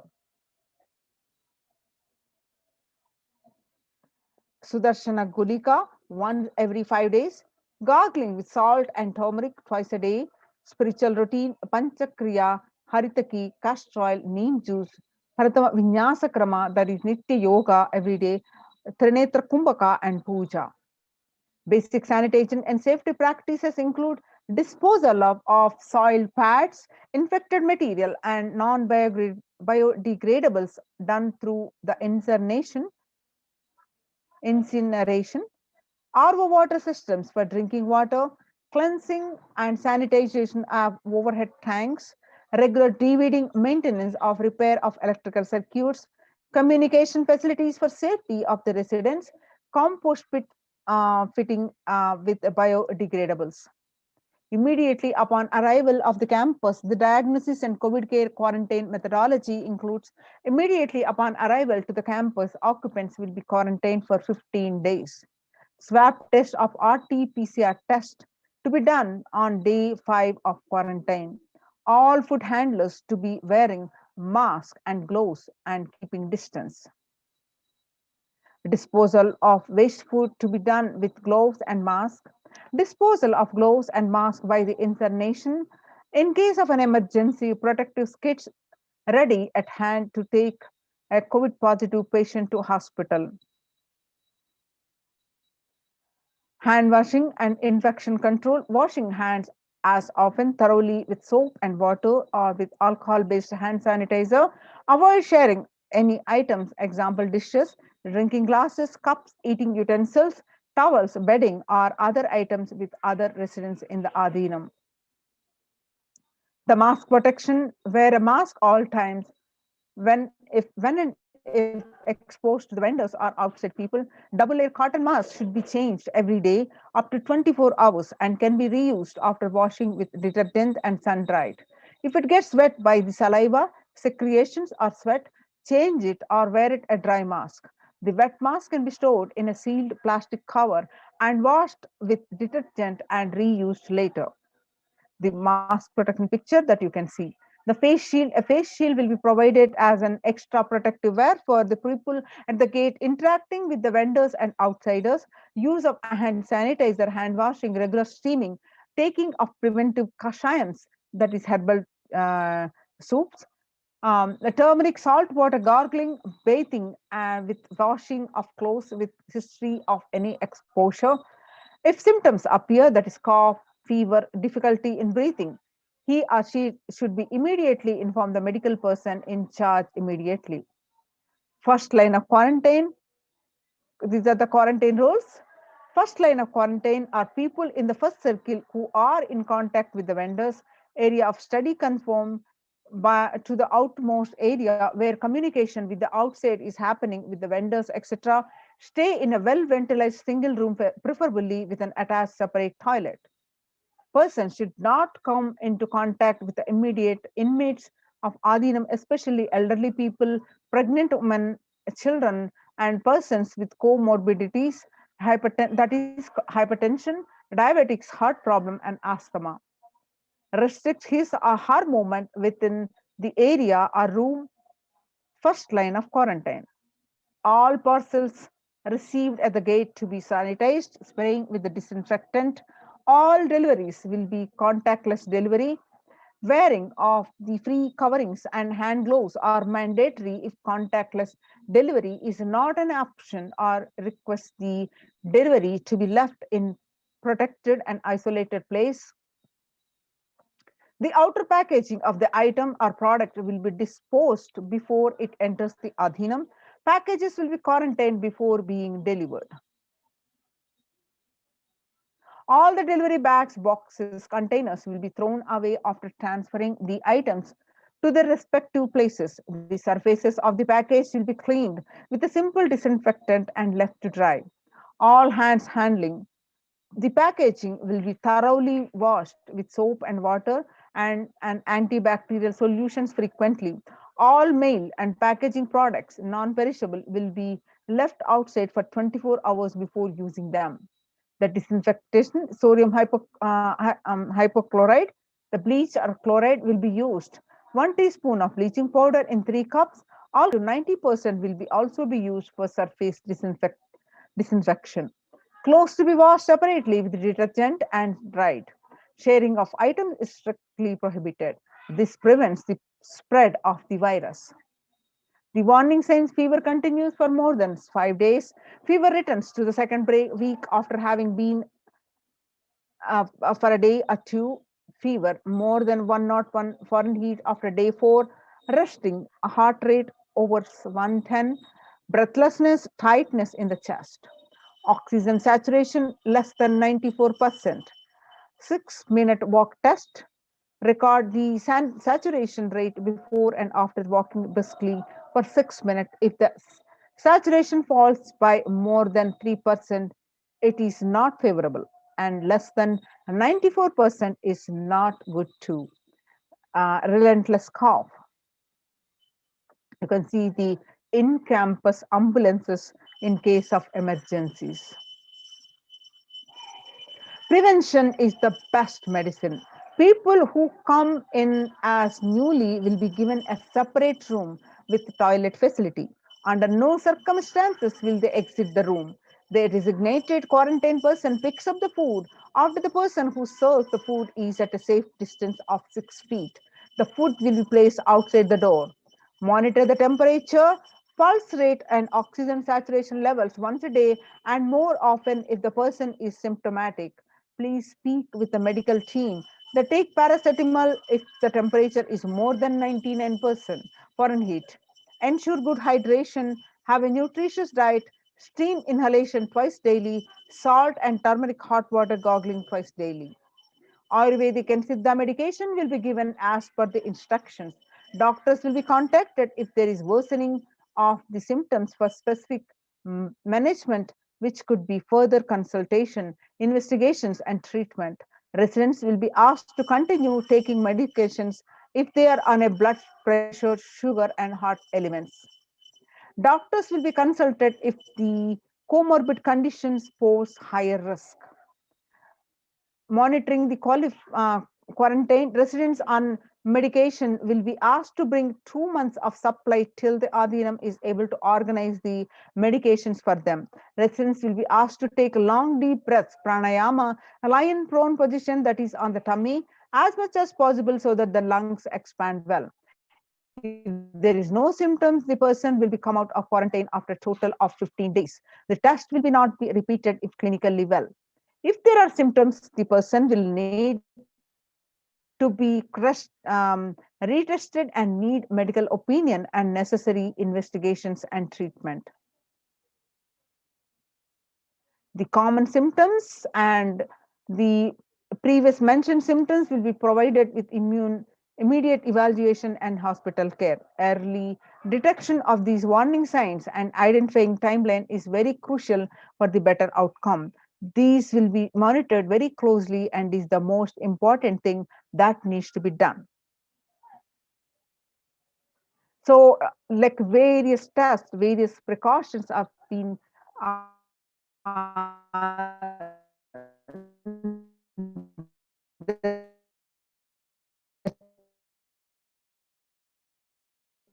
team of medical doctors and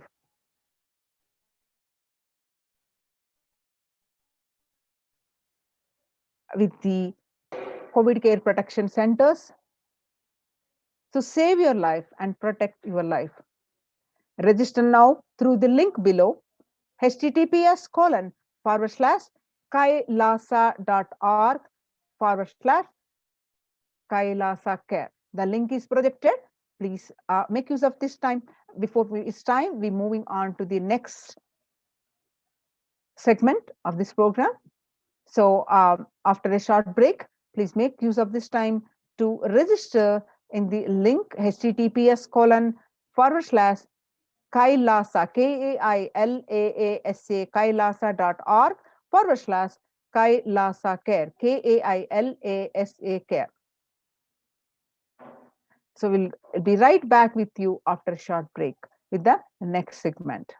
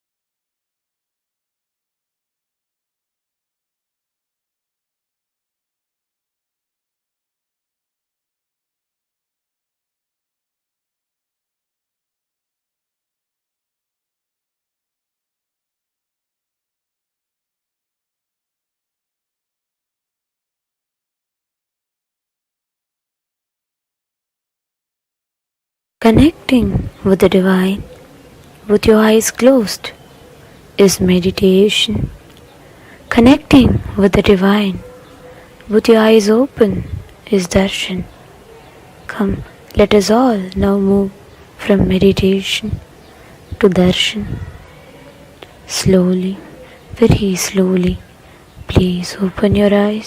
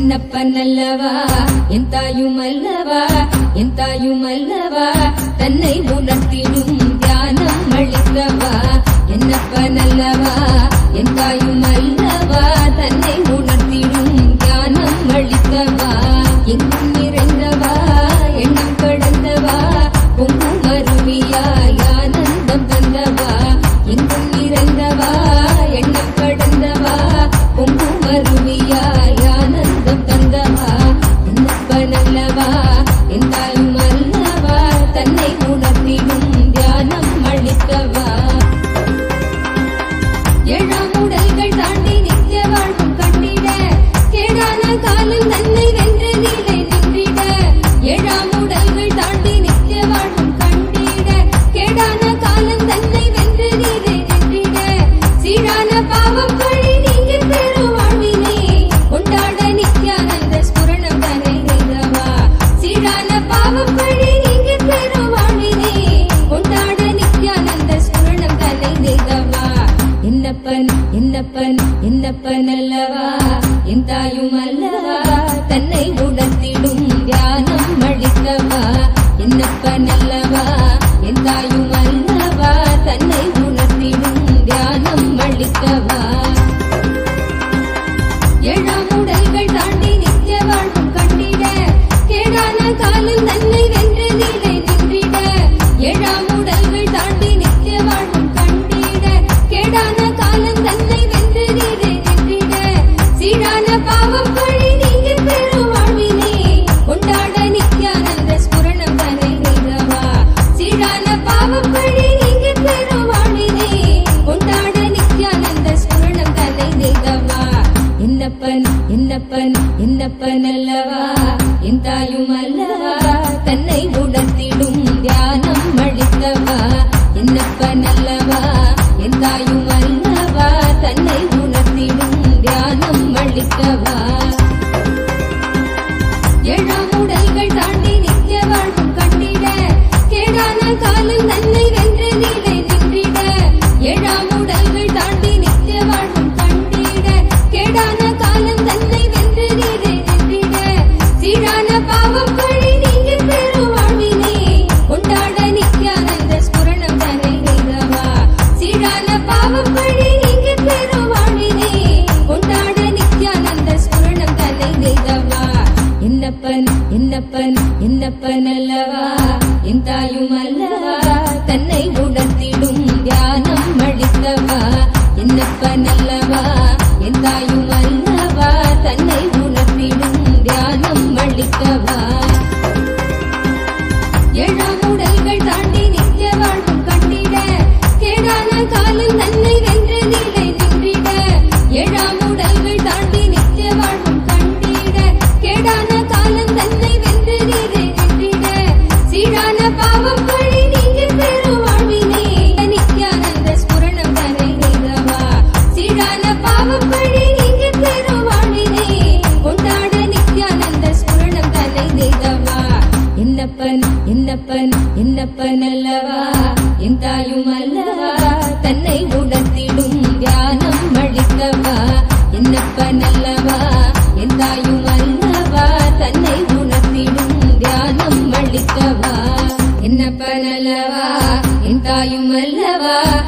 தன்னை உணர்த்திடும் தியானம் அளிக்கவா என்னப்பனல்லவா என் தாயும் அல்லவா தன்னை உணர்த்திடும் தியானம் அளிக்கவா எங்கும் நிறைந்தவா எண்ணம் கடந்தவா பொங்கும் அருவியாய் ஆனந்தம் தந்தவா எங்கும் நிறைந்தவா எண்ணம் கடந்தவா பொங்கும் அருவியாய் ஆனந்தம் தந்தவா என்னப்பனல்லவா என் தாயும் அல்லவா தன்னை உணர்த்திடும் தியானம் அளிக்கவா என்னப்பனல்லவா என் தாயும் அல்லவா தன்னை உணர்த்திடும் தியானம் அளிக்கவா எங்கும் நிறைந்தவா எண்ணம் கடந்தவா பொங்கும் அருவியாய் ஆனந்தம் தந்தவா எங்கும் நிறைந்தவா எண்ணம் கடந்தவா பொங்கும் அருவியாய் ஆனந்தம் தந்தவா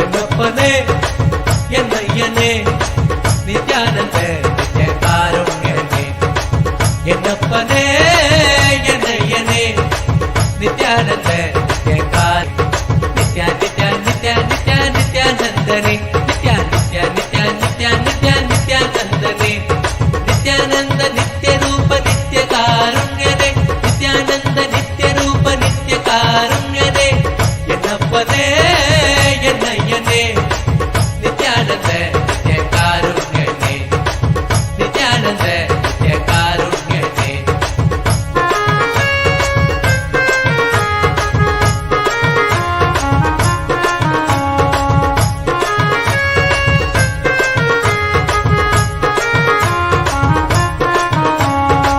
பன்னீரு கை நித்ய குருநாதனே பன்னீரு கை குருநாதனே பன்னீரு கை நித்ய குருநாதனே பன்னீரு கை குருநாதனே பக்தர்களுக்கு அனுகூலனே பக்தர்களுக்கு அனுகூலனே நித்யா நித்யா நித்யா நித்யா நித்யானந்தனே நித்யா நித்யா நித்யா நித்யா நித்யா நித்யானந்தனே நித்யானந்த நித்ய ரூப நித்ய காருண்யனே நித்யானந்த நித்ய ரூப நித்ய காருண்யனே என்னப்பனே என்னையனே நித்யானந்த நித்ய காருண்யனே என்னப்பனே என்னையனே நித்யானந்த நித்ய காருண்யனே நித்யா நித்யா நித்யா நித்யா நித்யானந்தனே நித்யா நித்யா நித்யா நித்யா நித்யா நித்யானந்தனே நித்யானந்த நித்ய ரூப நித்ய காருண்யனே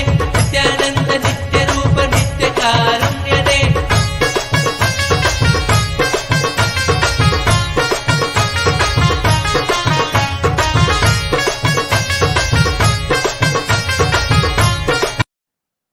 ॐ नित्यानन्देश्वर परमशिवसमारम्भाम् नित्यानन्देश्वरि परमशक्तिमध्यमाम् अस्मदाचार्यपर्यन्ताम् वन्दे गुरुपरम्पराम्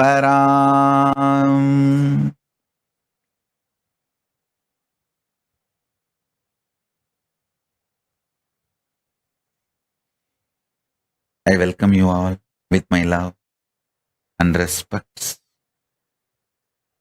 I welcome all the devotees, disciples, Samajis, Satsangis, Shri Mahants, Mahants, Mantreshwara, Vidyeshwaras, Ganeshwaras, Lokeshwaras, Astreshwaras, ambassadors, diplomats, e-diplomats, citizens, consulate generals. I welcome all of you with my love and respect. Paramashiva's message directly from Kailasa. Listen. Listen intensely.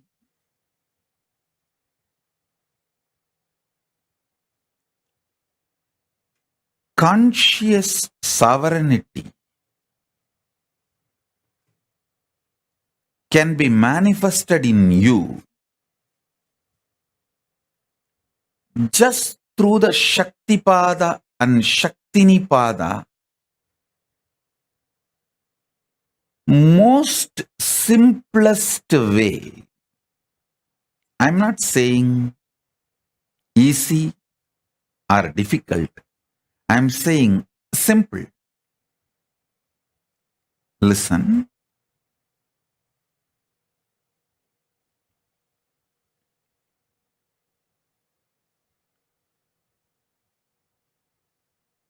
Mind always works in the language of quality and quantity. If your mind, which can relax from this constant engaging with qualities and quantities, and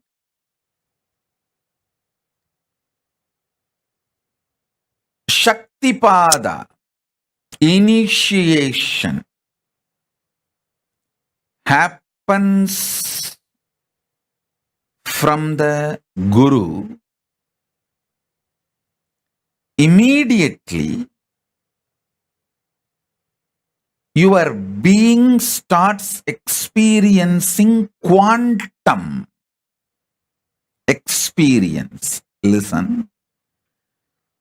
Because you are constantly engaged in the activities related to quality and quantity, you miss your existence, which can be experienced only in the quantum space.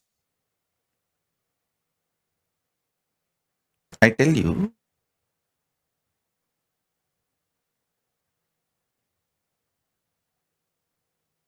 you can achieve conscious sovereignty in multiple ways. Through powerful yoga, you can achieve. Through kriyas, you can achieve. Through bhakti, you can achieve. Through yoga Vedanta, yoga and Vedanta together. By practicing, you can achieve. You can achieve with Veda and Agama. Making Veda and Agama as your lifestyle, Charyapada, you can achieve. There are multiple paths. You can achieve conscious sovereignty. I'll explain the most simplest way I achieved and transmit that same to all of you, because I committed to all of you by this Guru Purnima. I want to give this great gift of conscious sovereignty to all of you.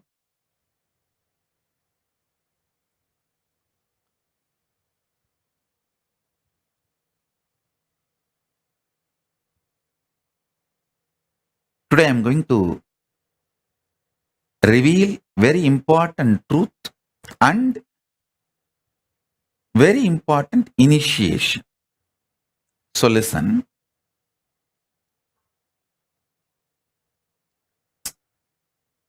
This quantum experience of initiation, Shaktipada and Shaktinipada, happens in a very sweet, simple, relaxed sitting with the Guru.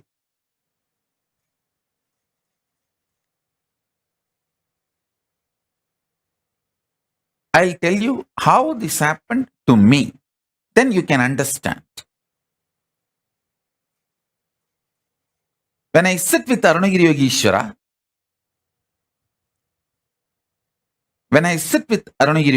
my Guru,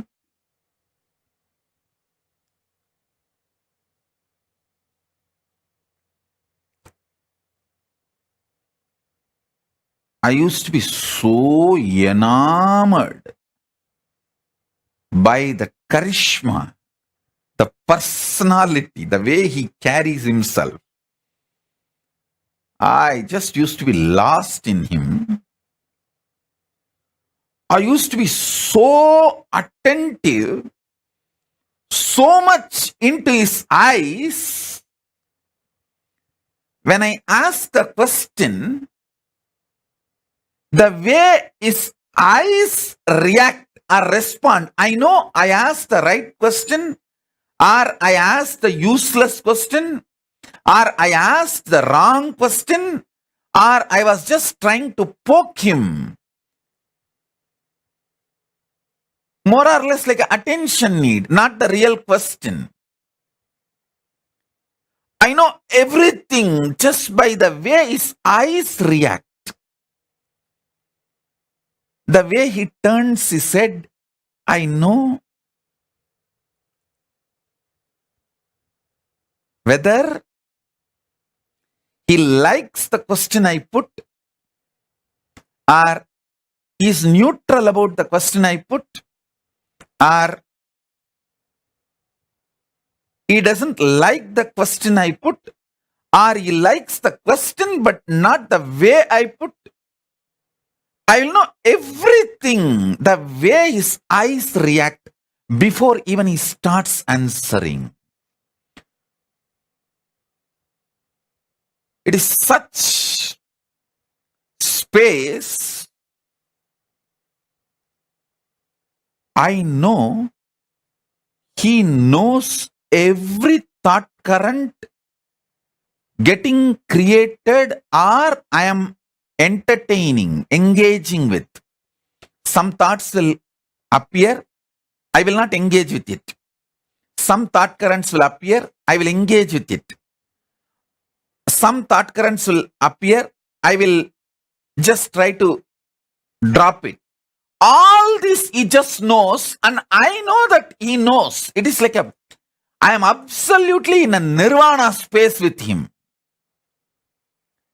This body cloth does not stop him looking into my inner space. That is what I call nirvana space.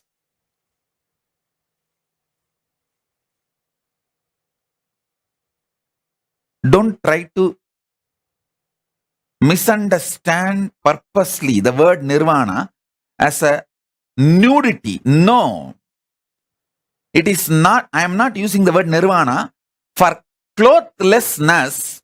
I am using the word nirvana here for bodilessness, sheathlessness. Body is a sheath, annamaya kosha. This sheath does not stop the way I engage me with him or the way he engages with me.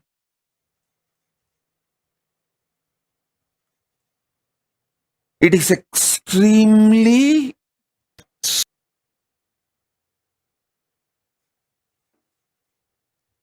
absolutely feeling secured, protected,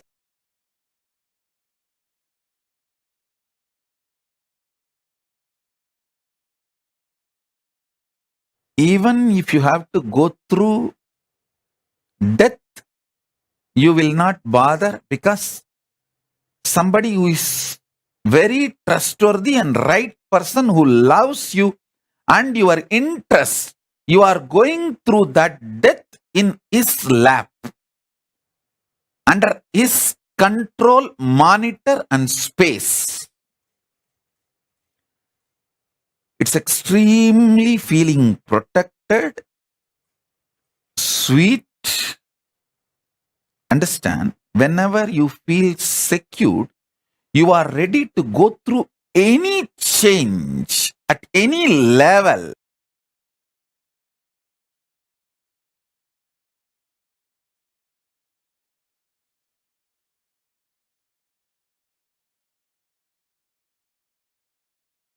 It's an absolute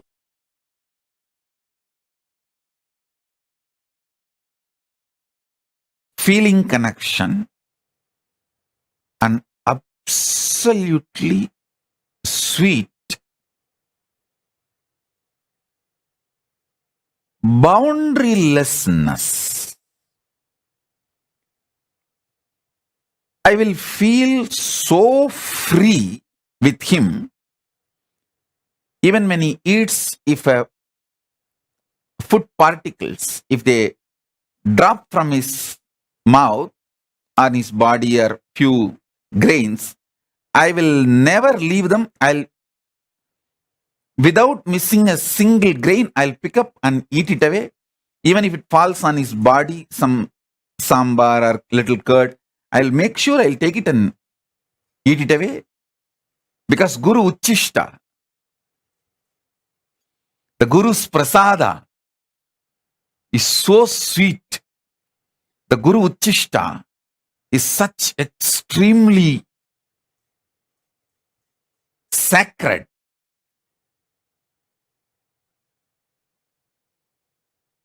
Listen.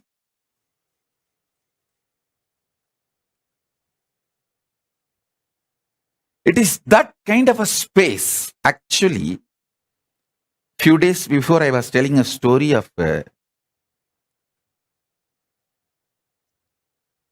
ant picking up few grains of rice fell from his hand while he was eating, and I was brushing aside that ant. I did not tell you precisely more details. I want to tell you now, actually, I was irritated about that ants. First, I felt is how did I miss that few grains? Because anything falls from his mouth, I'll first pick it up and eat. First thing I felt, how did I miss it? And second, before I can find and pick it up, the ants came and picked it. It was more like that irritation. Guru Uchishta is sacred, sweet. That is the space in which this initiation happened to me, where this constant engagement with quantity and quality dropped, where I relaxed from the engaging myself with the quantity and quality centric thought currents. Vacation means your ability to relax from quality, quantity centric thought currents. In the Guru's lap, in the Guru's space, that real pure vacation happens. Where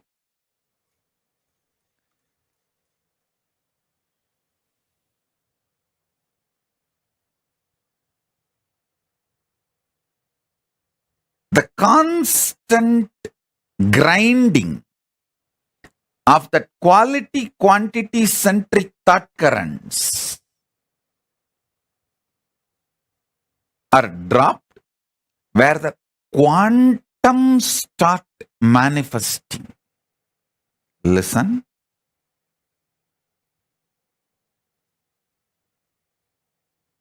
Now,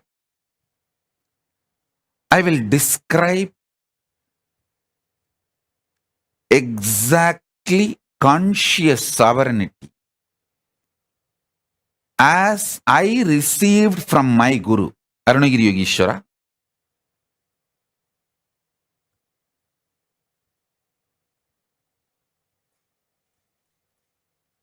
Listen intensely.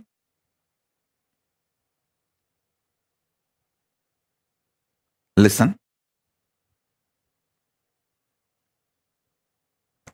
Paramashiva, in his unmanifest being, in his unmanifest state, he, me, you, all are one and the same.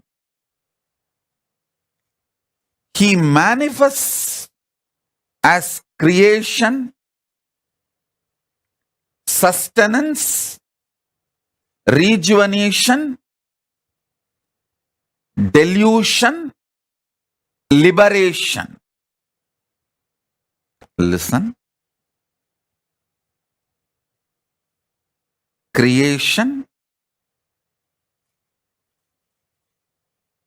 means manifestation. Maintenance, sustenance, rejuvenation, destruction and rejuvenation together.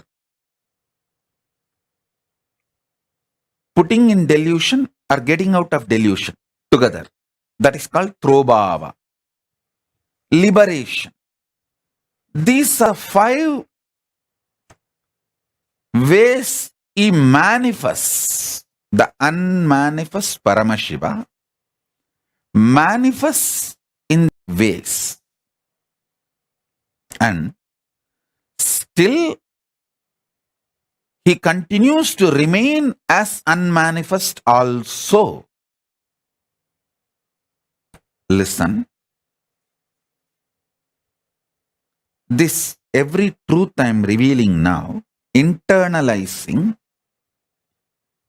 will make what I am experiencing as Paramashiva as a quantum experience in you and me, where the Shakti Pada will happen in you. What I am going through, you will go through. So what I received from my Guru, you will receive it now.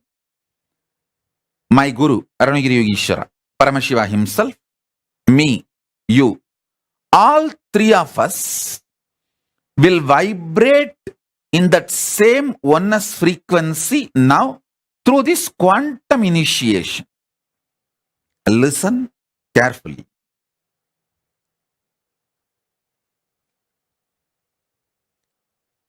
All your ideas about the quality and quantity will pass. It will not be eternal. Today, when you are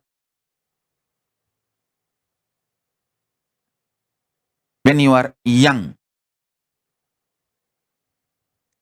some things you want to add in your life, some things you want to leave from your life.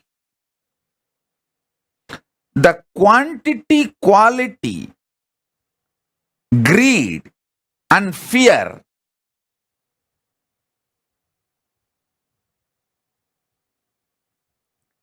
the same quantity, quality, fear and greed will change as you grow, matured or older.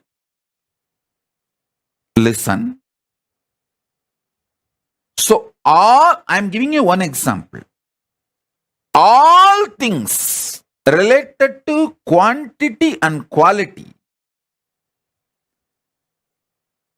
changes. They are not eternal. They are ephemeral.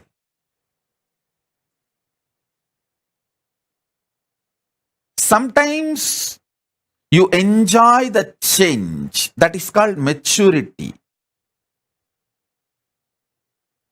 Growing in wisdom. Sometimes you hate the change.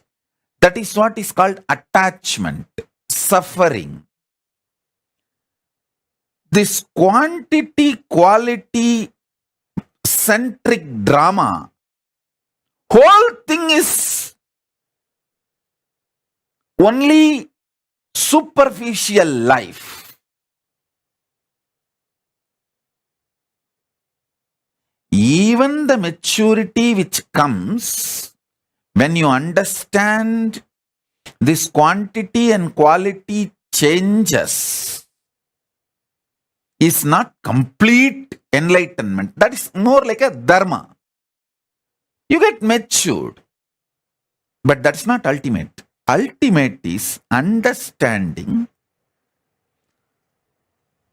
some things which you create, some things which you maintain, some things which you destroy, some things which you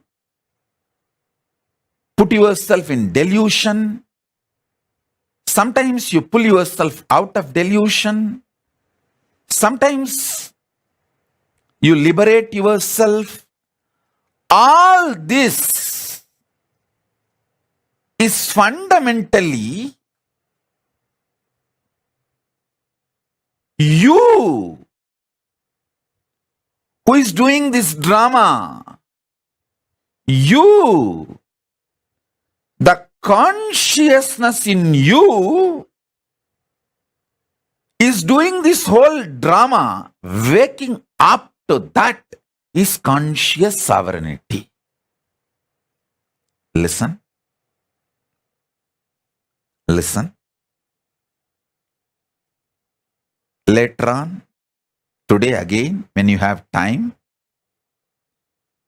sit with cup of coffee, hot chocolate or tea, relaxed way, listen to this satsang again, sipping cup of coffee. Remember, you are sitting with me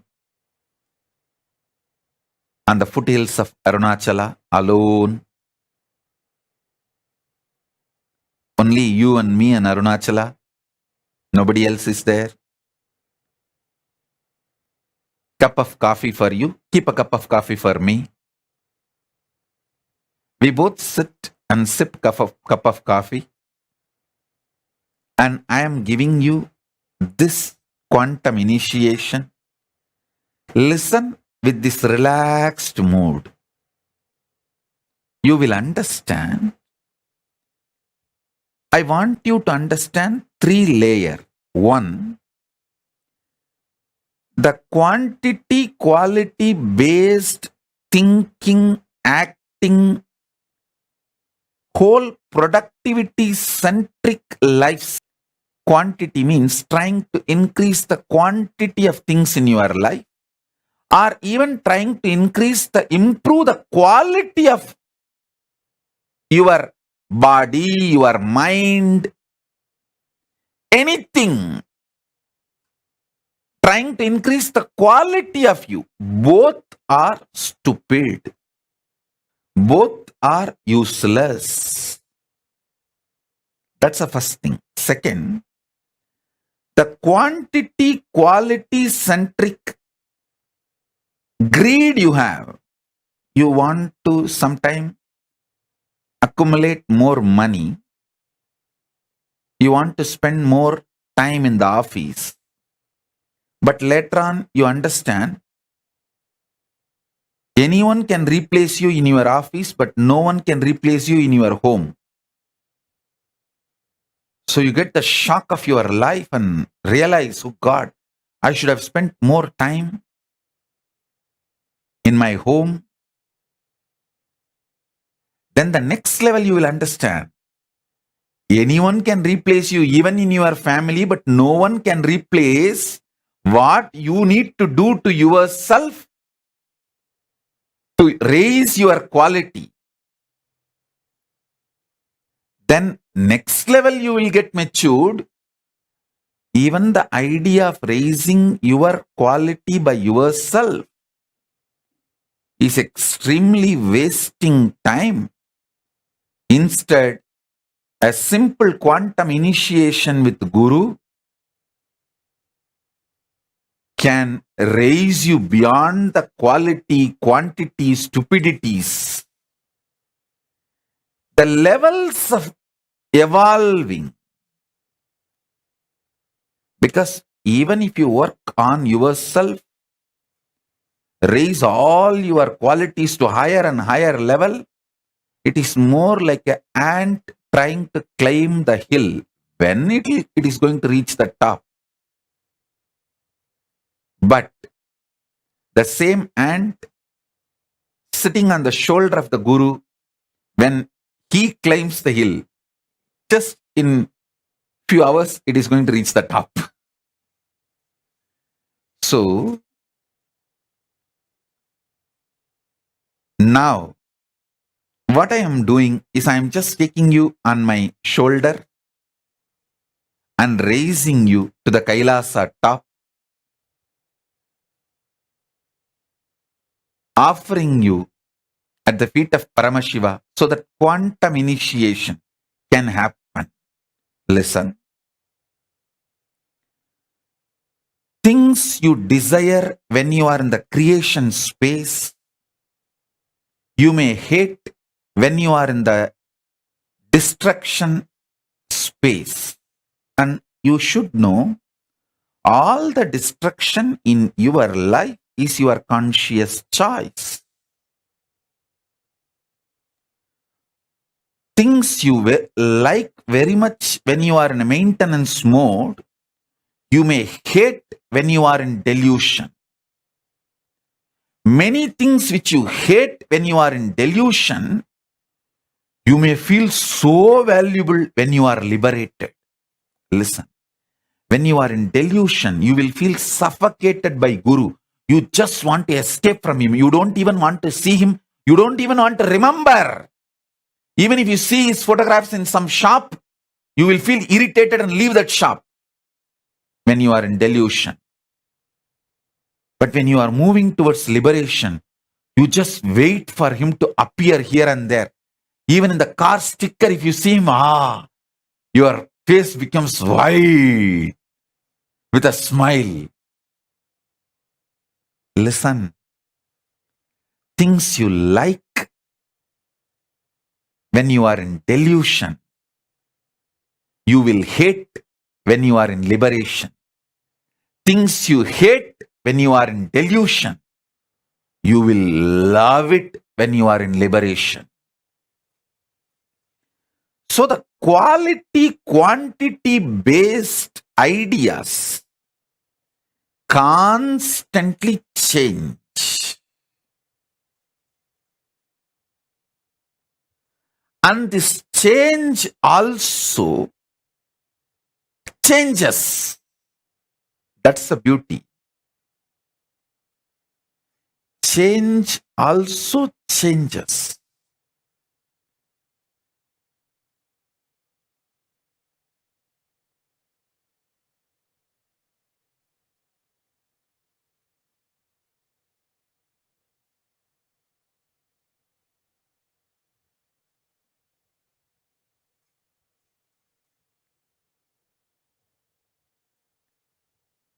I will reveal statement by statement. You just listen. That is more than enough, because now all of you, I can see, have got into that space of that quantum initiation. When I see only hearts, smiles,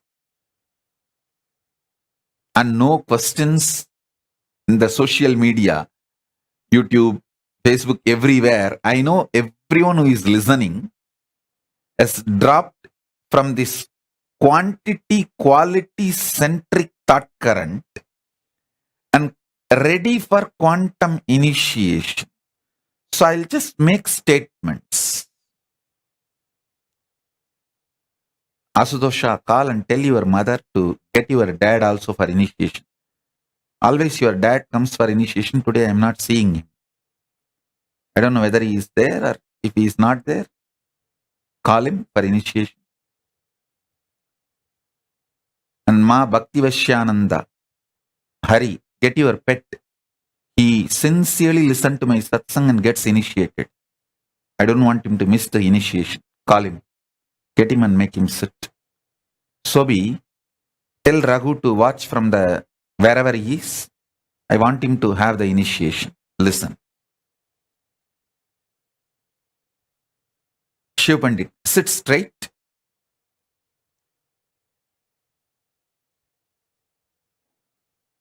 And listen intensely. I'm only going to make simple statements. Just listen intensely.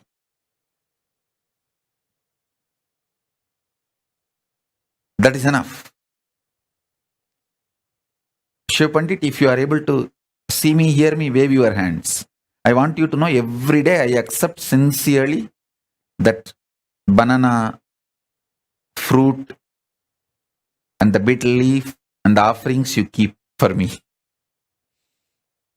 So sit straight, listen to this initiation.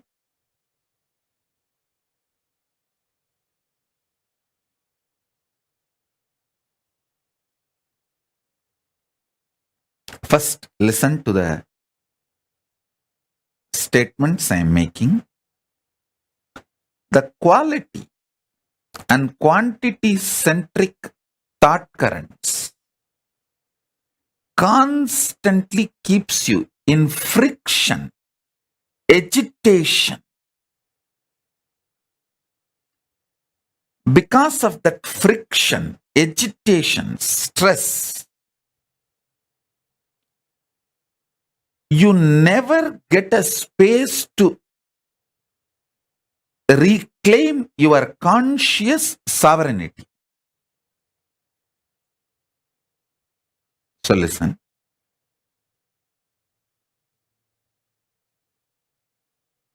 Vinayaka, Shrikanta, settle down. Listen to the initiation. You can attend to work later on.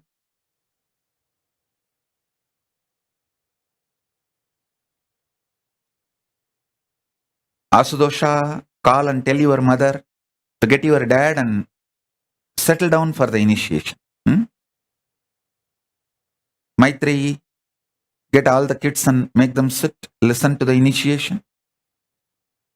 Listen.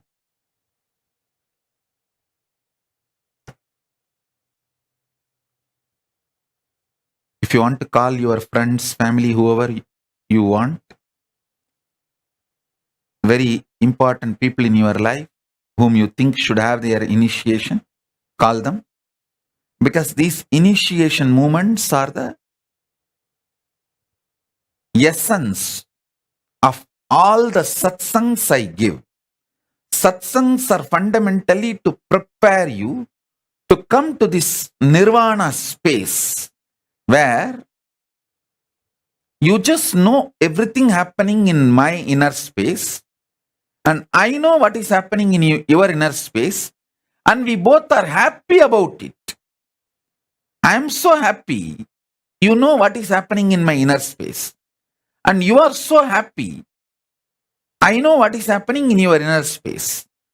This intimacy is called the space of nirvana, not clothlessness, but sheathlessness.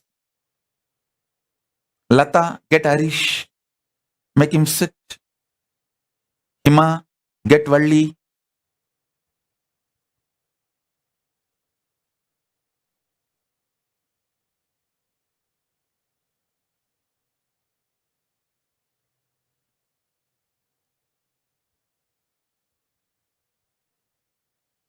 Listen.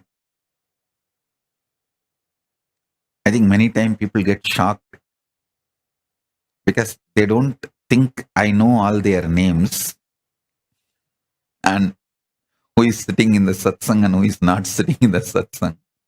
When I call and tell them, they get shocked. Oh God, Swamiji is watching so closely. Without even two-way, I can watch. Two-way, how can you?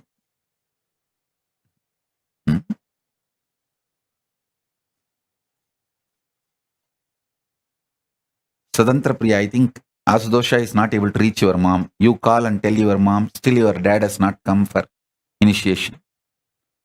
If he is not in home, let him log wherever he is and get him to initiation. Listen. Now I'll make the next statement.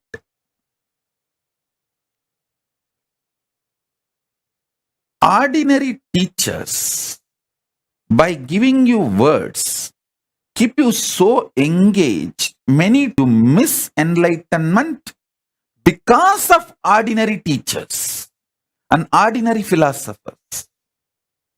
like how your quantity quality centric thought currents irritate, keeps you in friction, engages you in stupidity, and makes you miss the conscious sovereignty.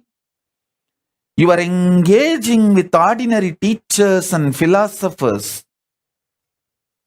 makes you miss stupidly the real Guru's initiation. So now, sit.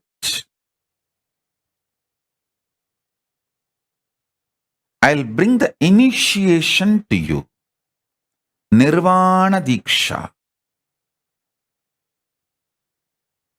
Again, I wanted to repeat, Nirvana is not clothlessness, it is sheathlessness. You sitting with me without your body,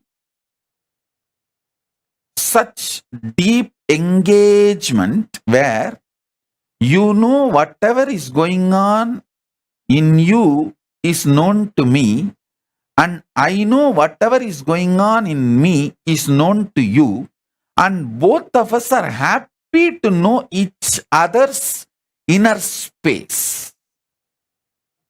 I have nothing to hide from you. Everything is happening here. I want you to know. Not only I don't want to hide, I want you positively for you to know. Same way, if you feel everything happening in you, you have nothing to hide, you want me to know and you are happy that I know it. You are very positively interested in me knowing it. This space is called Nirvana. And in this space only the quantum initiation happens. The conscious sovereignty is experienced by you. In this space of Nirvana Diksha, the Shakti Pada and Shakti Nipada for the conscious sovereignty happens. So listen.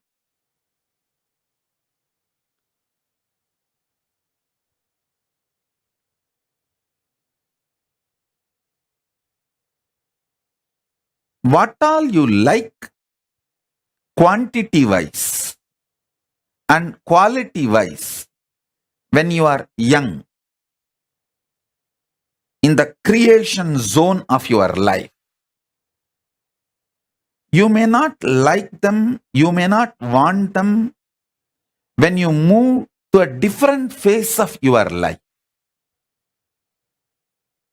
Sometimes you may even hate them. I have seen many people feeling that they spent too much time on money making instead of living the life they always wanted.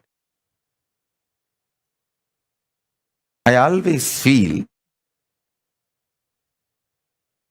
more stamps on my passport makes me rich than the zeros in the bank account.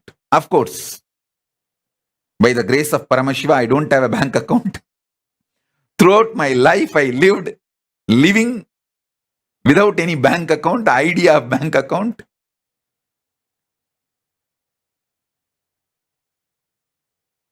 Many times, your likes, dislikes, changes based on the space you are in. All I am asking you is, first, get comfortable. First level, the preliminary level. Get comfortable with the idea this quantity quality centric lifestyle is not complete. That is not absolute. That is not freedom. That is not your sovereignty. The second thing, you knowing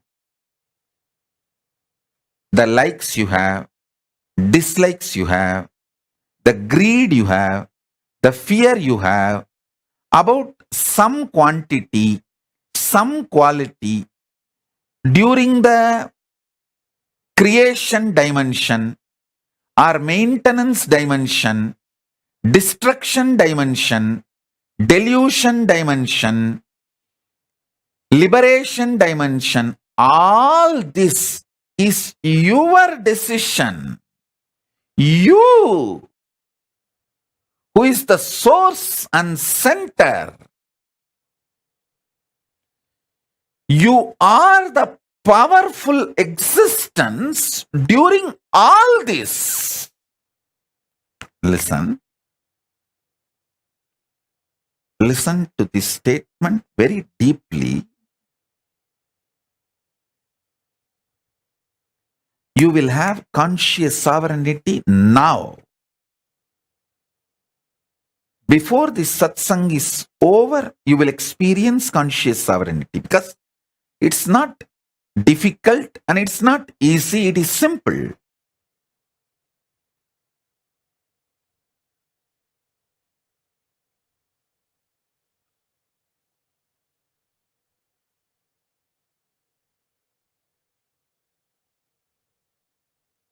There are some pain points in you.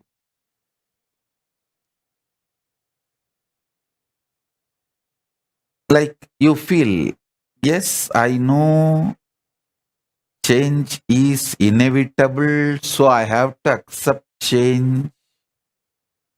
Okay, as long as this money is there in my life, I will enjoy. This person is there in my life, I will enjoy. When I am not able to handle the pain I have to go through to keep this money or keep this person, when it becomes high maintenance, I will drop. All this kind of a very vague strategies, thought currents. Take all this into consideration in front of you. What you firmly like, what you firmly hate, what firm greed. Come what may, I am not going to leave this person. I am not going to leave this luxury. I am not going to leave this habit. That kind of a firm attachment or some firm hatred. Come what may, I will never see this fellow again. Come what may, I will never go to that place again. Firm hatred, firm attachments are strategic hatred and strategic attachments. As long as he is good to me, I will be attached to him. When I feel he is not good to me and to my interest, I will throw him. I may even want to kill him. I may even want to discard him, not only from my life, he should not even be there in the whole world. But all these kind of strategies, cunningness, all these kind of ideas, take a consideration in front of you. All this whole thing is not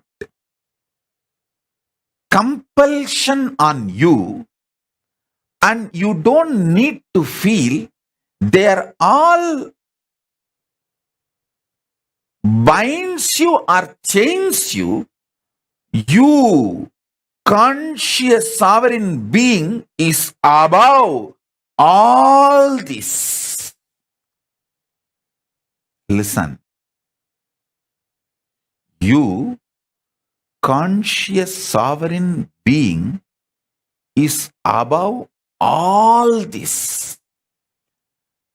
Good, bad, self-doubt, self-hatred, self-denial, virtues of enlightenment, tyaga, love, selfishness, different things, sometimes extreme opposite, paradoxical.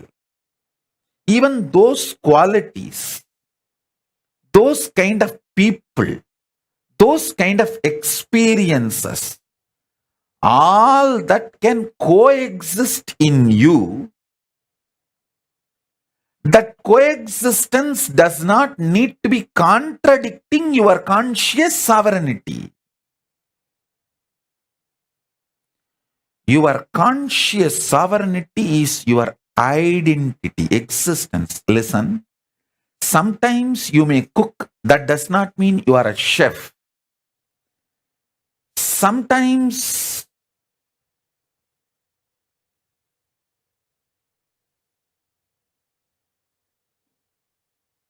you may speak, that does not mean you are a speaker. Sometimes you may administer, that does not mean you are an administrator. Sometimes you may manage, that does not mean you are a manager. All this is periphery existence of you.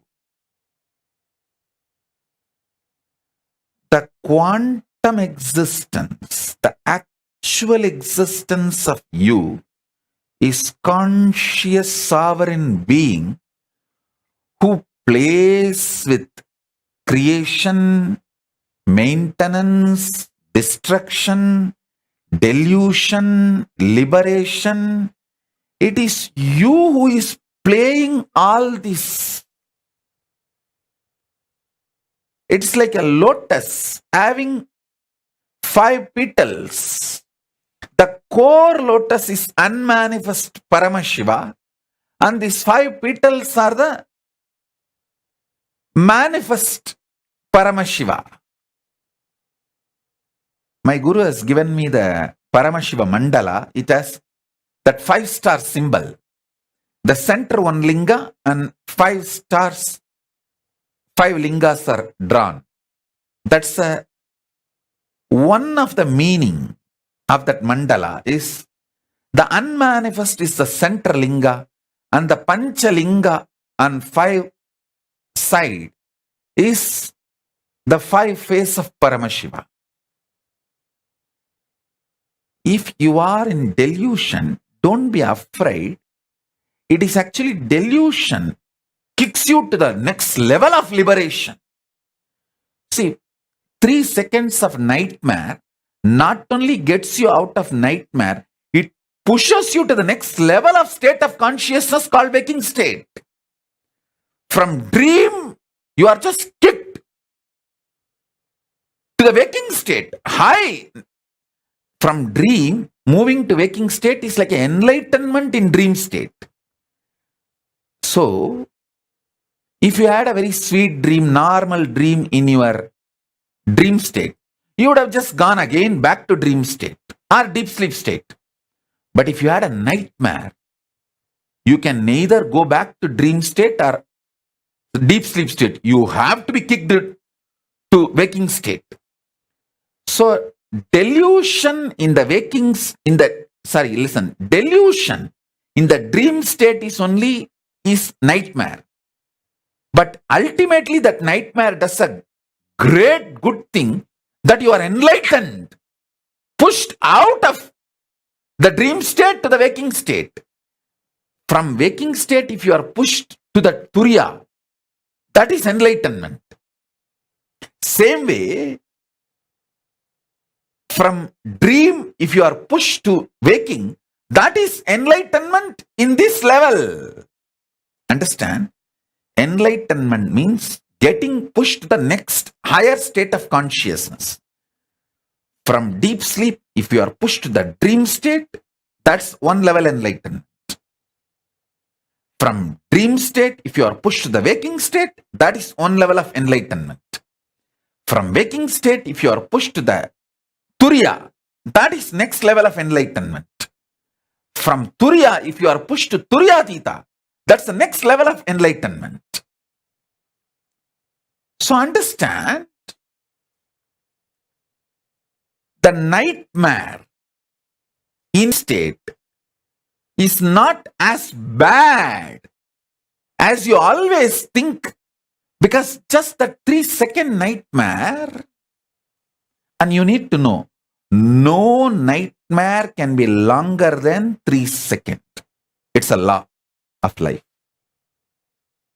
In the dream, it may look like a long time, but actually, in chronological waking state time, it is only 3 seconds. So,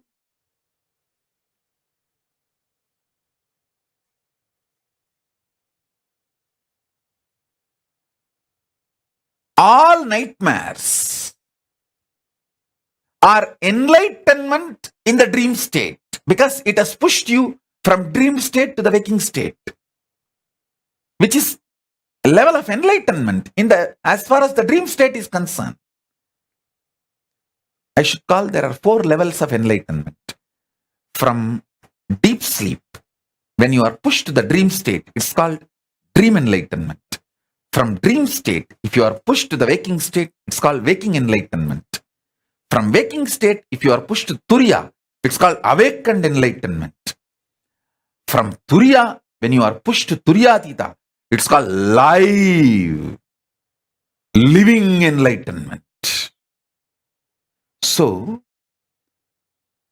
even the nightmare, which is delusion, is not bad as you always think.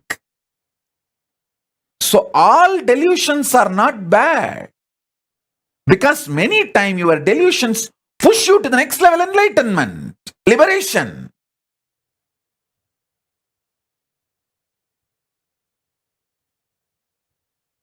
So understand this truth, powerful cognition.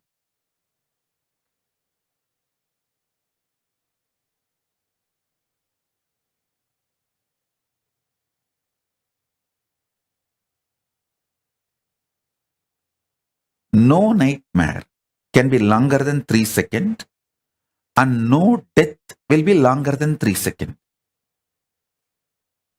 Because during the death, you go through the nightmare, the worst nightmare of your whole life. If you lived as a deep devotee connected to Guru, you go through the best wet dream of your life. Wet dream also wakes you up. Nightmare also wakes you up. If you lived throughout your life fear-centric, you go through the worst nightmare during the death. If you lived a very deeply, romantically devoted life to your Ishta Devata or your Guru, the higher being, you go through an extremely sweet, ecstatic dream, wet dream, through the 3 seconds, and you wake up liberated. You move to the Turiya state. If you neither go through nightmare nor go through wet dream, like a mediocre, then you again fall back into the same next birth and go through this birth and death, this rut. So listen. Now every statement I made, if you just map it to many questions you have, you will fall from this quantity, quality, nagging, irritating frictions into the quantum enlightenment now. You will understand Your conscious sovereignty is the most supreme existence identity of you, and in you, with your approval, with your permission, your order, because of your commandment, your creation dimension, your maintenance dimension, your destruction dimension, your delusion dimension, your liberation dimension, all the 5 functions, and your unmanifest is the Lord. You are the Lord. This truth, when it clicks in you, you regain your conscious sovereignty. My life is to give you conscious sovereignty.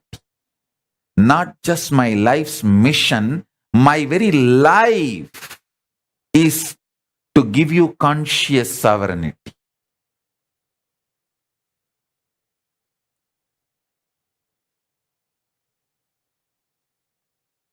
My Guru gave me this. I am here to give you this.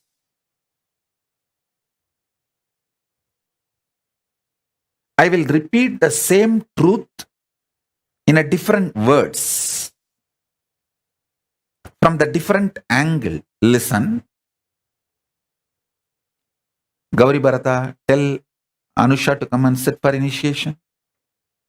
Get Anusha. Shilpa, get Shaktidhara for initiation. I'm not seeing him. I think the lighting.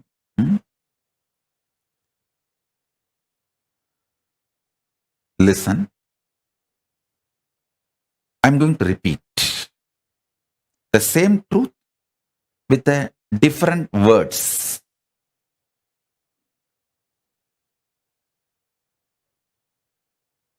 Because from the angles, when I explain, many of your pain points will break, melt down.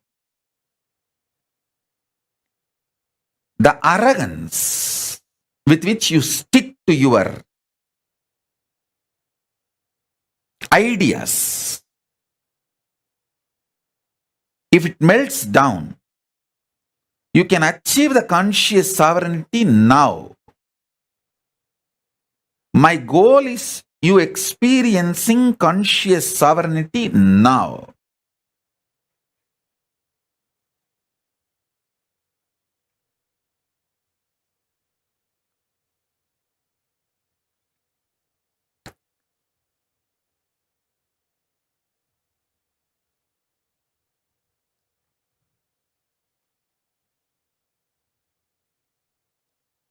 See, the satsang is going to be very long. I'm going to elaborately talk and initiate all of you. So if you guys are a little tired, I think it's already going to be 11 o'clock night. So if you guys want to pick up a cup of coffee or a cup of hot chocolate, tea, you can pick up. Come and sit very comfortably.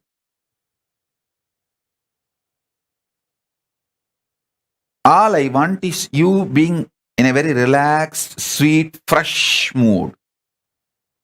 With a cup of coffee or hot chocolate, tea, anything is okay. Just come and sit.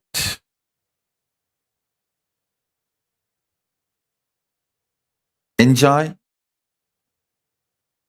You don't need to be tensed actually. Because I will take your stress. Where all you have pain points, where all you are locked, where all you are caught, I know it. I will crack them. You don't need to worry. You sip cup of coffee, you sip cup of tea, and keep a cup of coffee for me also. I'll bless that and give it to you as a prasadam. You just enjoy what I am talking and trying to drink my words along with your cup of coffee, then initiation will happen. That quantum initiation will happen. Nothing serious. You don't need to be very serious. You don't just be awake, but nothing to be serious or worried. Ma Pragnya, tell your brother also to come for initiation. Call him. Tell him to attend the initiation.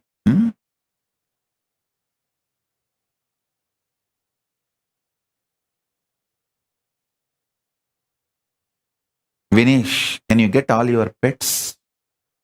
Not only kids, pets also. Let them all have initiation.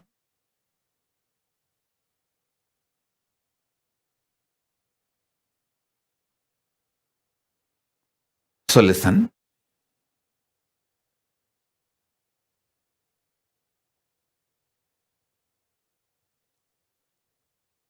Conscious sovereignty means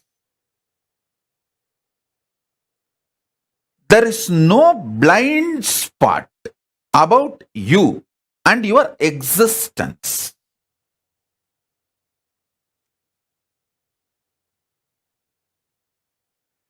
There is nothing called shocking. Everything is sweetly surprising. See, sweetly surprising is not wrong. But there is nothing called shocking. You just know the probability and possibilities of your existence. Because you are consciously manifesting it.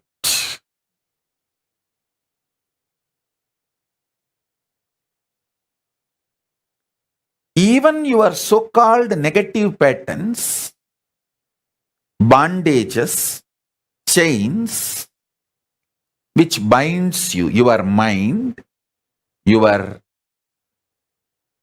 self-doubt, self-denial, self-hatred, even all of this is the choices you took, maybe out of delusion, but that does not mean it is bad. When the delusion becomes strong, you will simply wake up to the next level of consciousness.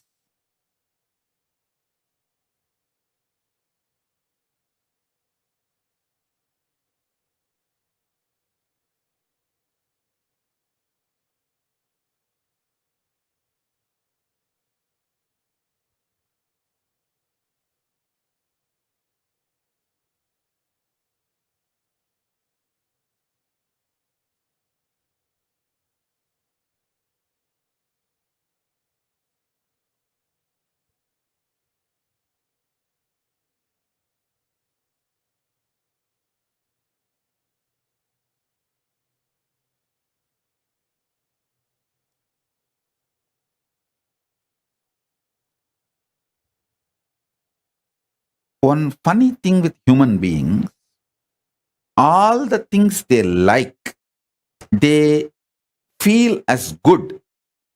They take the responsibility. Yes, I manifested this. I am the conscious sovereign authority for this because it is such a good thing. But the most funny thing, things you don't like also you only manifested.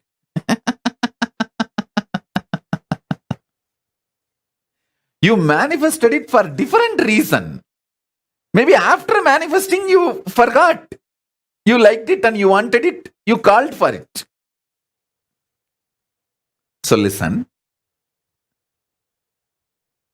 Tripura, call Vedaswarupa to attend. Nice. Vedaswarupa, call Bhagavan Reddy also to come and attend. Bhagavan Reddy and his daughter and wife, the whole family. Listen. I'll repeat now. Even if you missed the whole satsang last, I think 1 hour I am speaking. Even if you missed the whole 1 hour, don't worry. I'm going to be elaborately repeating in various words. Because it's the initiation, the words I am uttering are like a mantra. initiation. It is not discourse or a teaching. It's a mantra. So it'll just go inside you and it'll start working inside you and manifesting the conscious sovereignty. It's like a conscious seed, powerful seed going into your system. So listen. You take responsibility for all the good things in your life.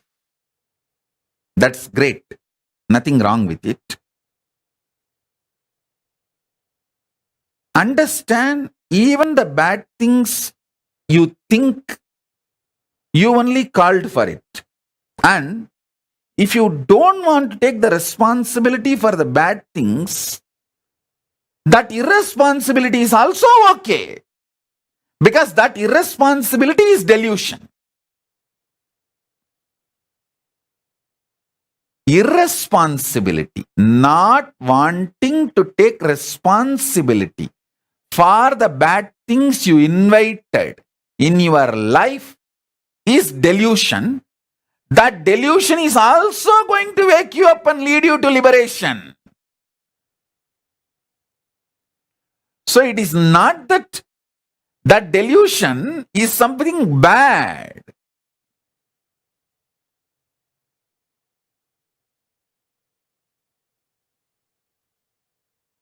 Be very clear. You be the good guy in your life, bad guy in your life, right guy in your life, wrong guy in your life, neutral guy in your life. You be your deluder, you be your liberator. You are that. It is not that you have to be or become. You are that. That is a truth.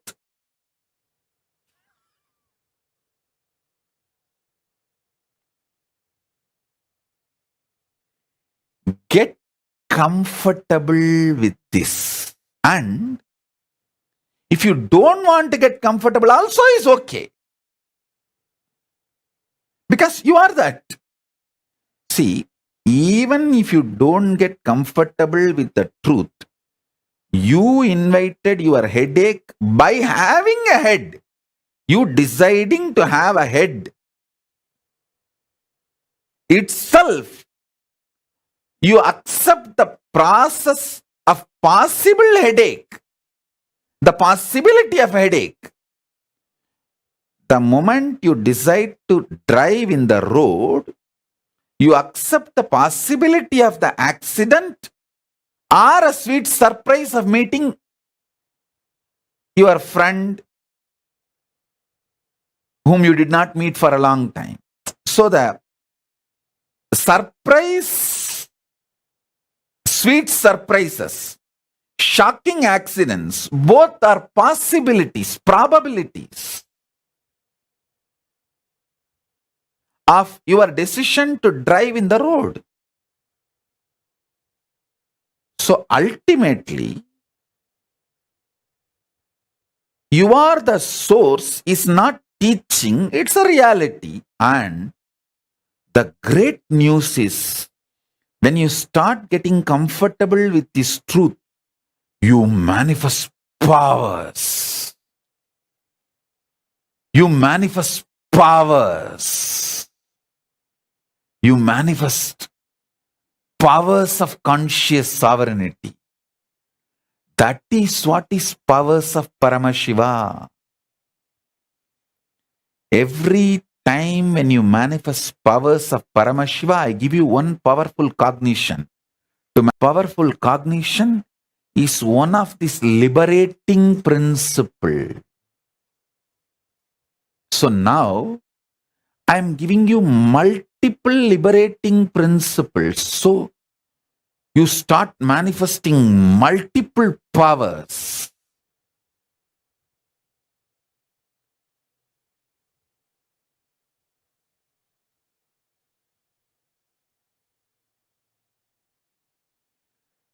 Do not let others play bad guy role in your life. And even if you let them play the bad guy role, it's okay. This paradox, The other you choose, you want as a bad guy, is also part of your conscious sovereign decision.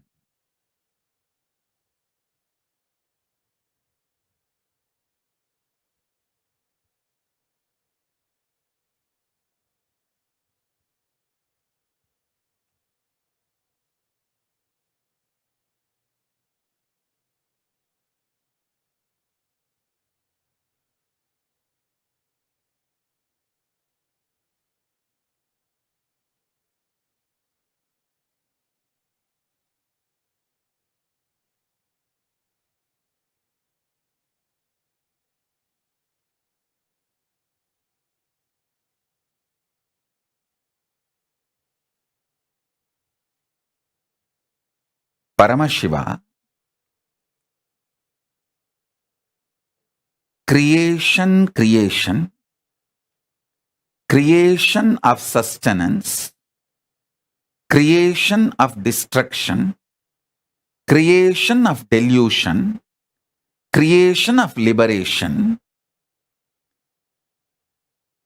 maintenance dimension getting created, maintenance of maintenance, maintenance of destruction dimension, maintenance of delusion dimension, maintenance of liberation dimension, then destructive dimension getting created, the destructive dimension getting maintained, the destructive dimension getting destroyed, the destructive dimension getting deluded, the destructive dimension getting liberated, then the delusion dimension getting created, the delusion dimension getting maintained, the delusion dimension getting destroyed, the delusion dimension getting deluded, and the delusion dimension getting liberated, and liberation dimension getting created, the liberation dimension getting maintained, the liberation dimension getting destroyed, the liberation dimension getting deluded, the liberation dimension getting liberated. These 25 heads of Paramashiva contemplate how in each of these dimension you are manifesting your life. How you yourself enjoy many times your own delusions knowing it is delusion.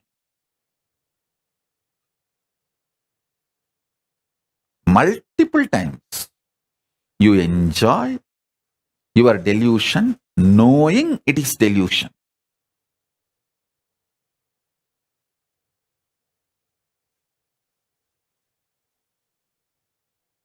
I am not saying don't enjoy your delusion. I am not saying enjoy your delusion. I am only saying know it that it is you, so that your conscious sovereignty is not damaged by your actions. Your existence should not be damaged by your actions.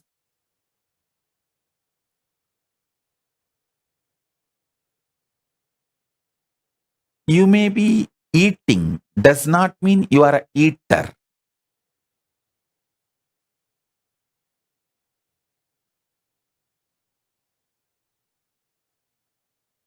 You may not be eating, does not mean you are a nirahari.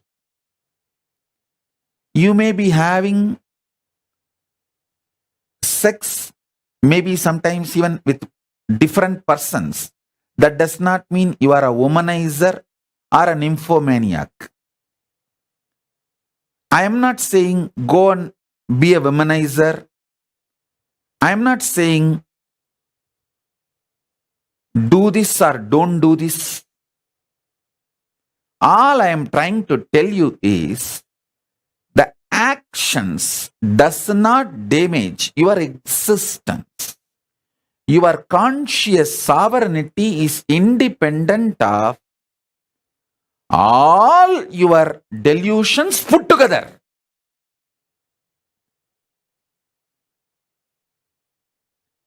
Because your unmanifest is more powerful than all the 5 manifest put together. Your creation, maintenance, delusion, destruction, liberation, all 5 put together is only 25% of you. 75% of you is your unmanifest. I am giving you kind of this percentage for you to understand. In reality, 99.999999% of you is unmanifest. Only the 0.0000001% is the manifest. In that manifest is a 5 manifestation. Like if in your cell, even if your cell, if you thoroughly analyze, 99.99999% is vacuum, unmanifest. Only the 0.0000001% is the manifest. In that manifest, 1/5 is creation, 1/5 is sustenance, 1/5 is destruction, 1/5 is delusion, 1/5 is liberation. So,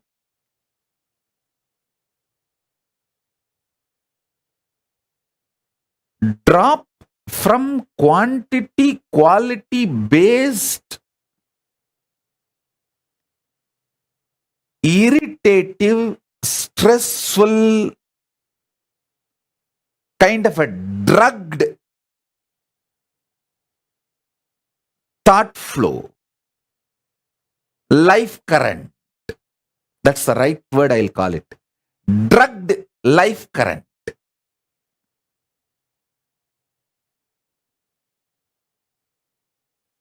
Drop from that. Come to this conscious sovereignty. And you don't need to expect you should experience conscious sovereignty within this 1 hour of satsang. I will make that happen. You don't get stressed. You listen to every word I am uttering and try to cognize. That's enough.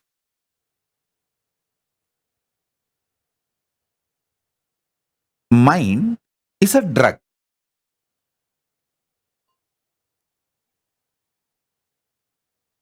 It's not chain. The word chain gives kind of a solid experience perception. It is not worthy to be called as chain. It's only alcohol. Tomorrow morning, its effect will not be there on you. That kind of a moodiness of your mood is a drug. Drug's impact on you is moodiness of your mood.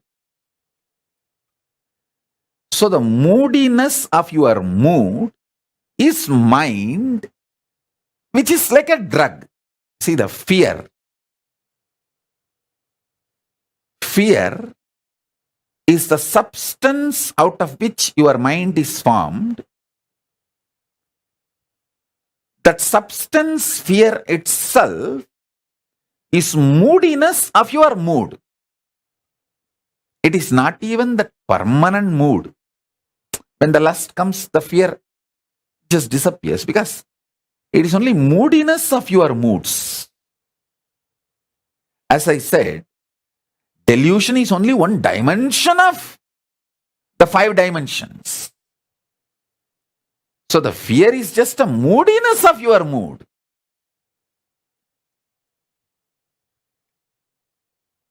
Chidananda Swabhava, which is like a ecstasy of knowing your conscious sovereignty, even if a drop of that ecstasy, knowing your conscious sovereignty starts seeping into your mind, the drug called mind loses power over your brain. See, your brain as on now is drugged with a drug called mind. Even one drop of nectar, dose of Chidananda Swabhava Amrita, if you know your conscious sovereignty even in one dimension, hey, yes. What Swamiji is saying is clicking, yes. Other words I don't understand, but this one word I understand what he is telling. Even if one click starts happening and clicking, that nectar starts getting you out of the drug called mind. So listen. Now I am giving you multiple nectar drops. Anyone works on you is enough. You will start cherishing the conscious sovereignty, which I sincerely want all of you to manifest by Guru Purnima. By Guru Purnima, I want all of you to have the conscious sovereignty, because by this whole Chaturmasya, I want all of you to enjoy this conscious sovereignty and manifest powers. Powers of the unmanifest, Paramashiva, the source of you. Listen.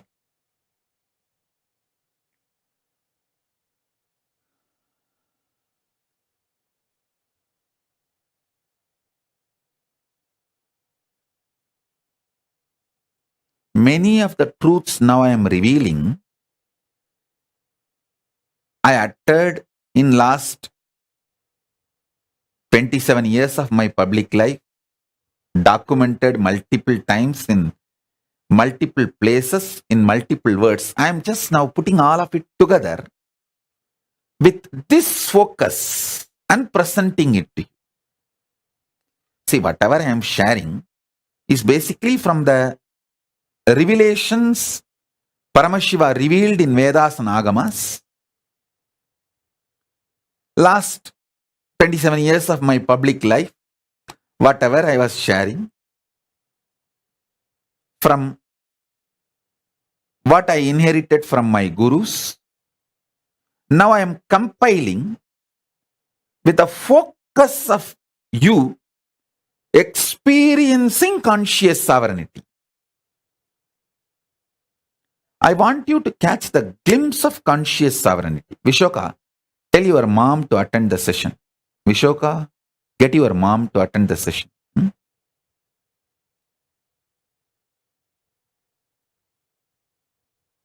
So listen.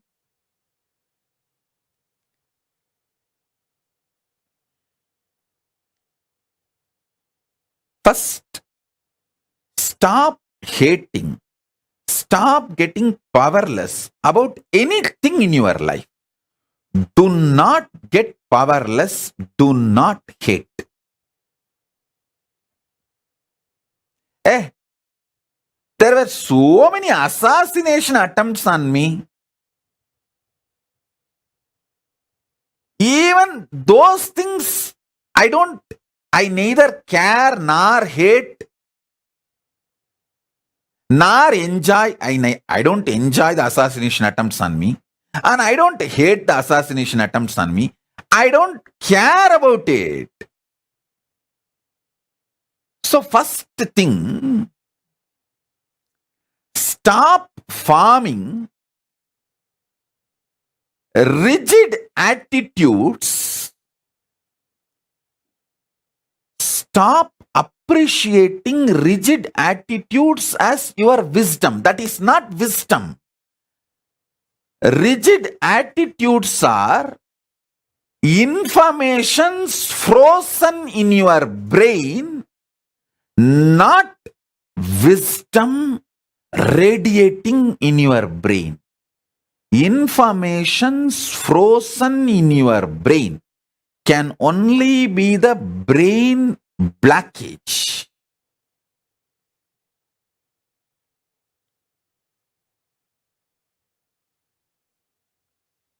You call that blood clot, like that brain clot.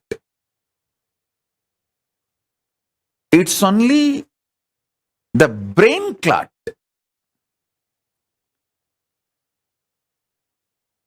Go for conscious sovereignty centric existence. Even if you miss in your stressful life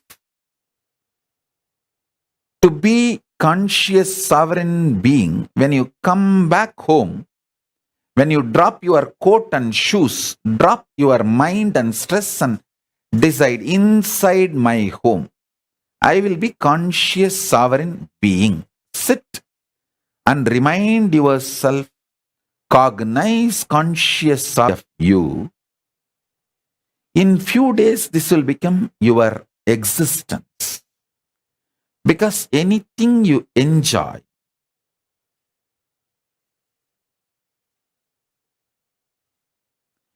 anything you entertain, you become that becomes you.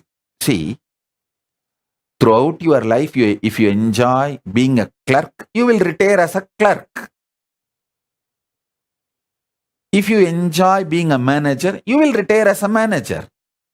If you enjoy being a king, you will retire as a king. What you enjoy, you will manifest. Do not tell me, oh, I enjoy being a king, but I am not getting opportunity. No, life is too big. And even if you are struggling, no, I really want to be a king, but I am not getting opportunity, then okay, entertain with that. You are engaging with that. Engage with that delusion. It's okay. But know it, you are engaging with that delusion.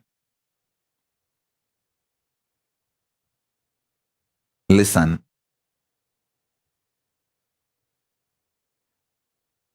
When you want to brand life as unfair, you decide you want this, but you are not given that. That is why life is unfair. The conclusions you want to come due to your non-involvement with the life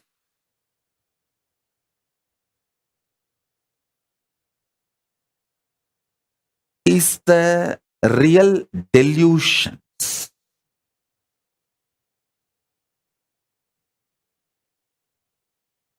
But as I said, it's not that delusions are wrong, because when the delusion becomes thick, it becomes nightmare and you wake up. You are pushed to the next level of enlightenment automatically.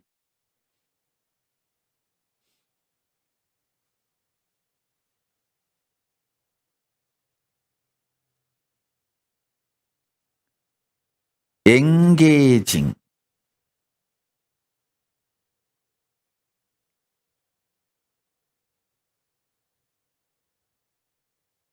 with the quality, quantity centric thinking always leads to destruction and delusion.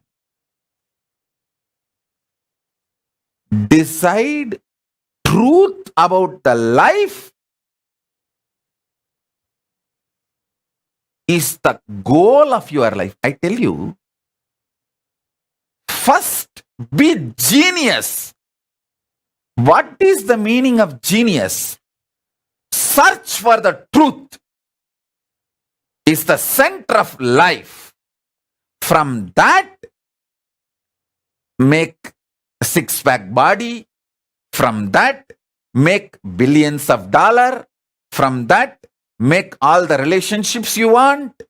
From that, manifest all the powers you want. You want, create what you want, enjoy what you want, celebrate what you want, destroy what you don't want, be deluded when you want, be liberated when you want, but centered on your conscious sovereignty. Listen, people who search for the truth in the field they have chosen in their life, they become genius.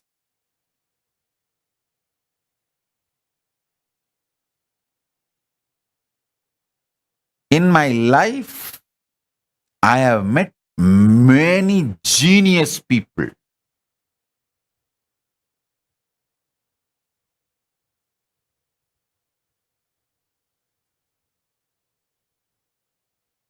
In Tiruvannamalai alone, I have met at least 50 genius people.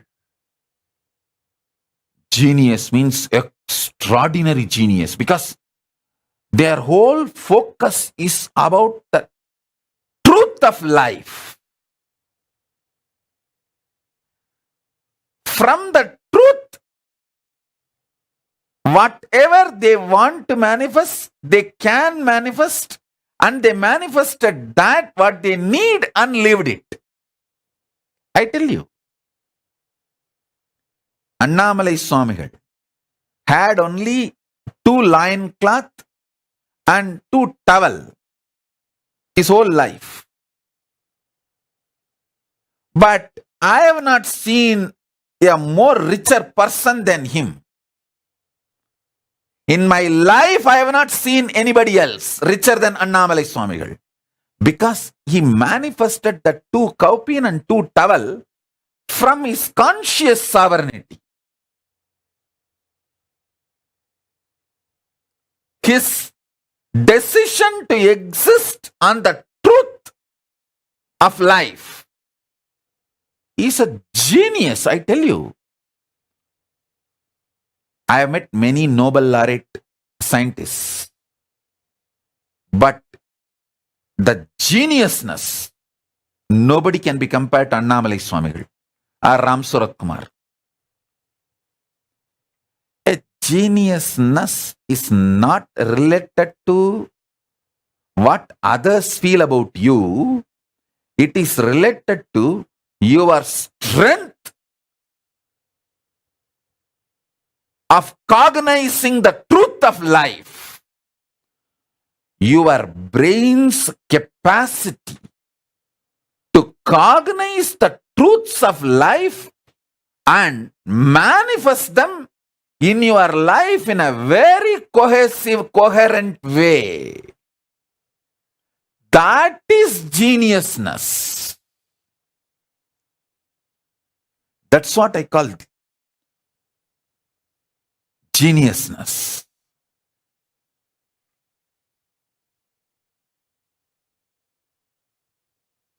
Neither Annamalai Swami will want 3rd kaupin, nor he would have accepted even if people force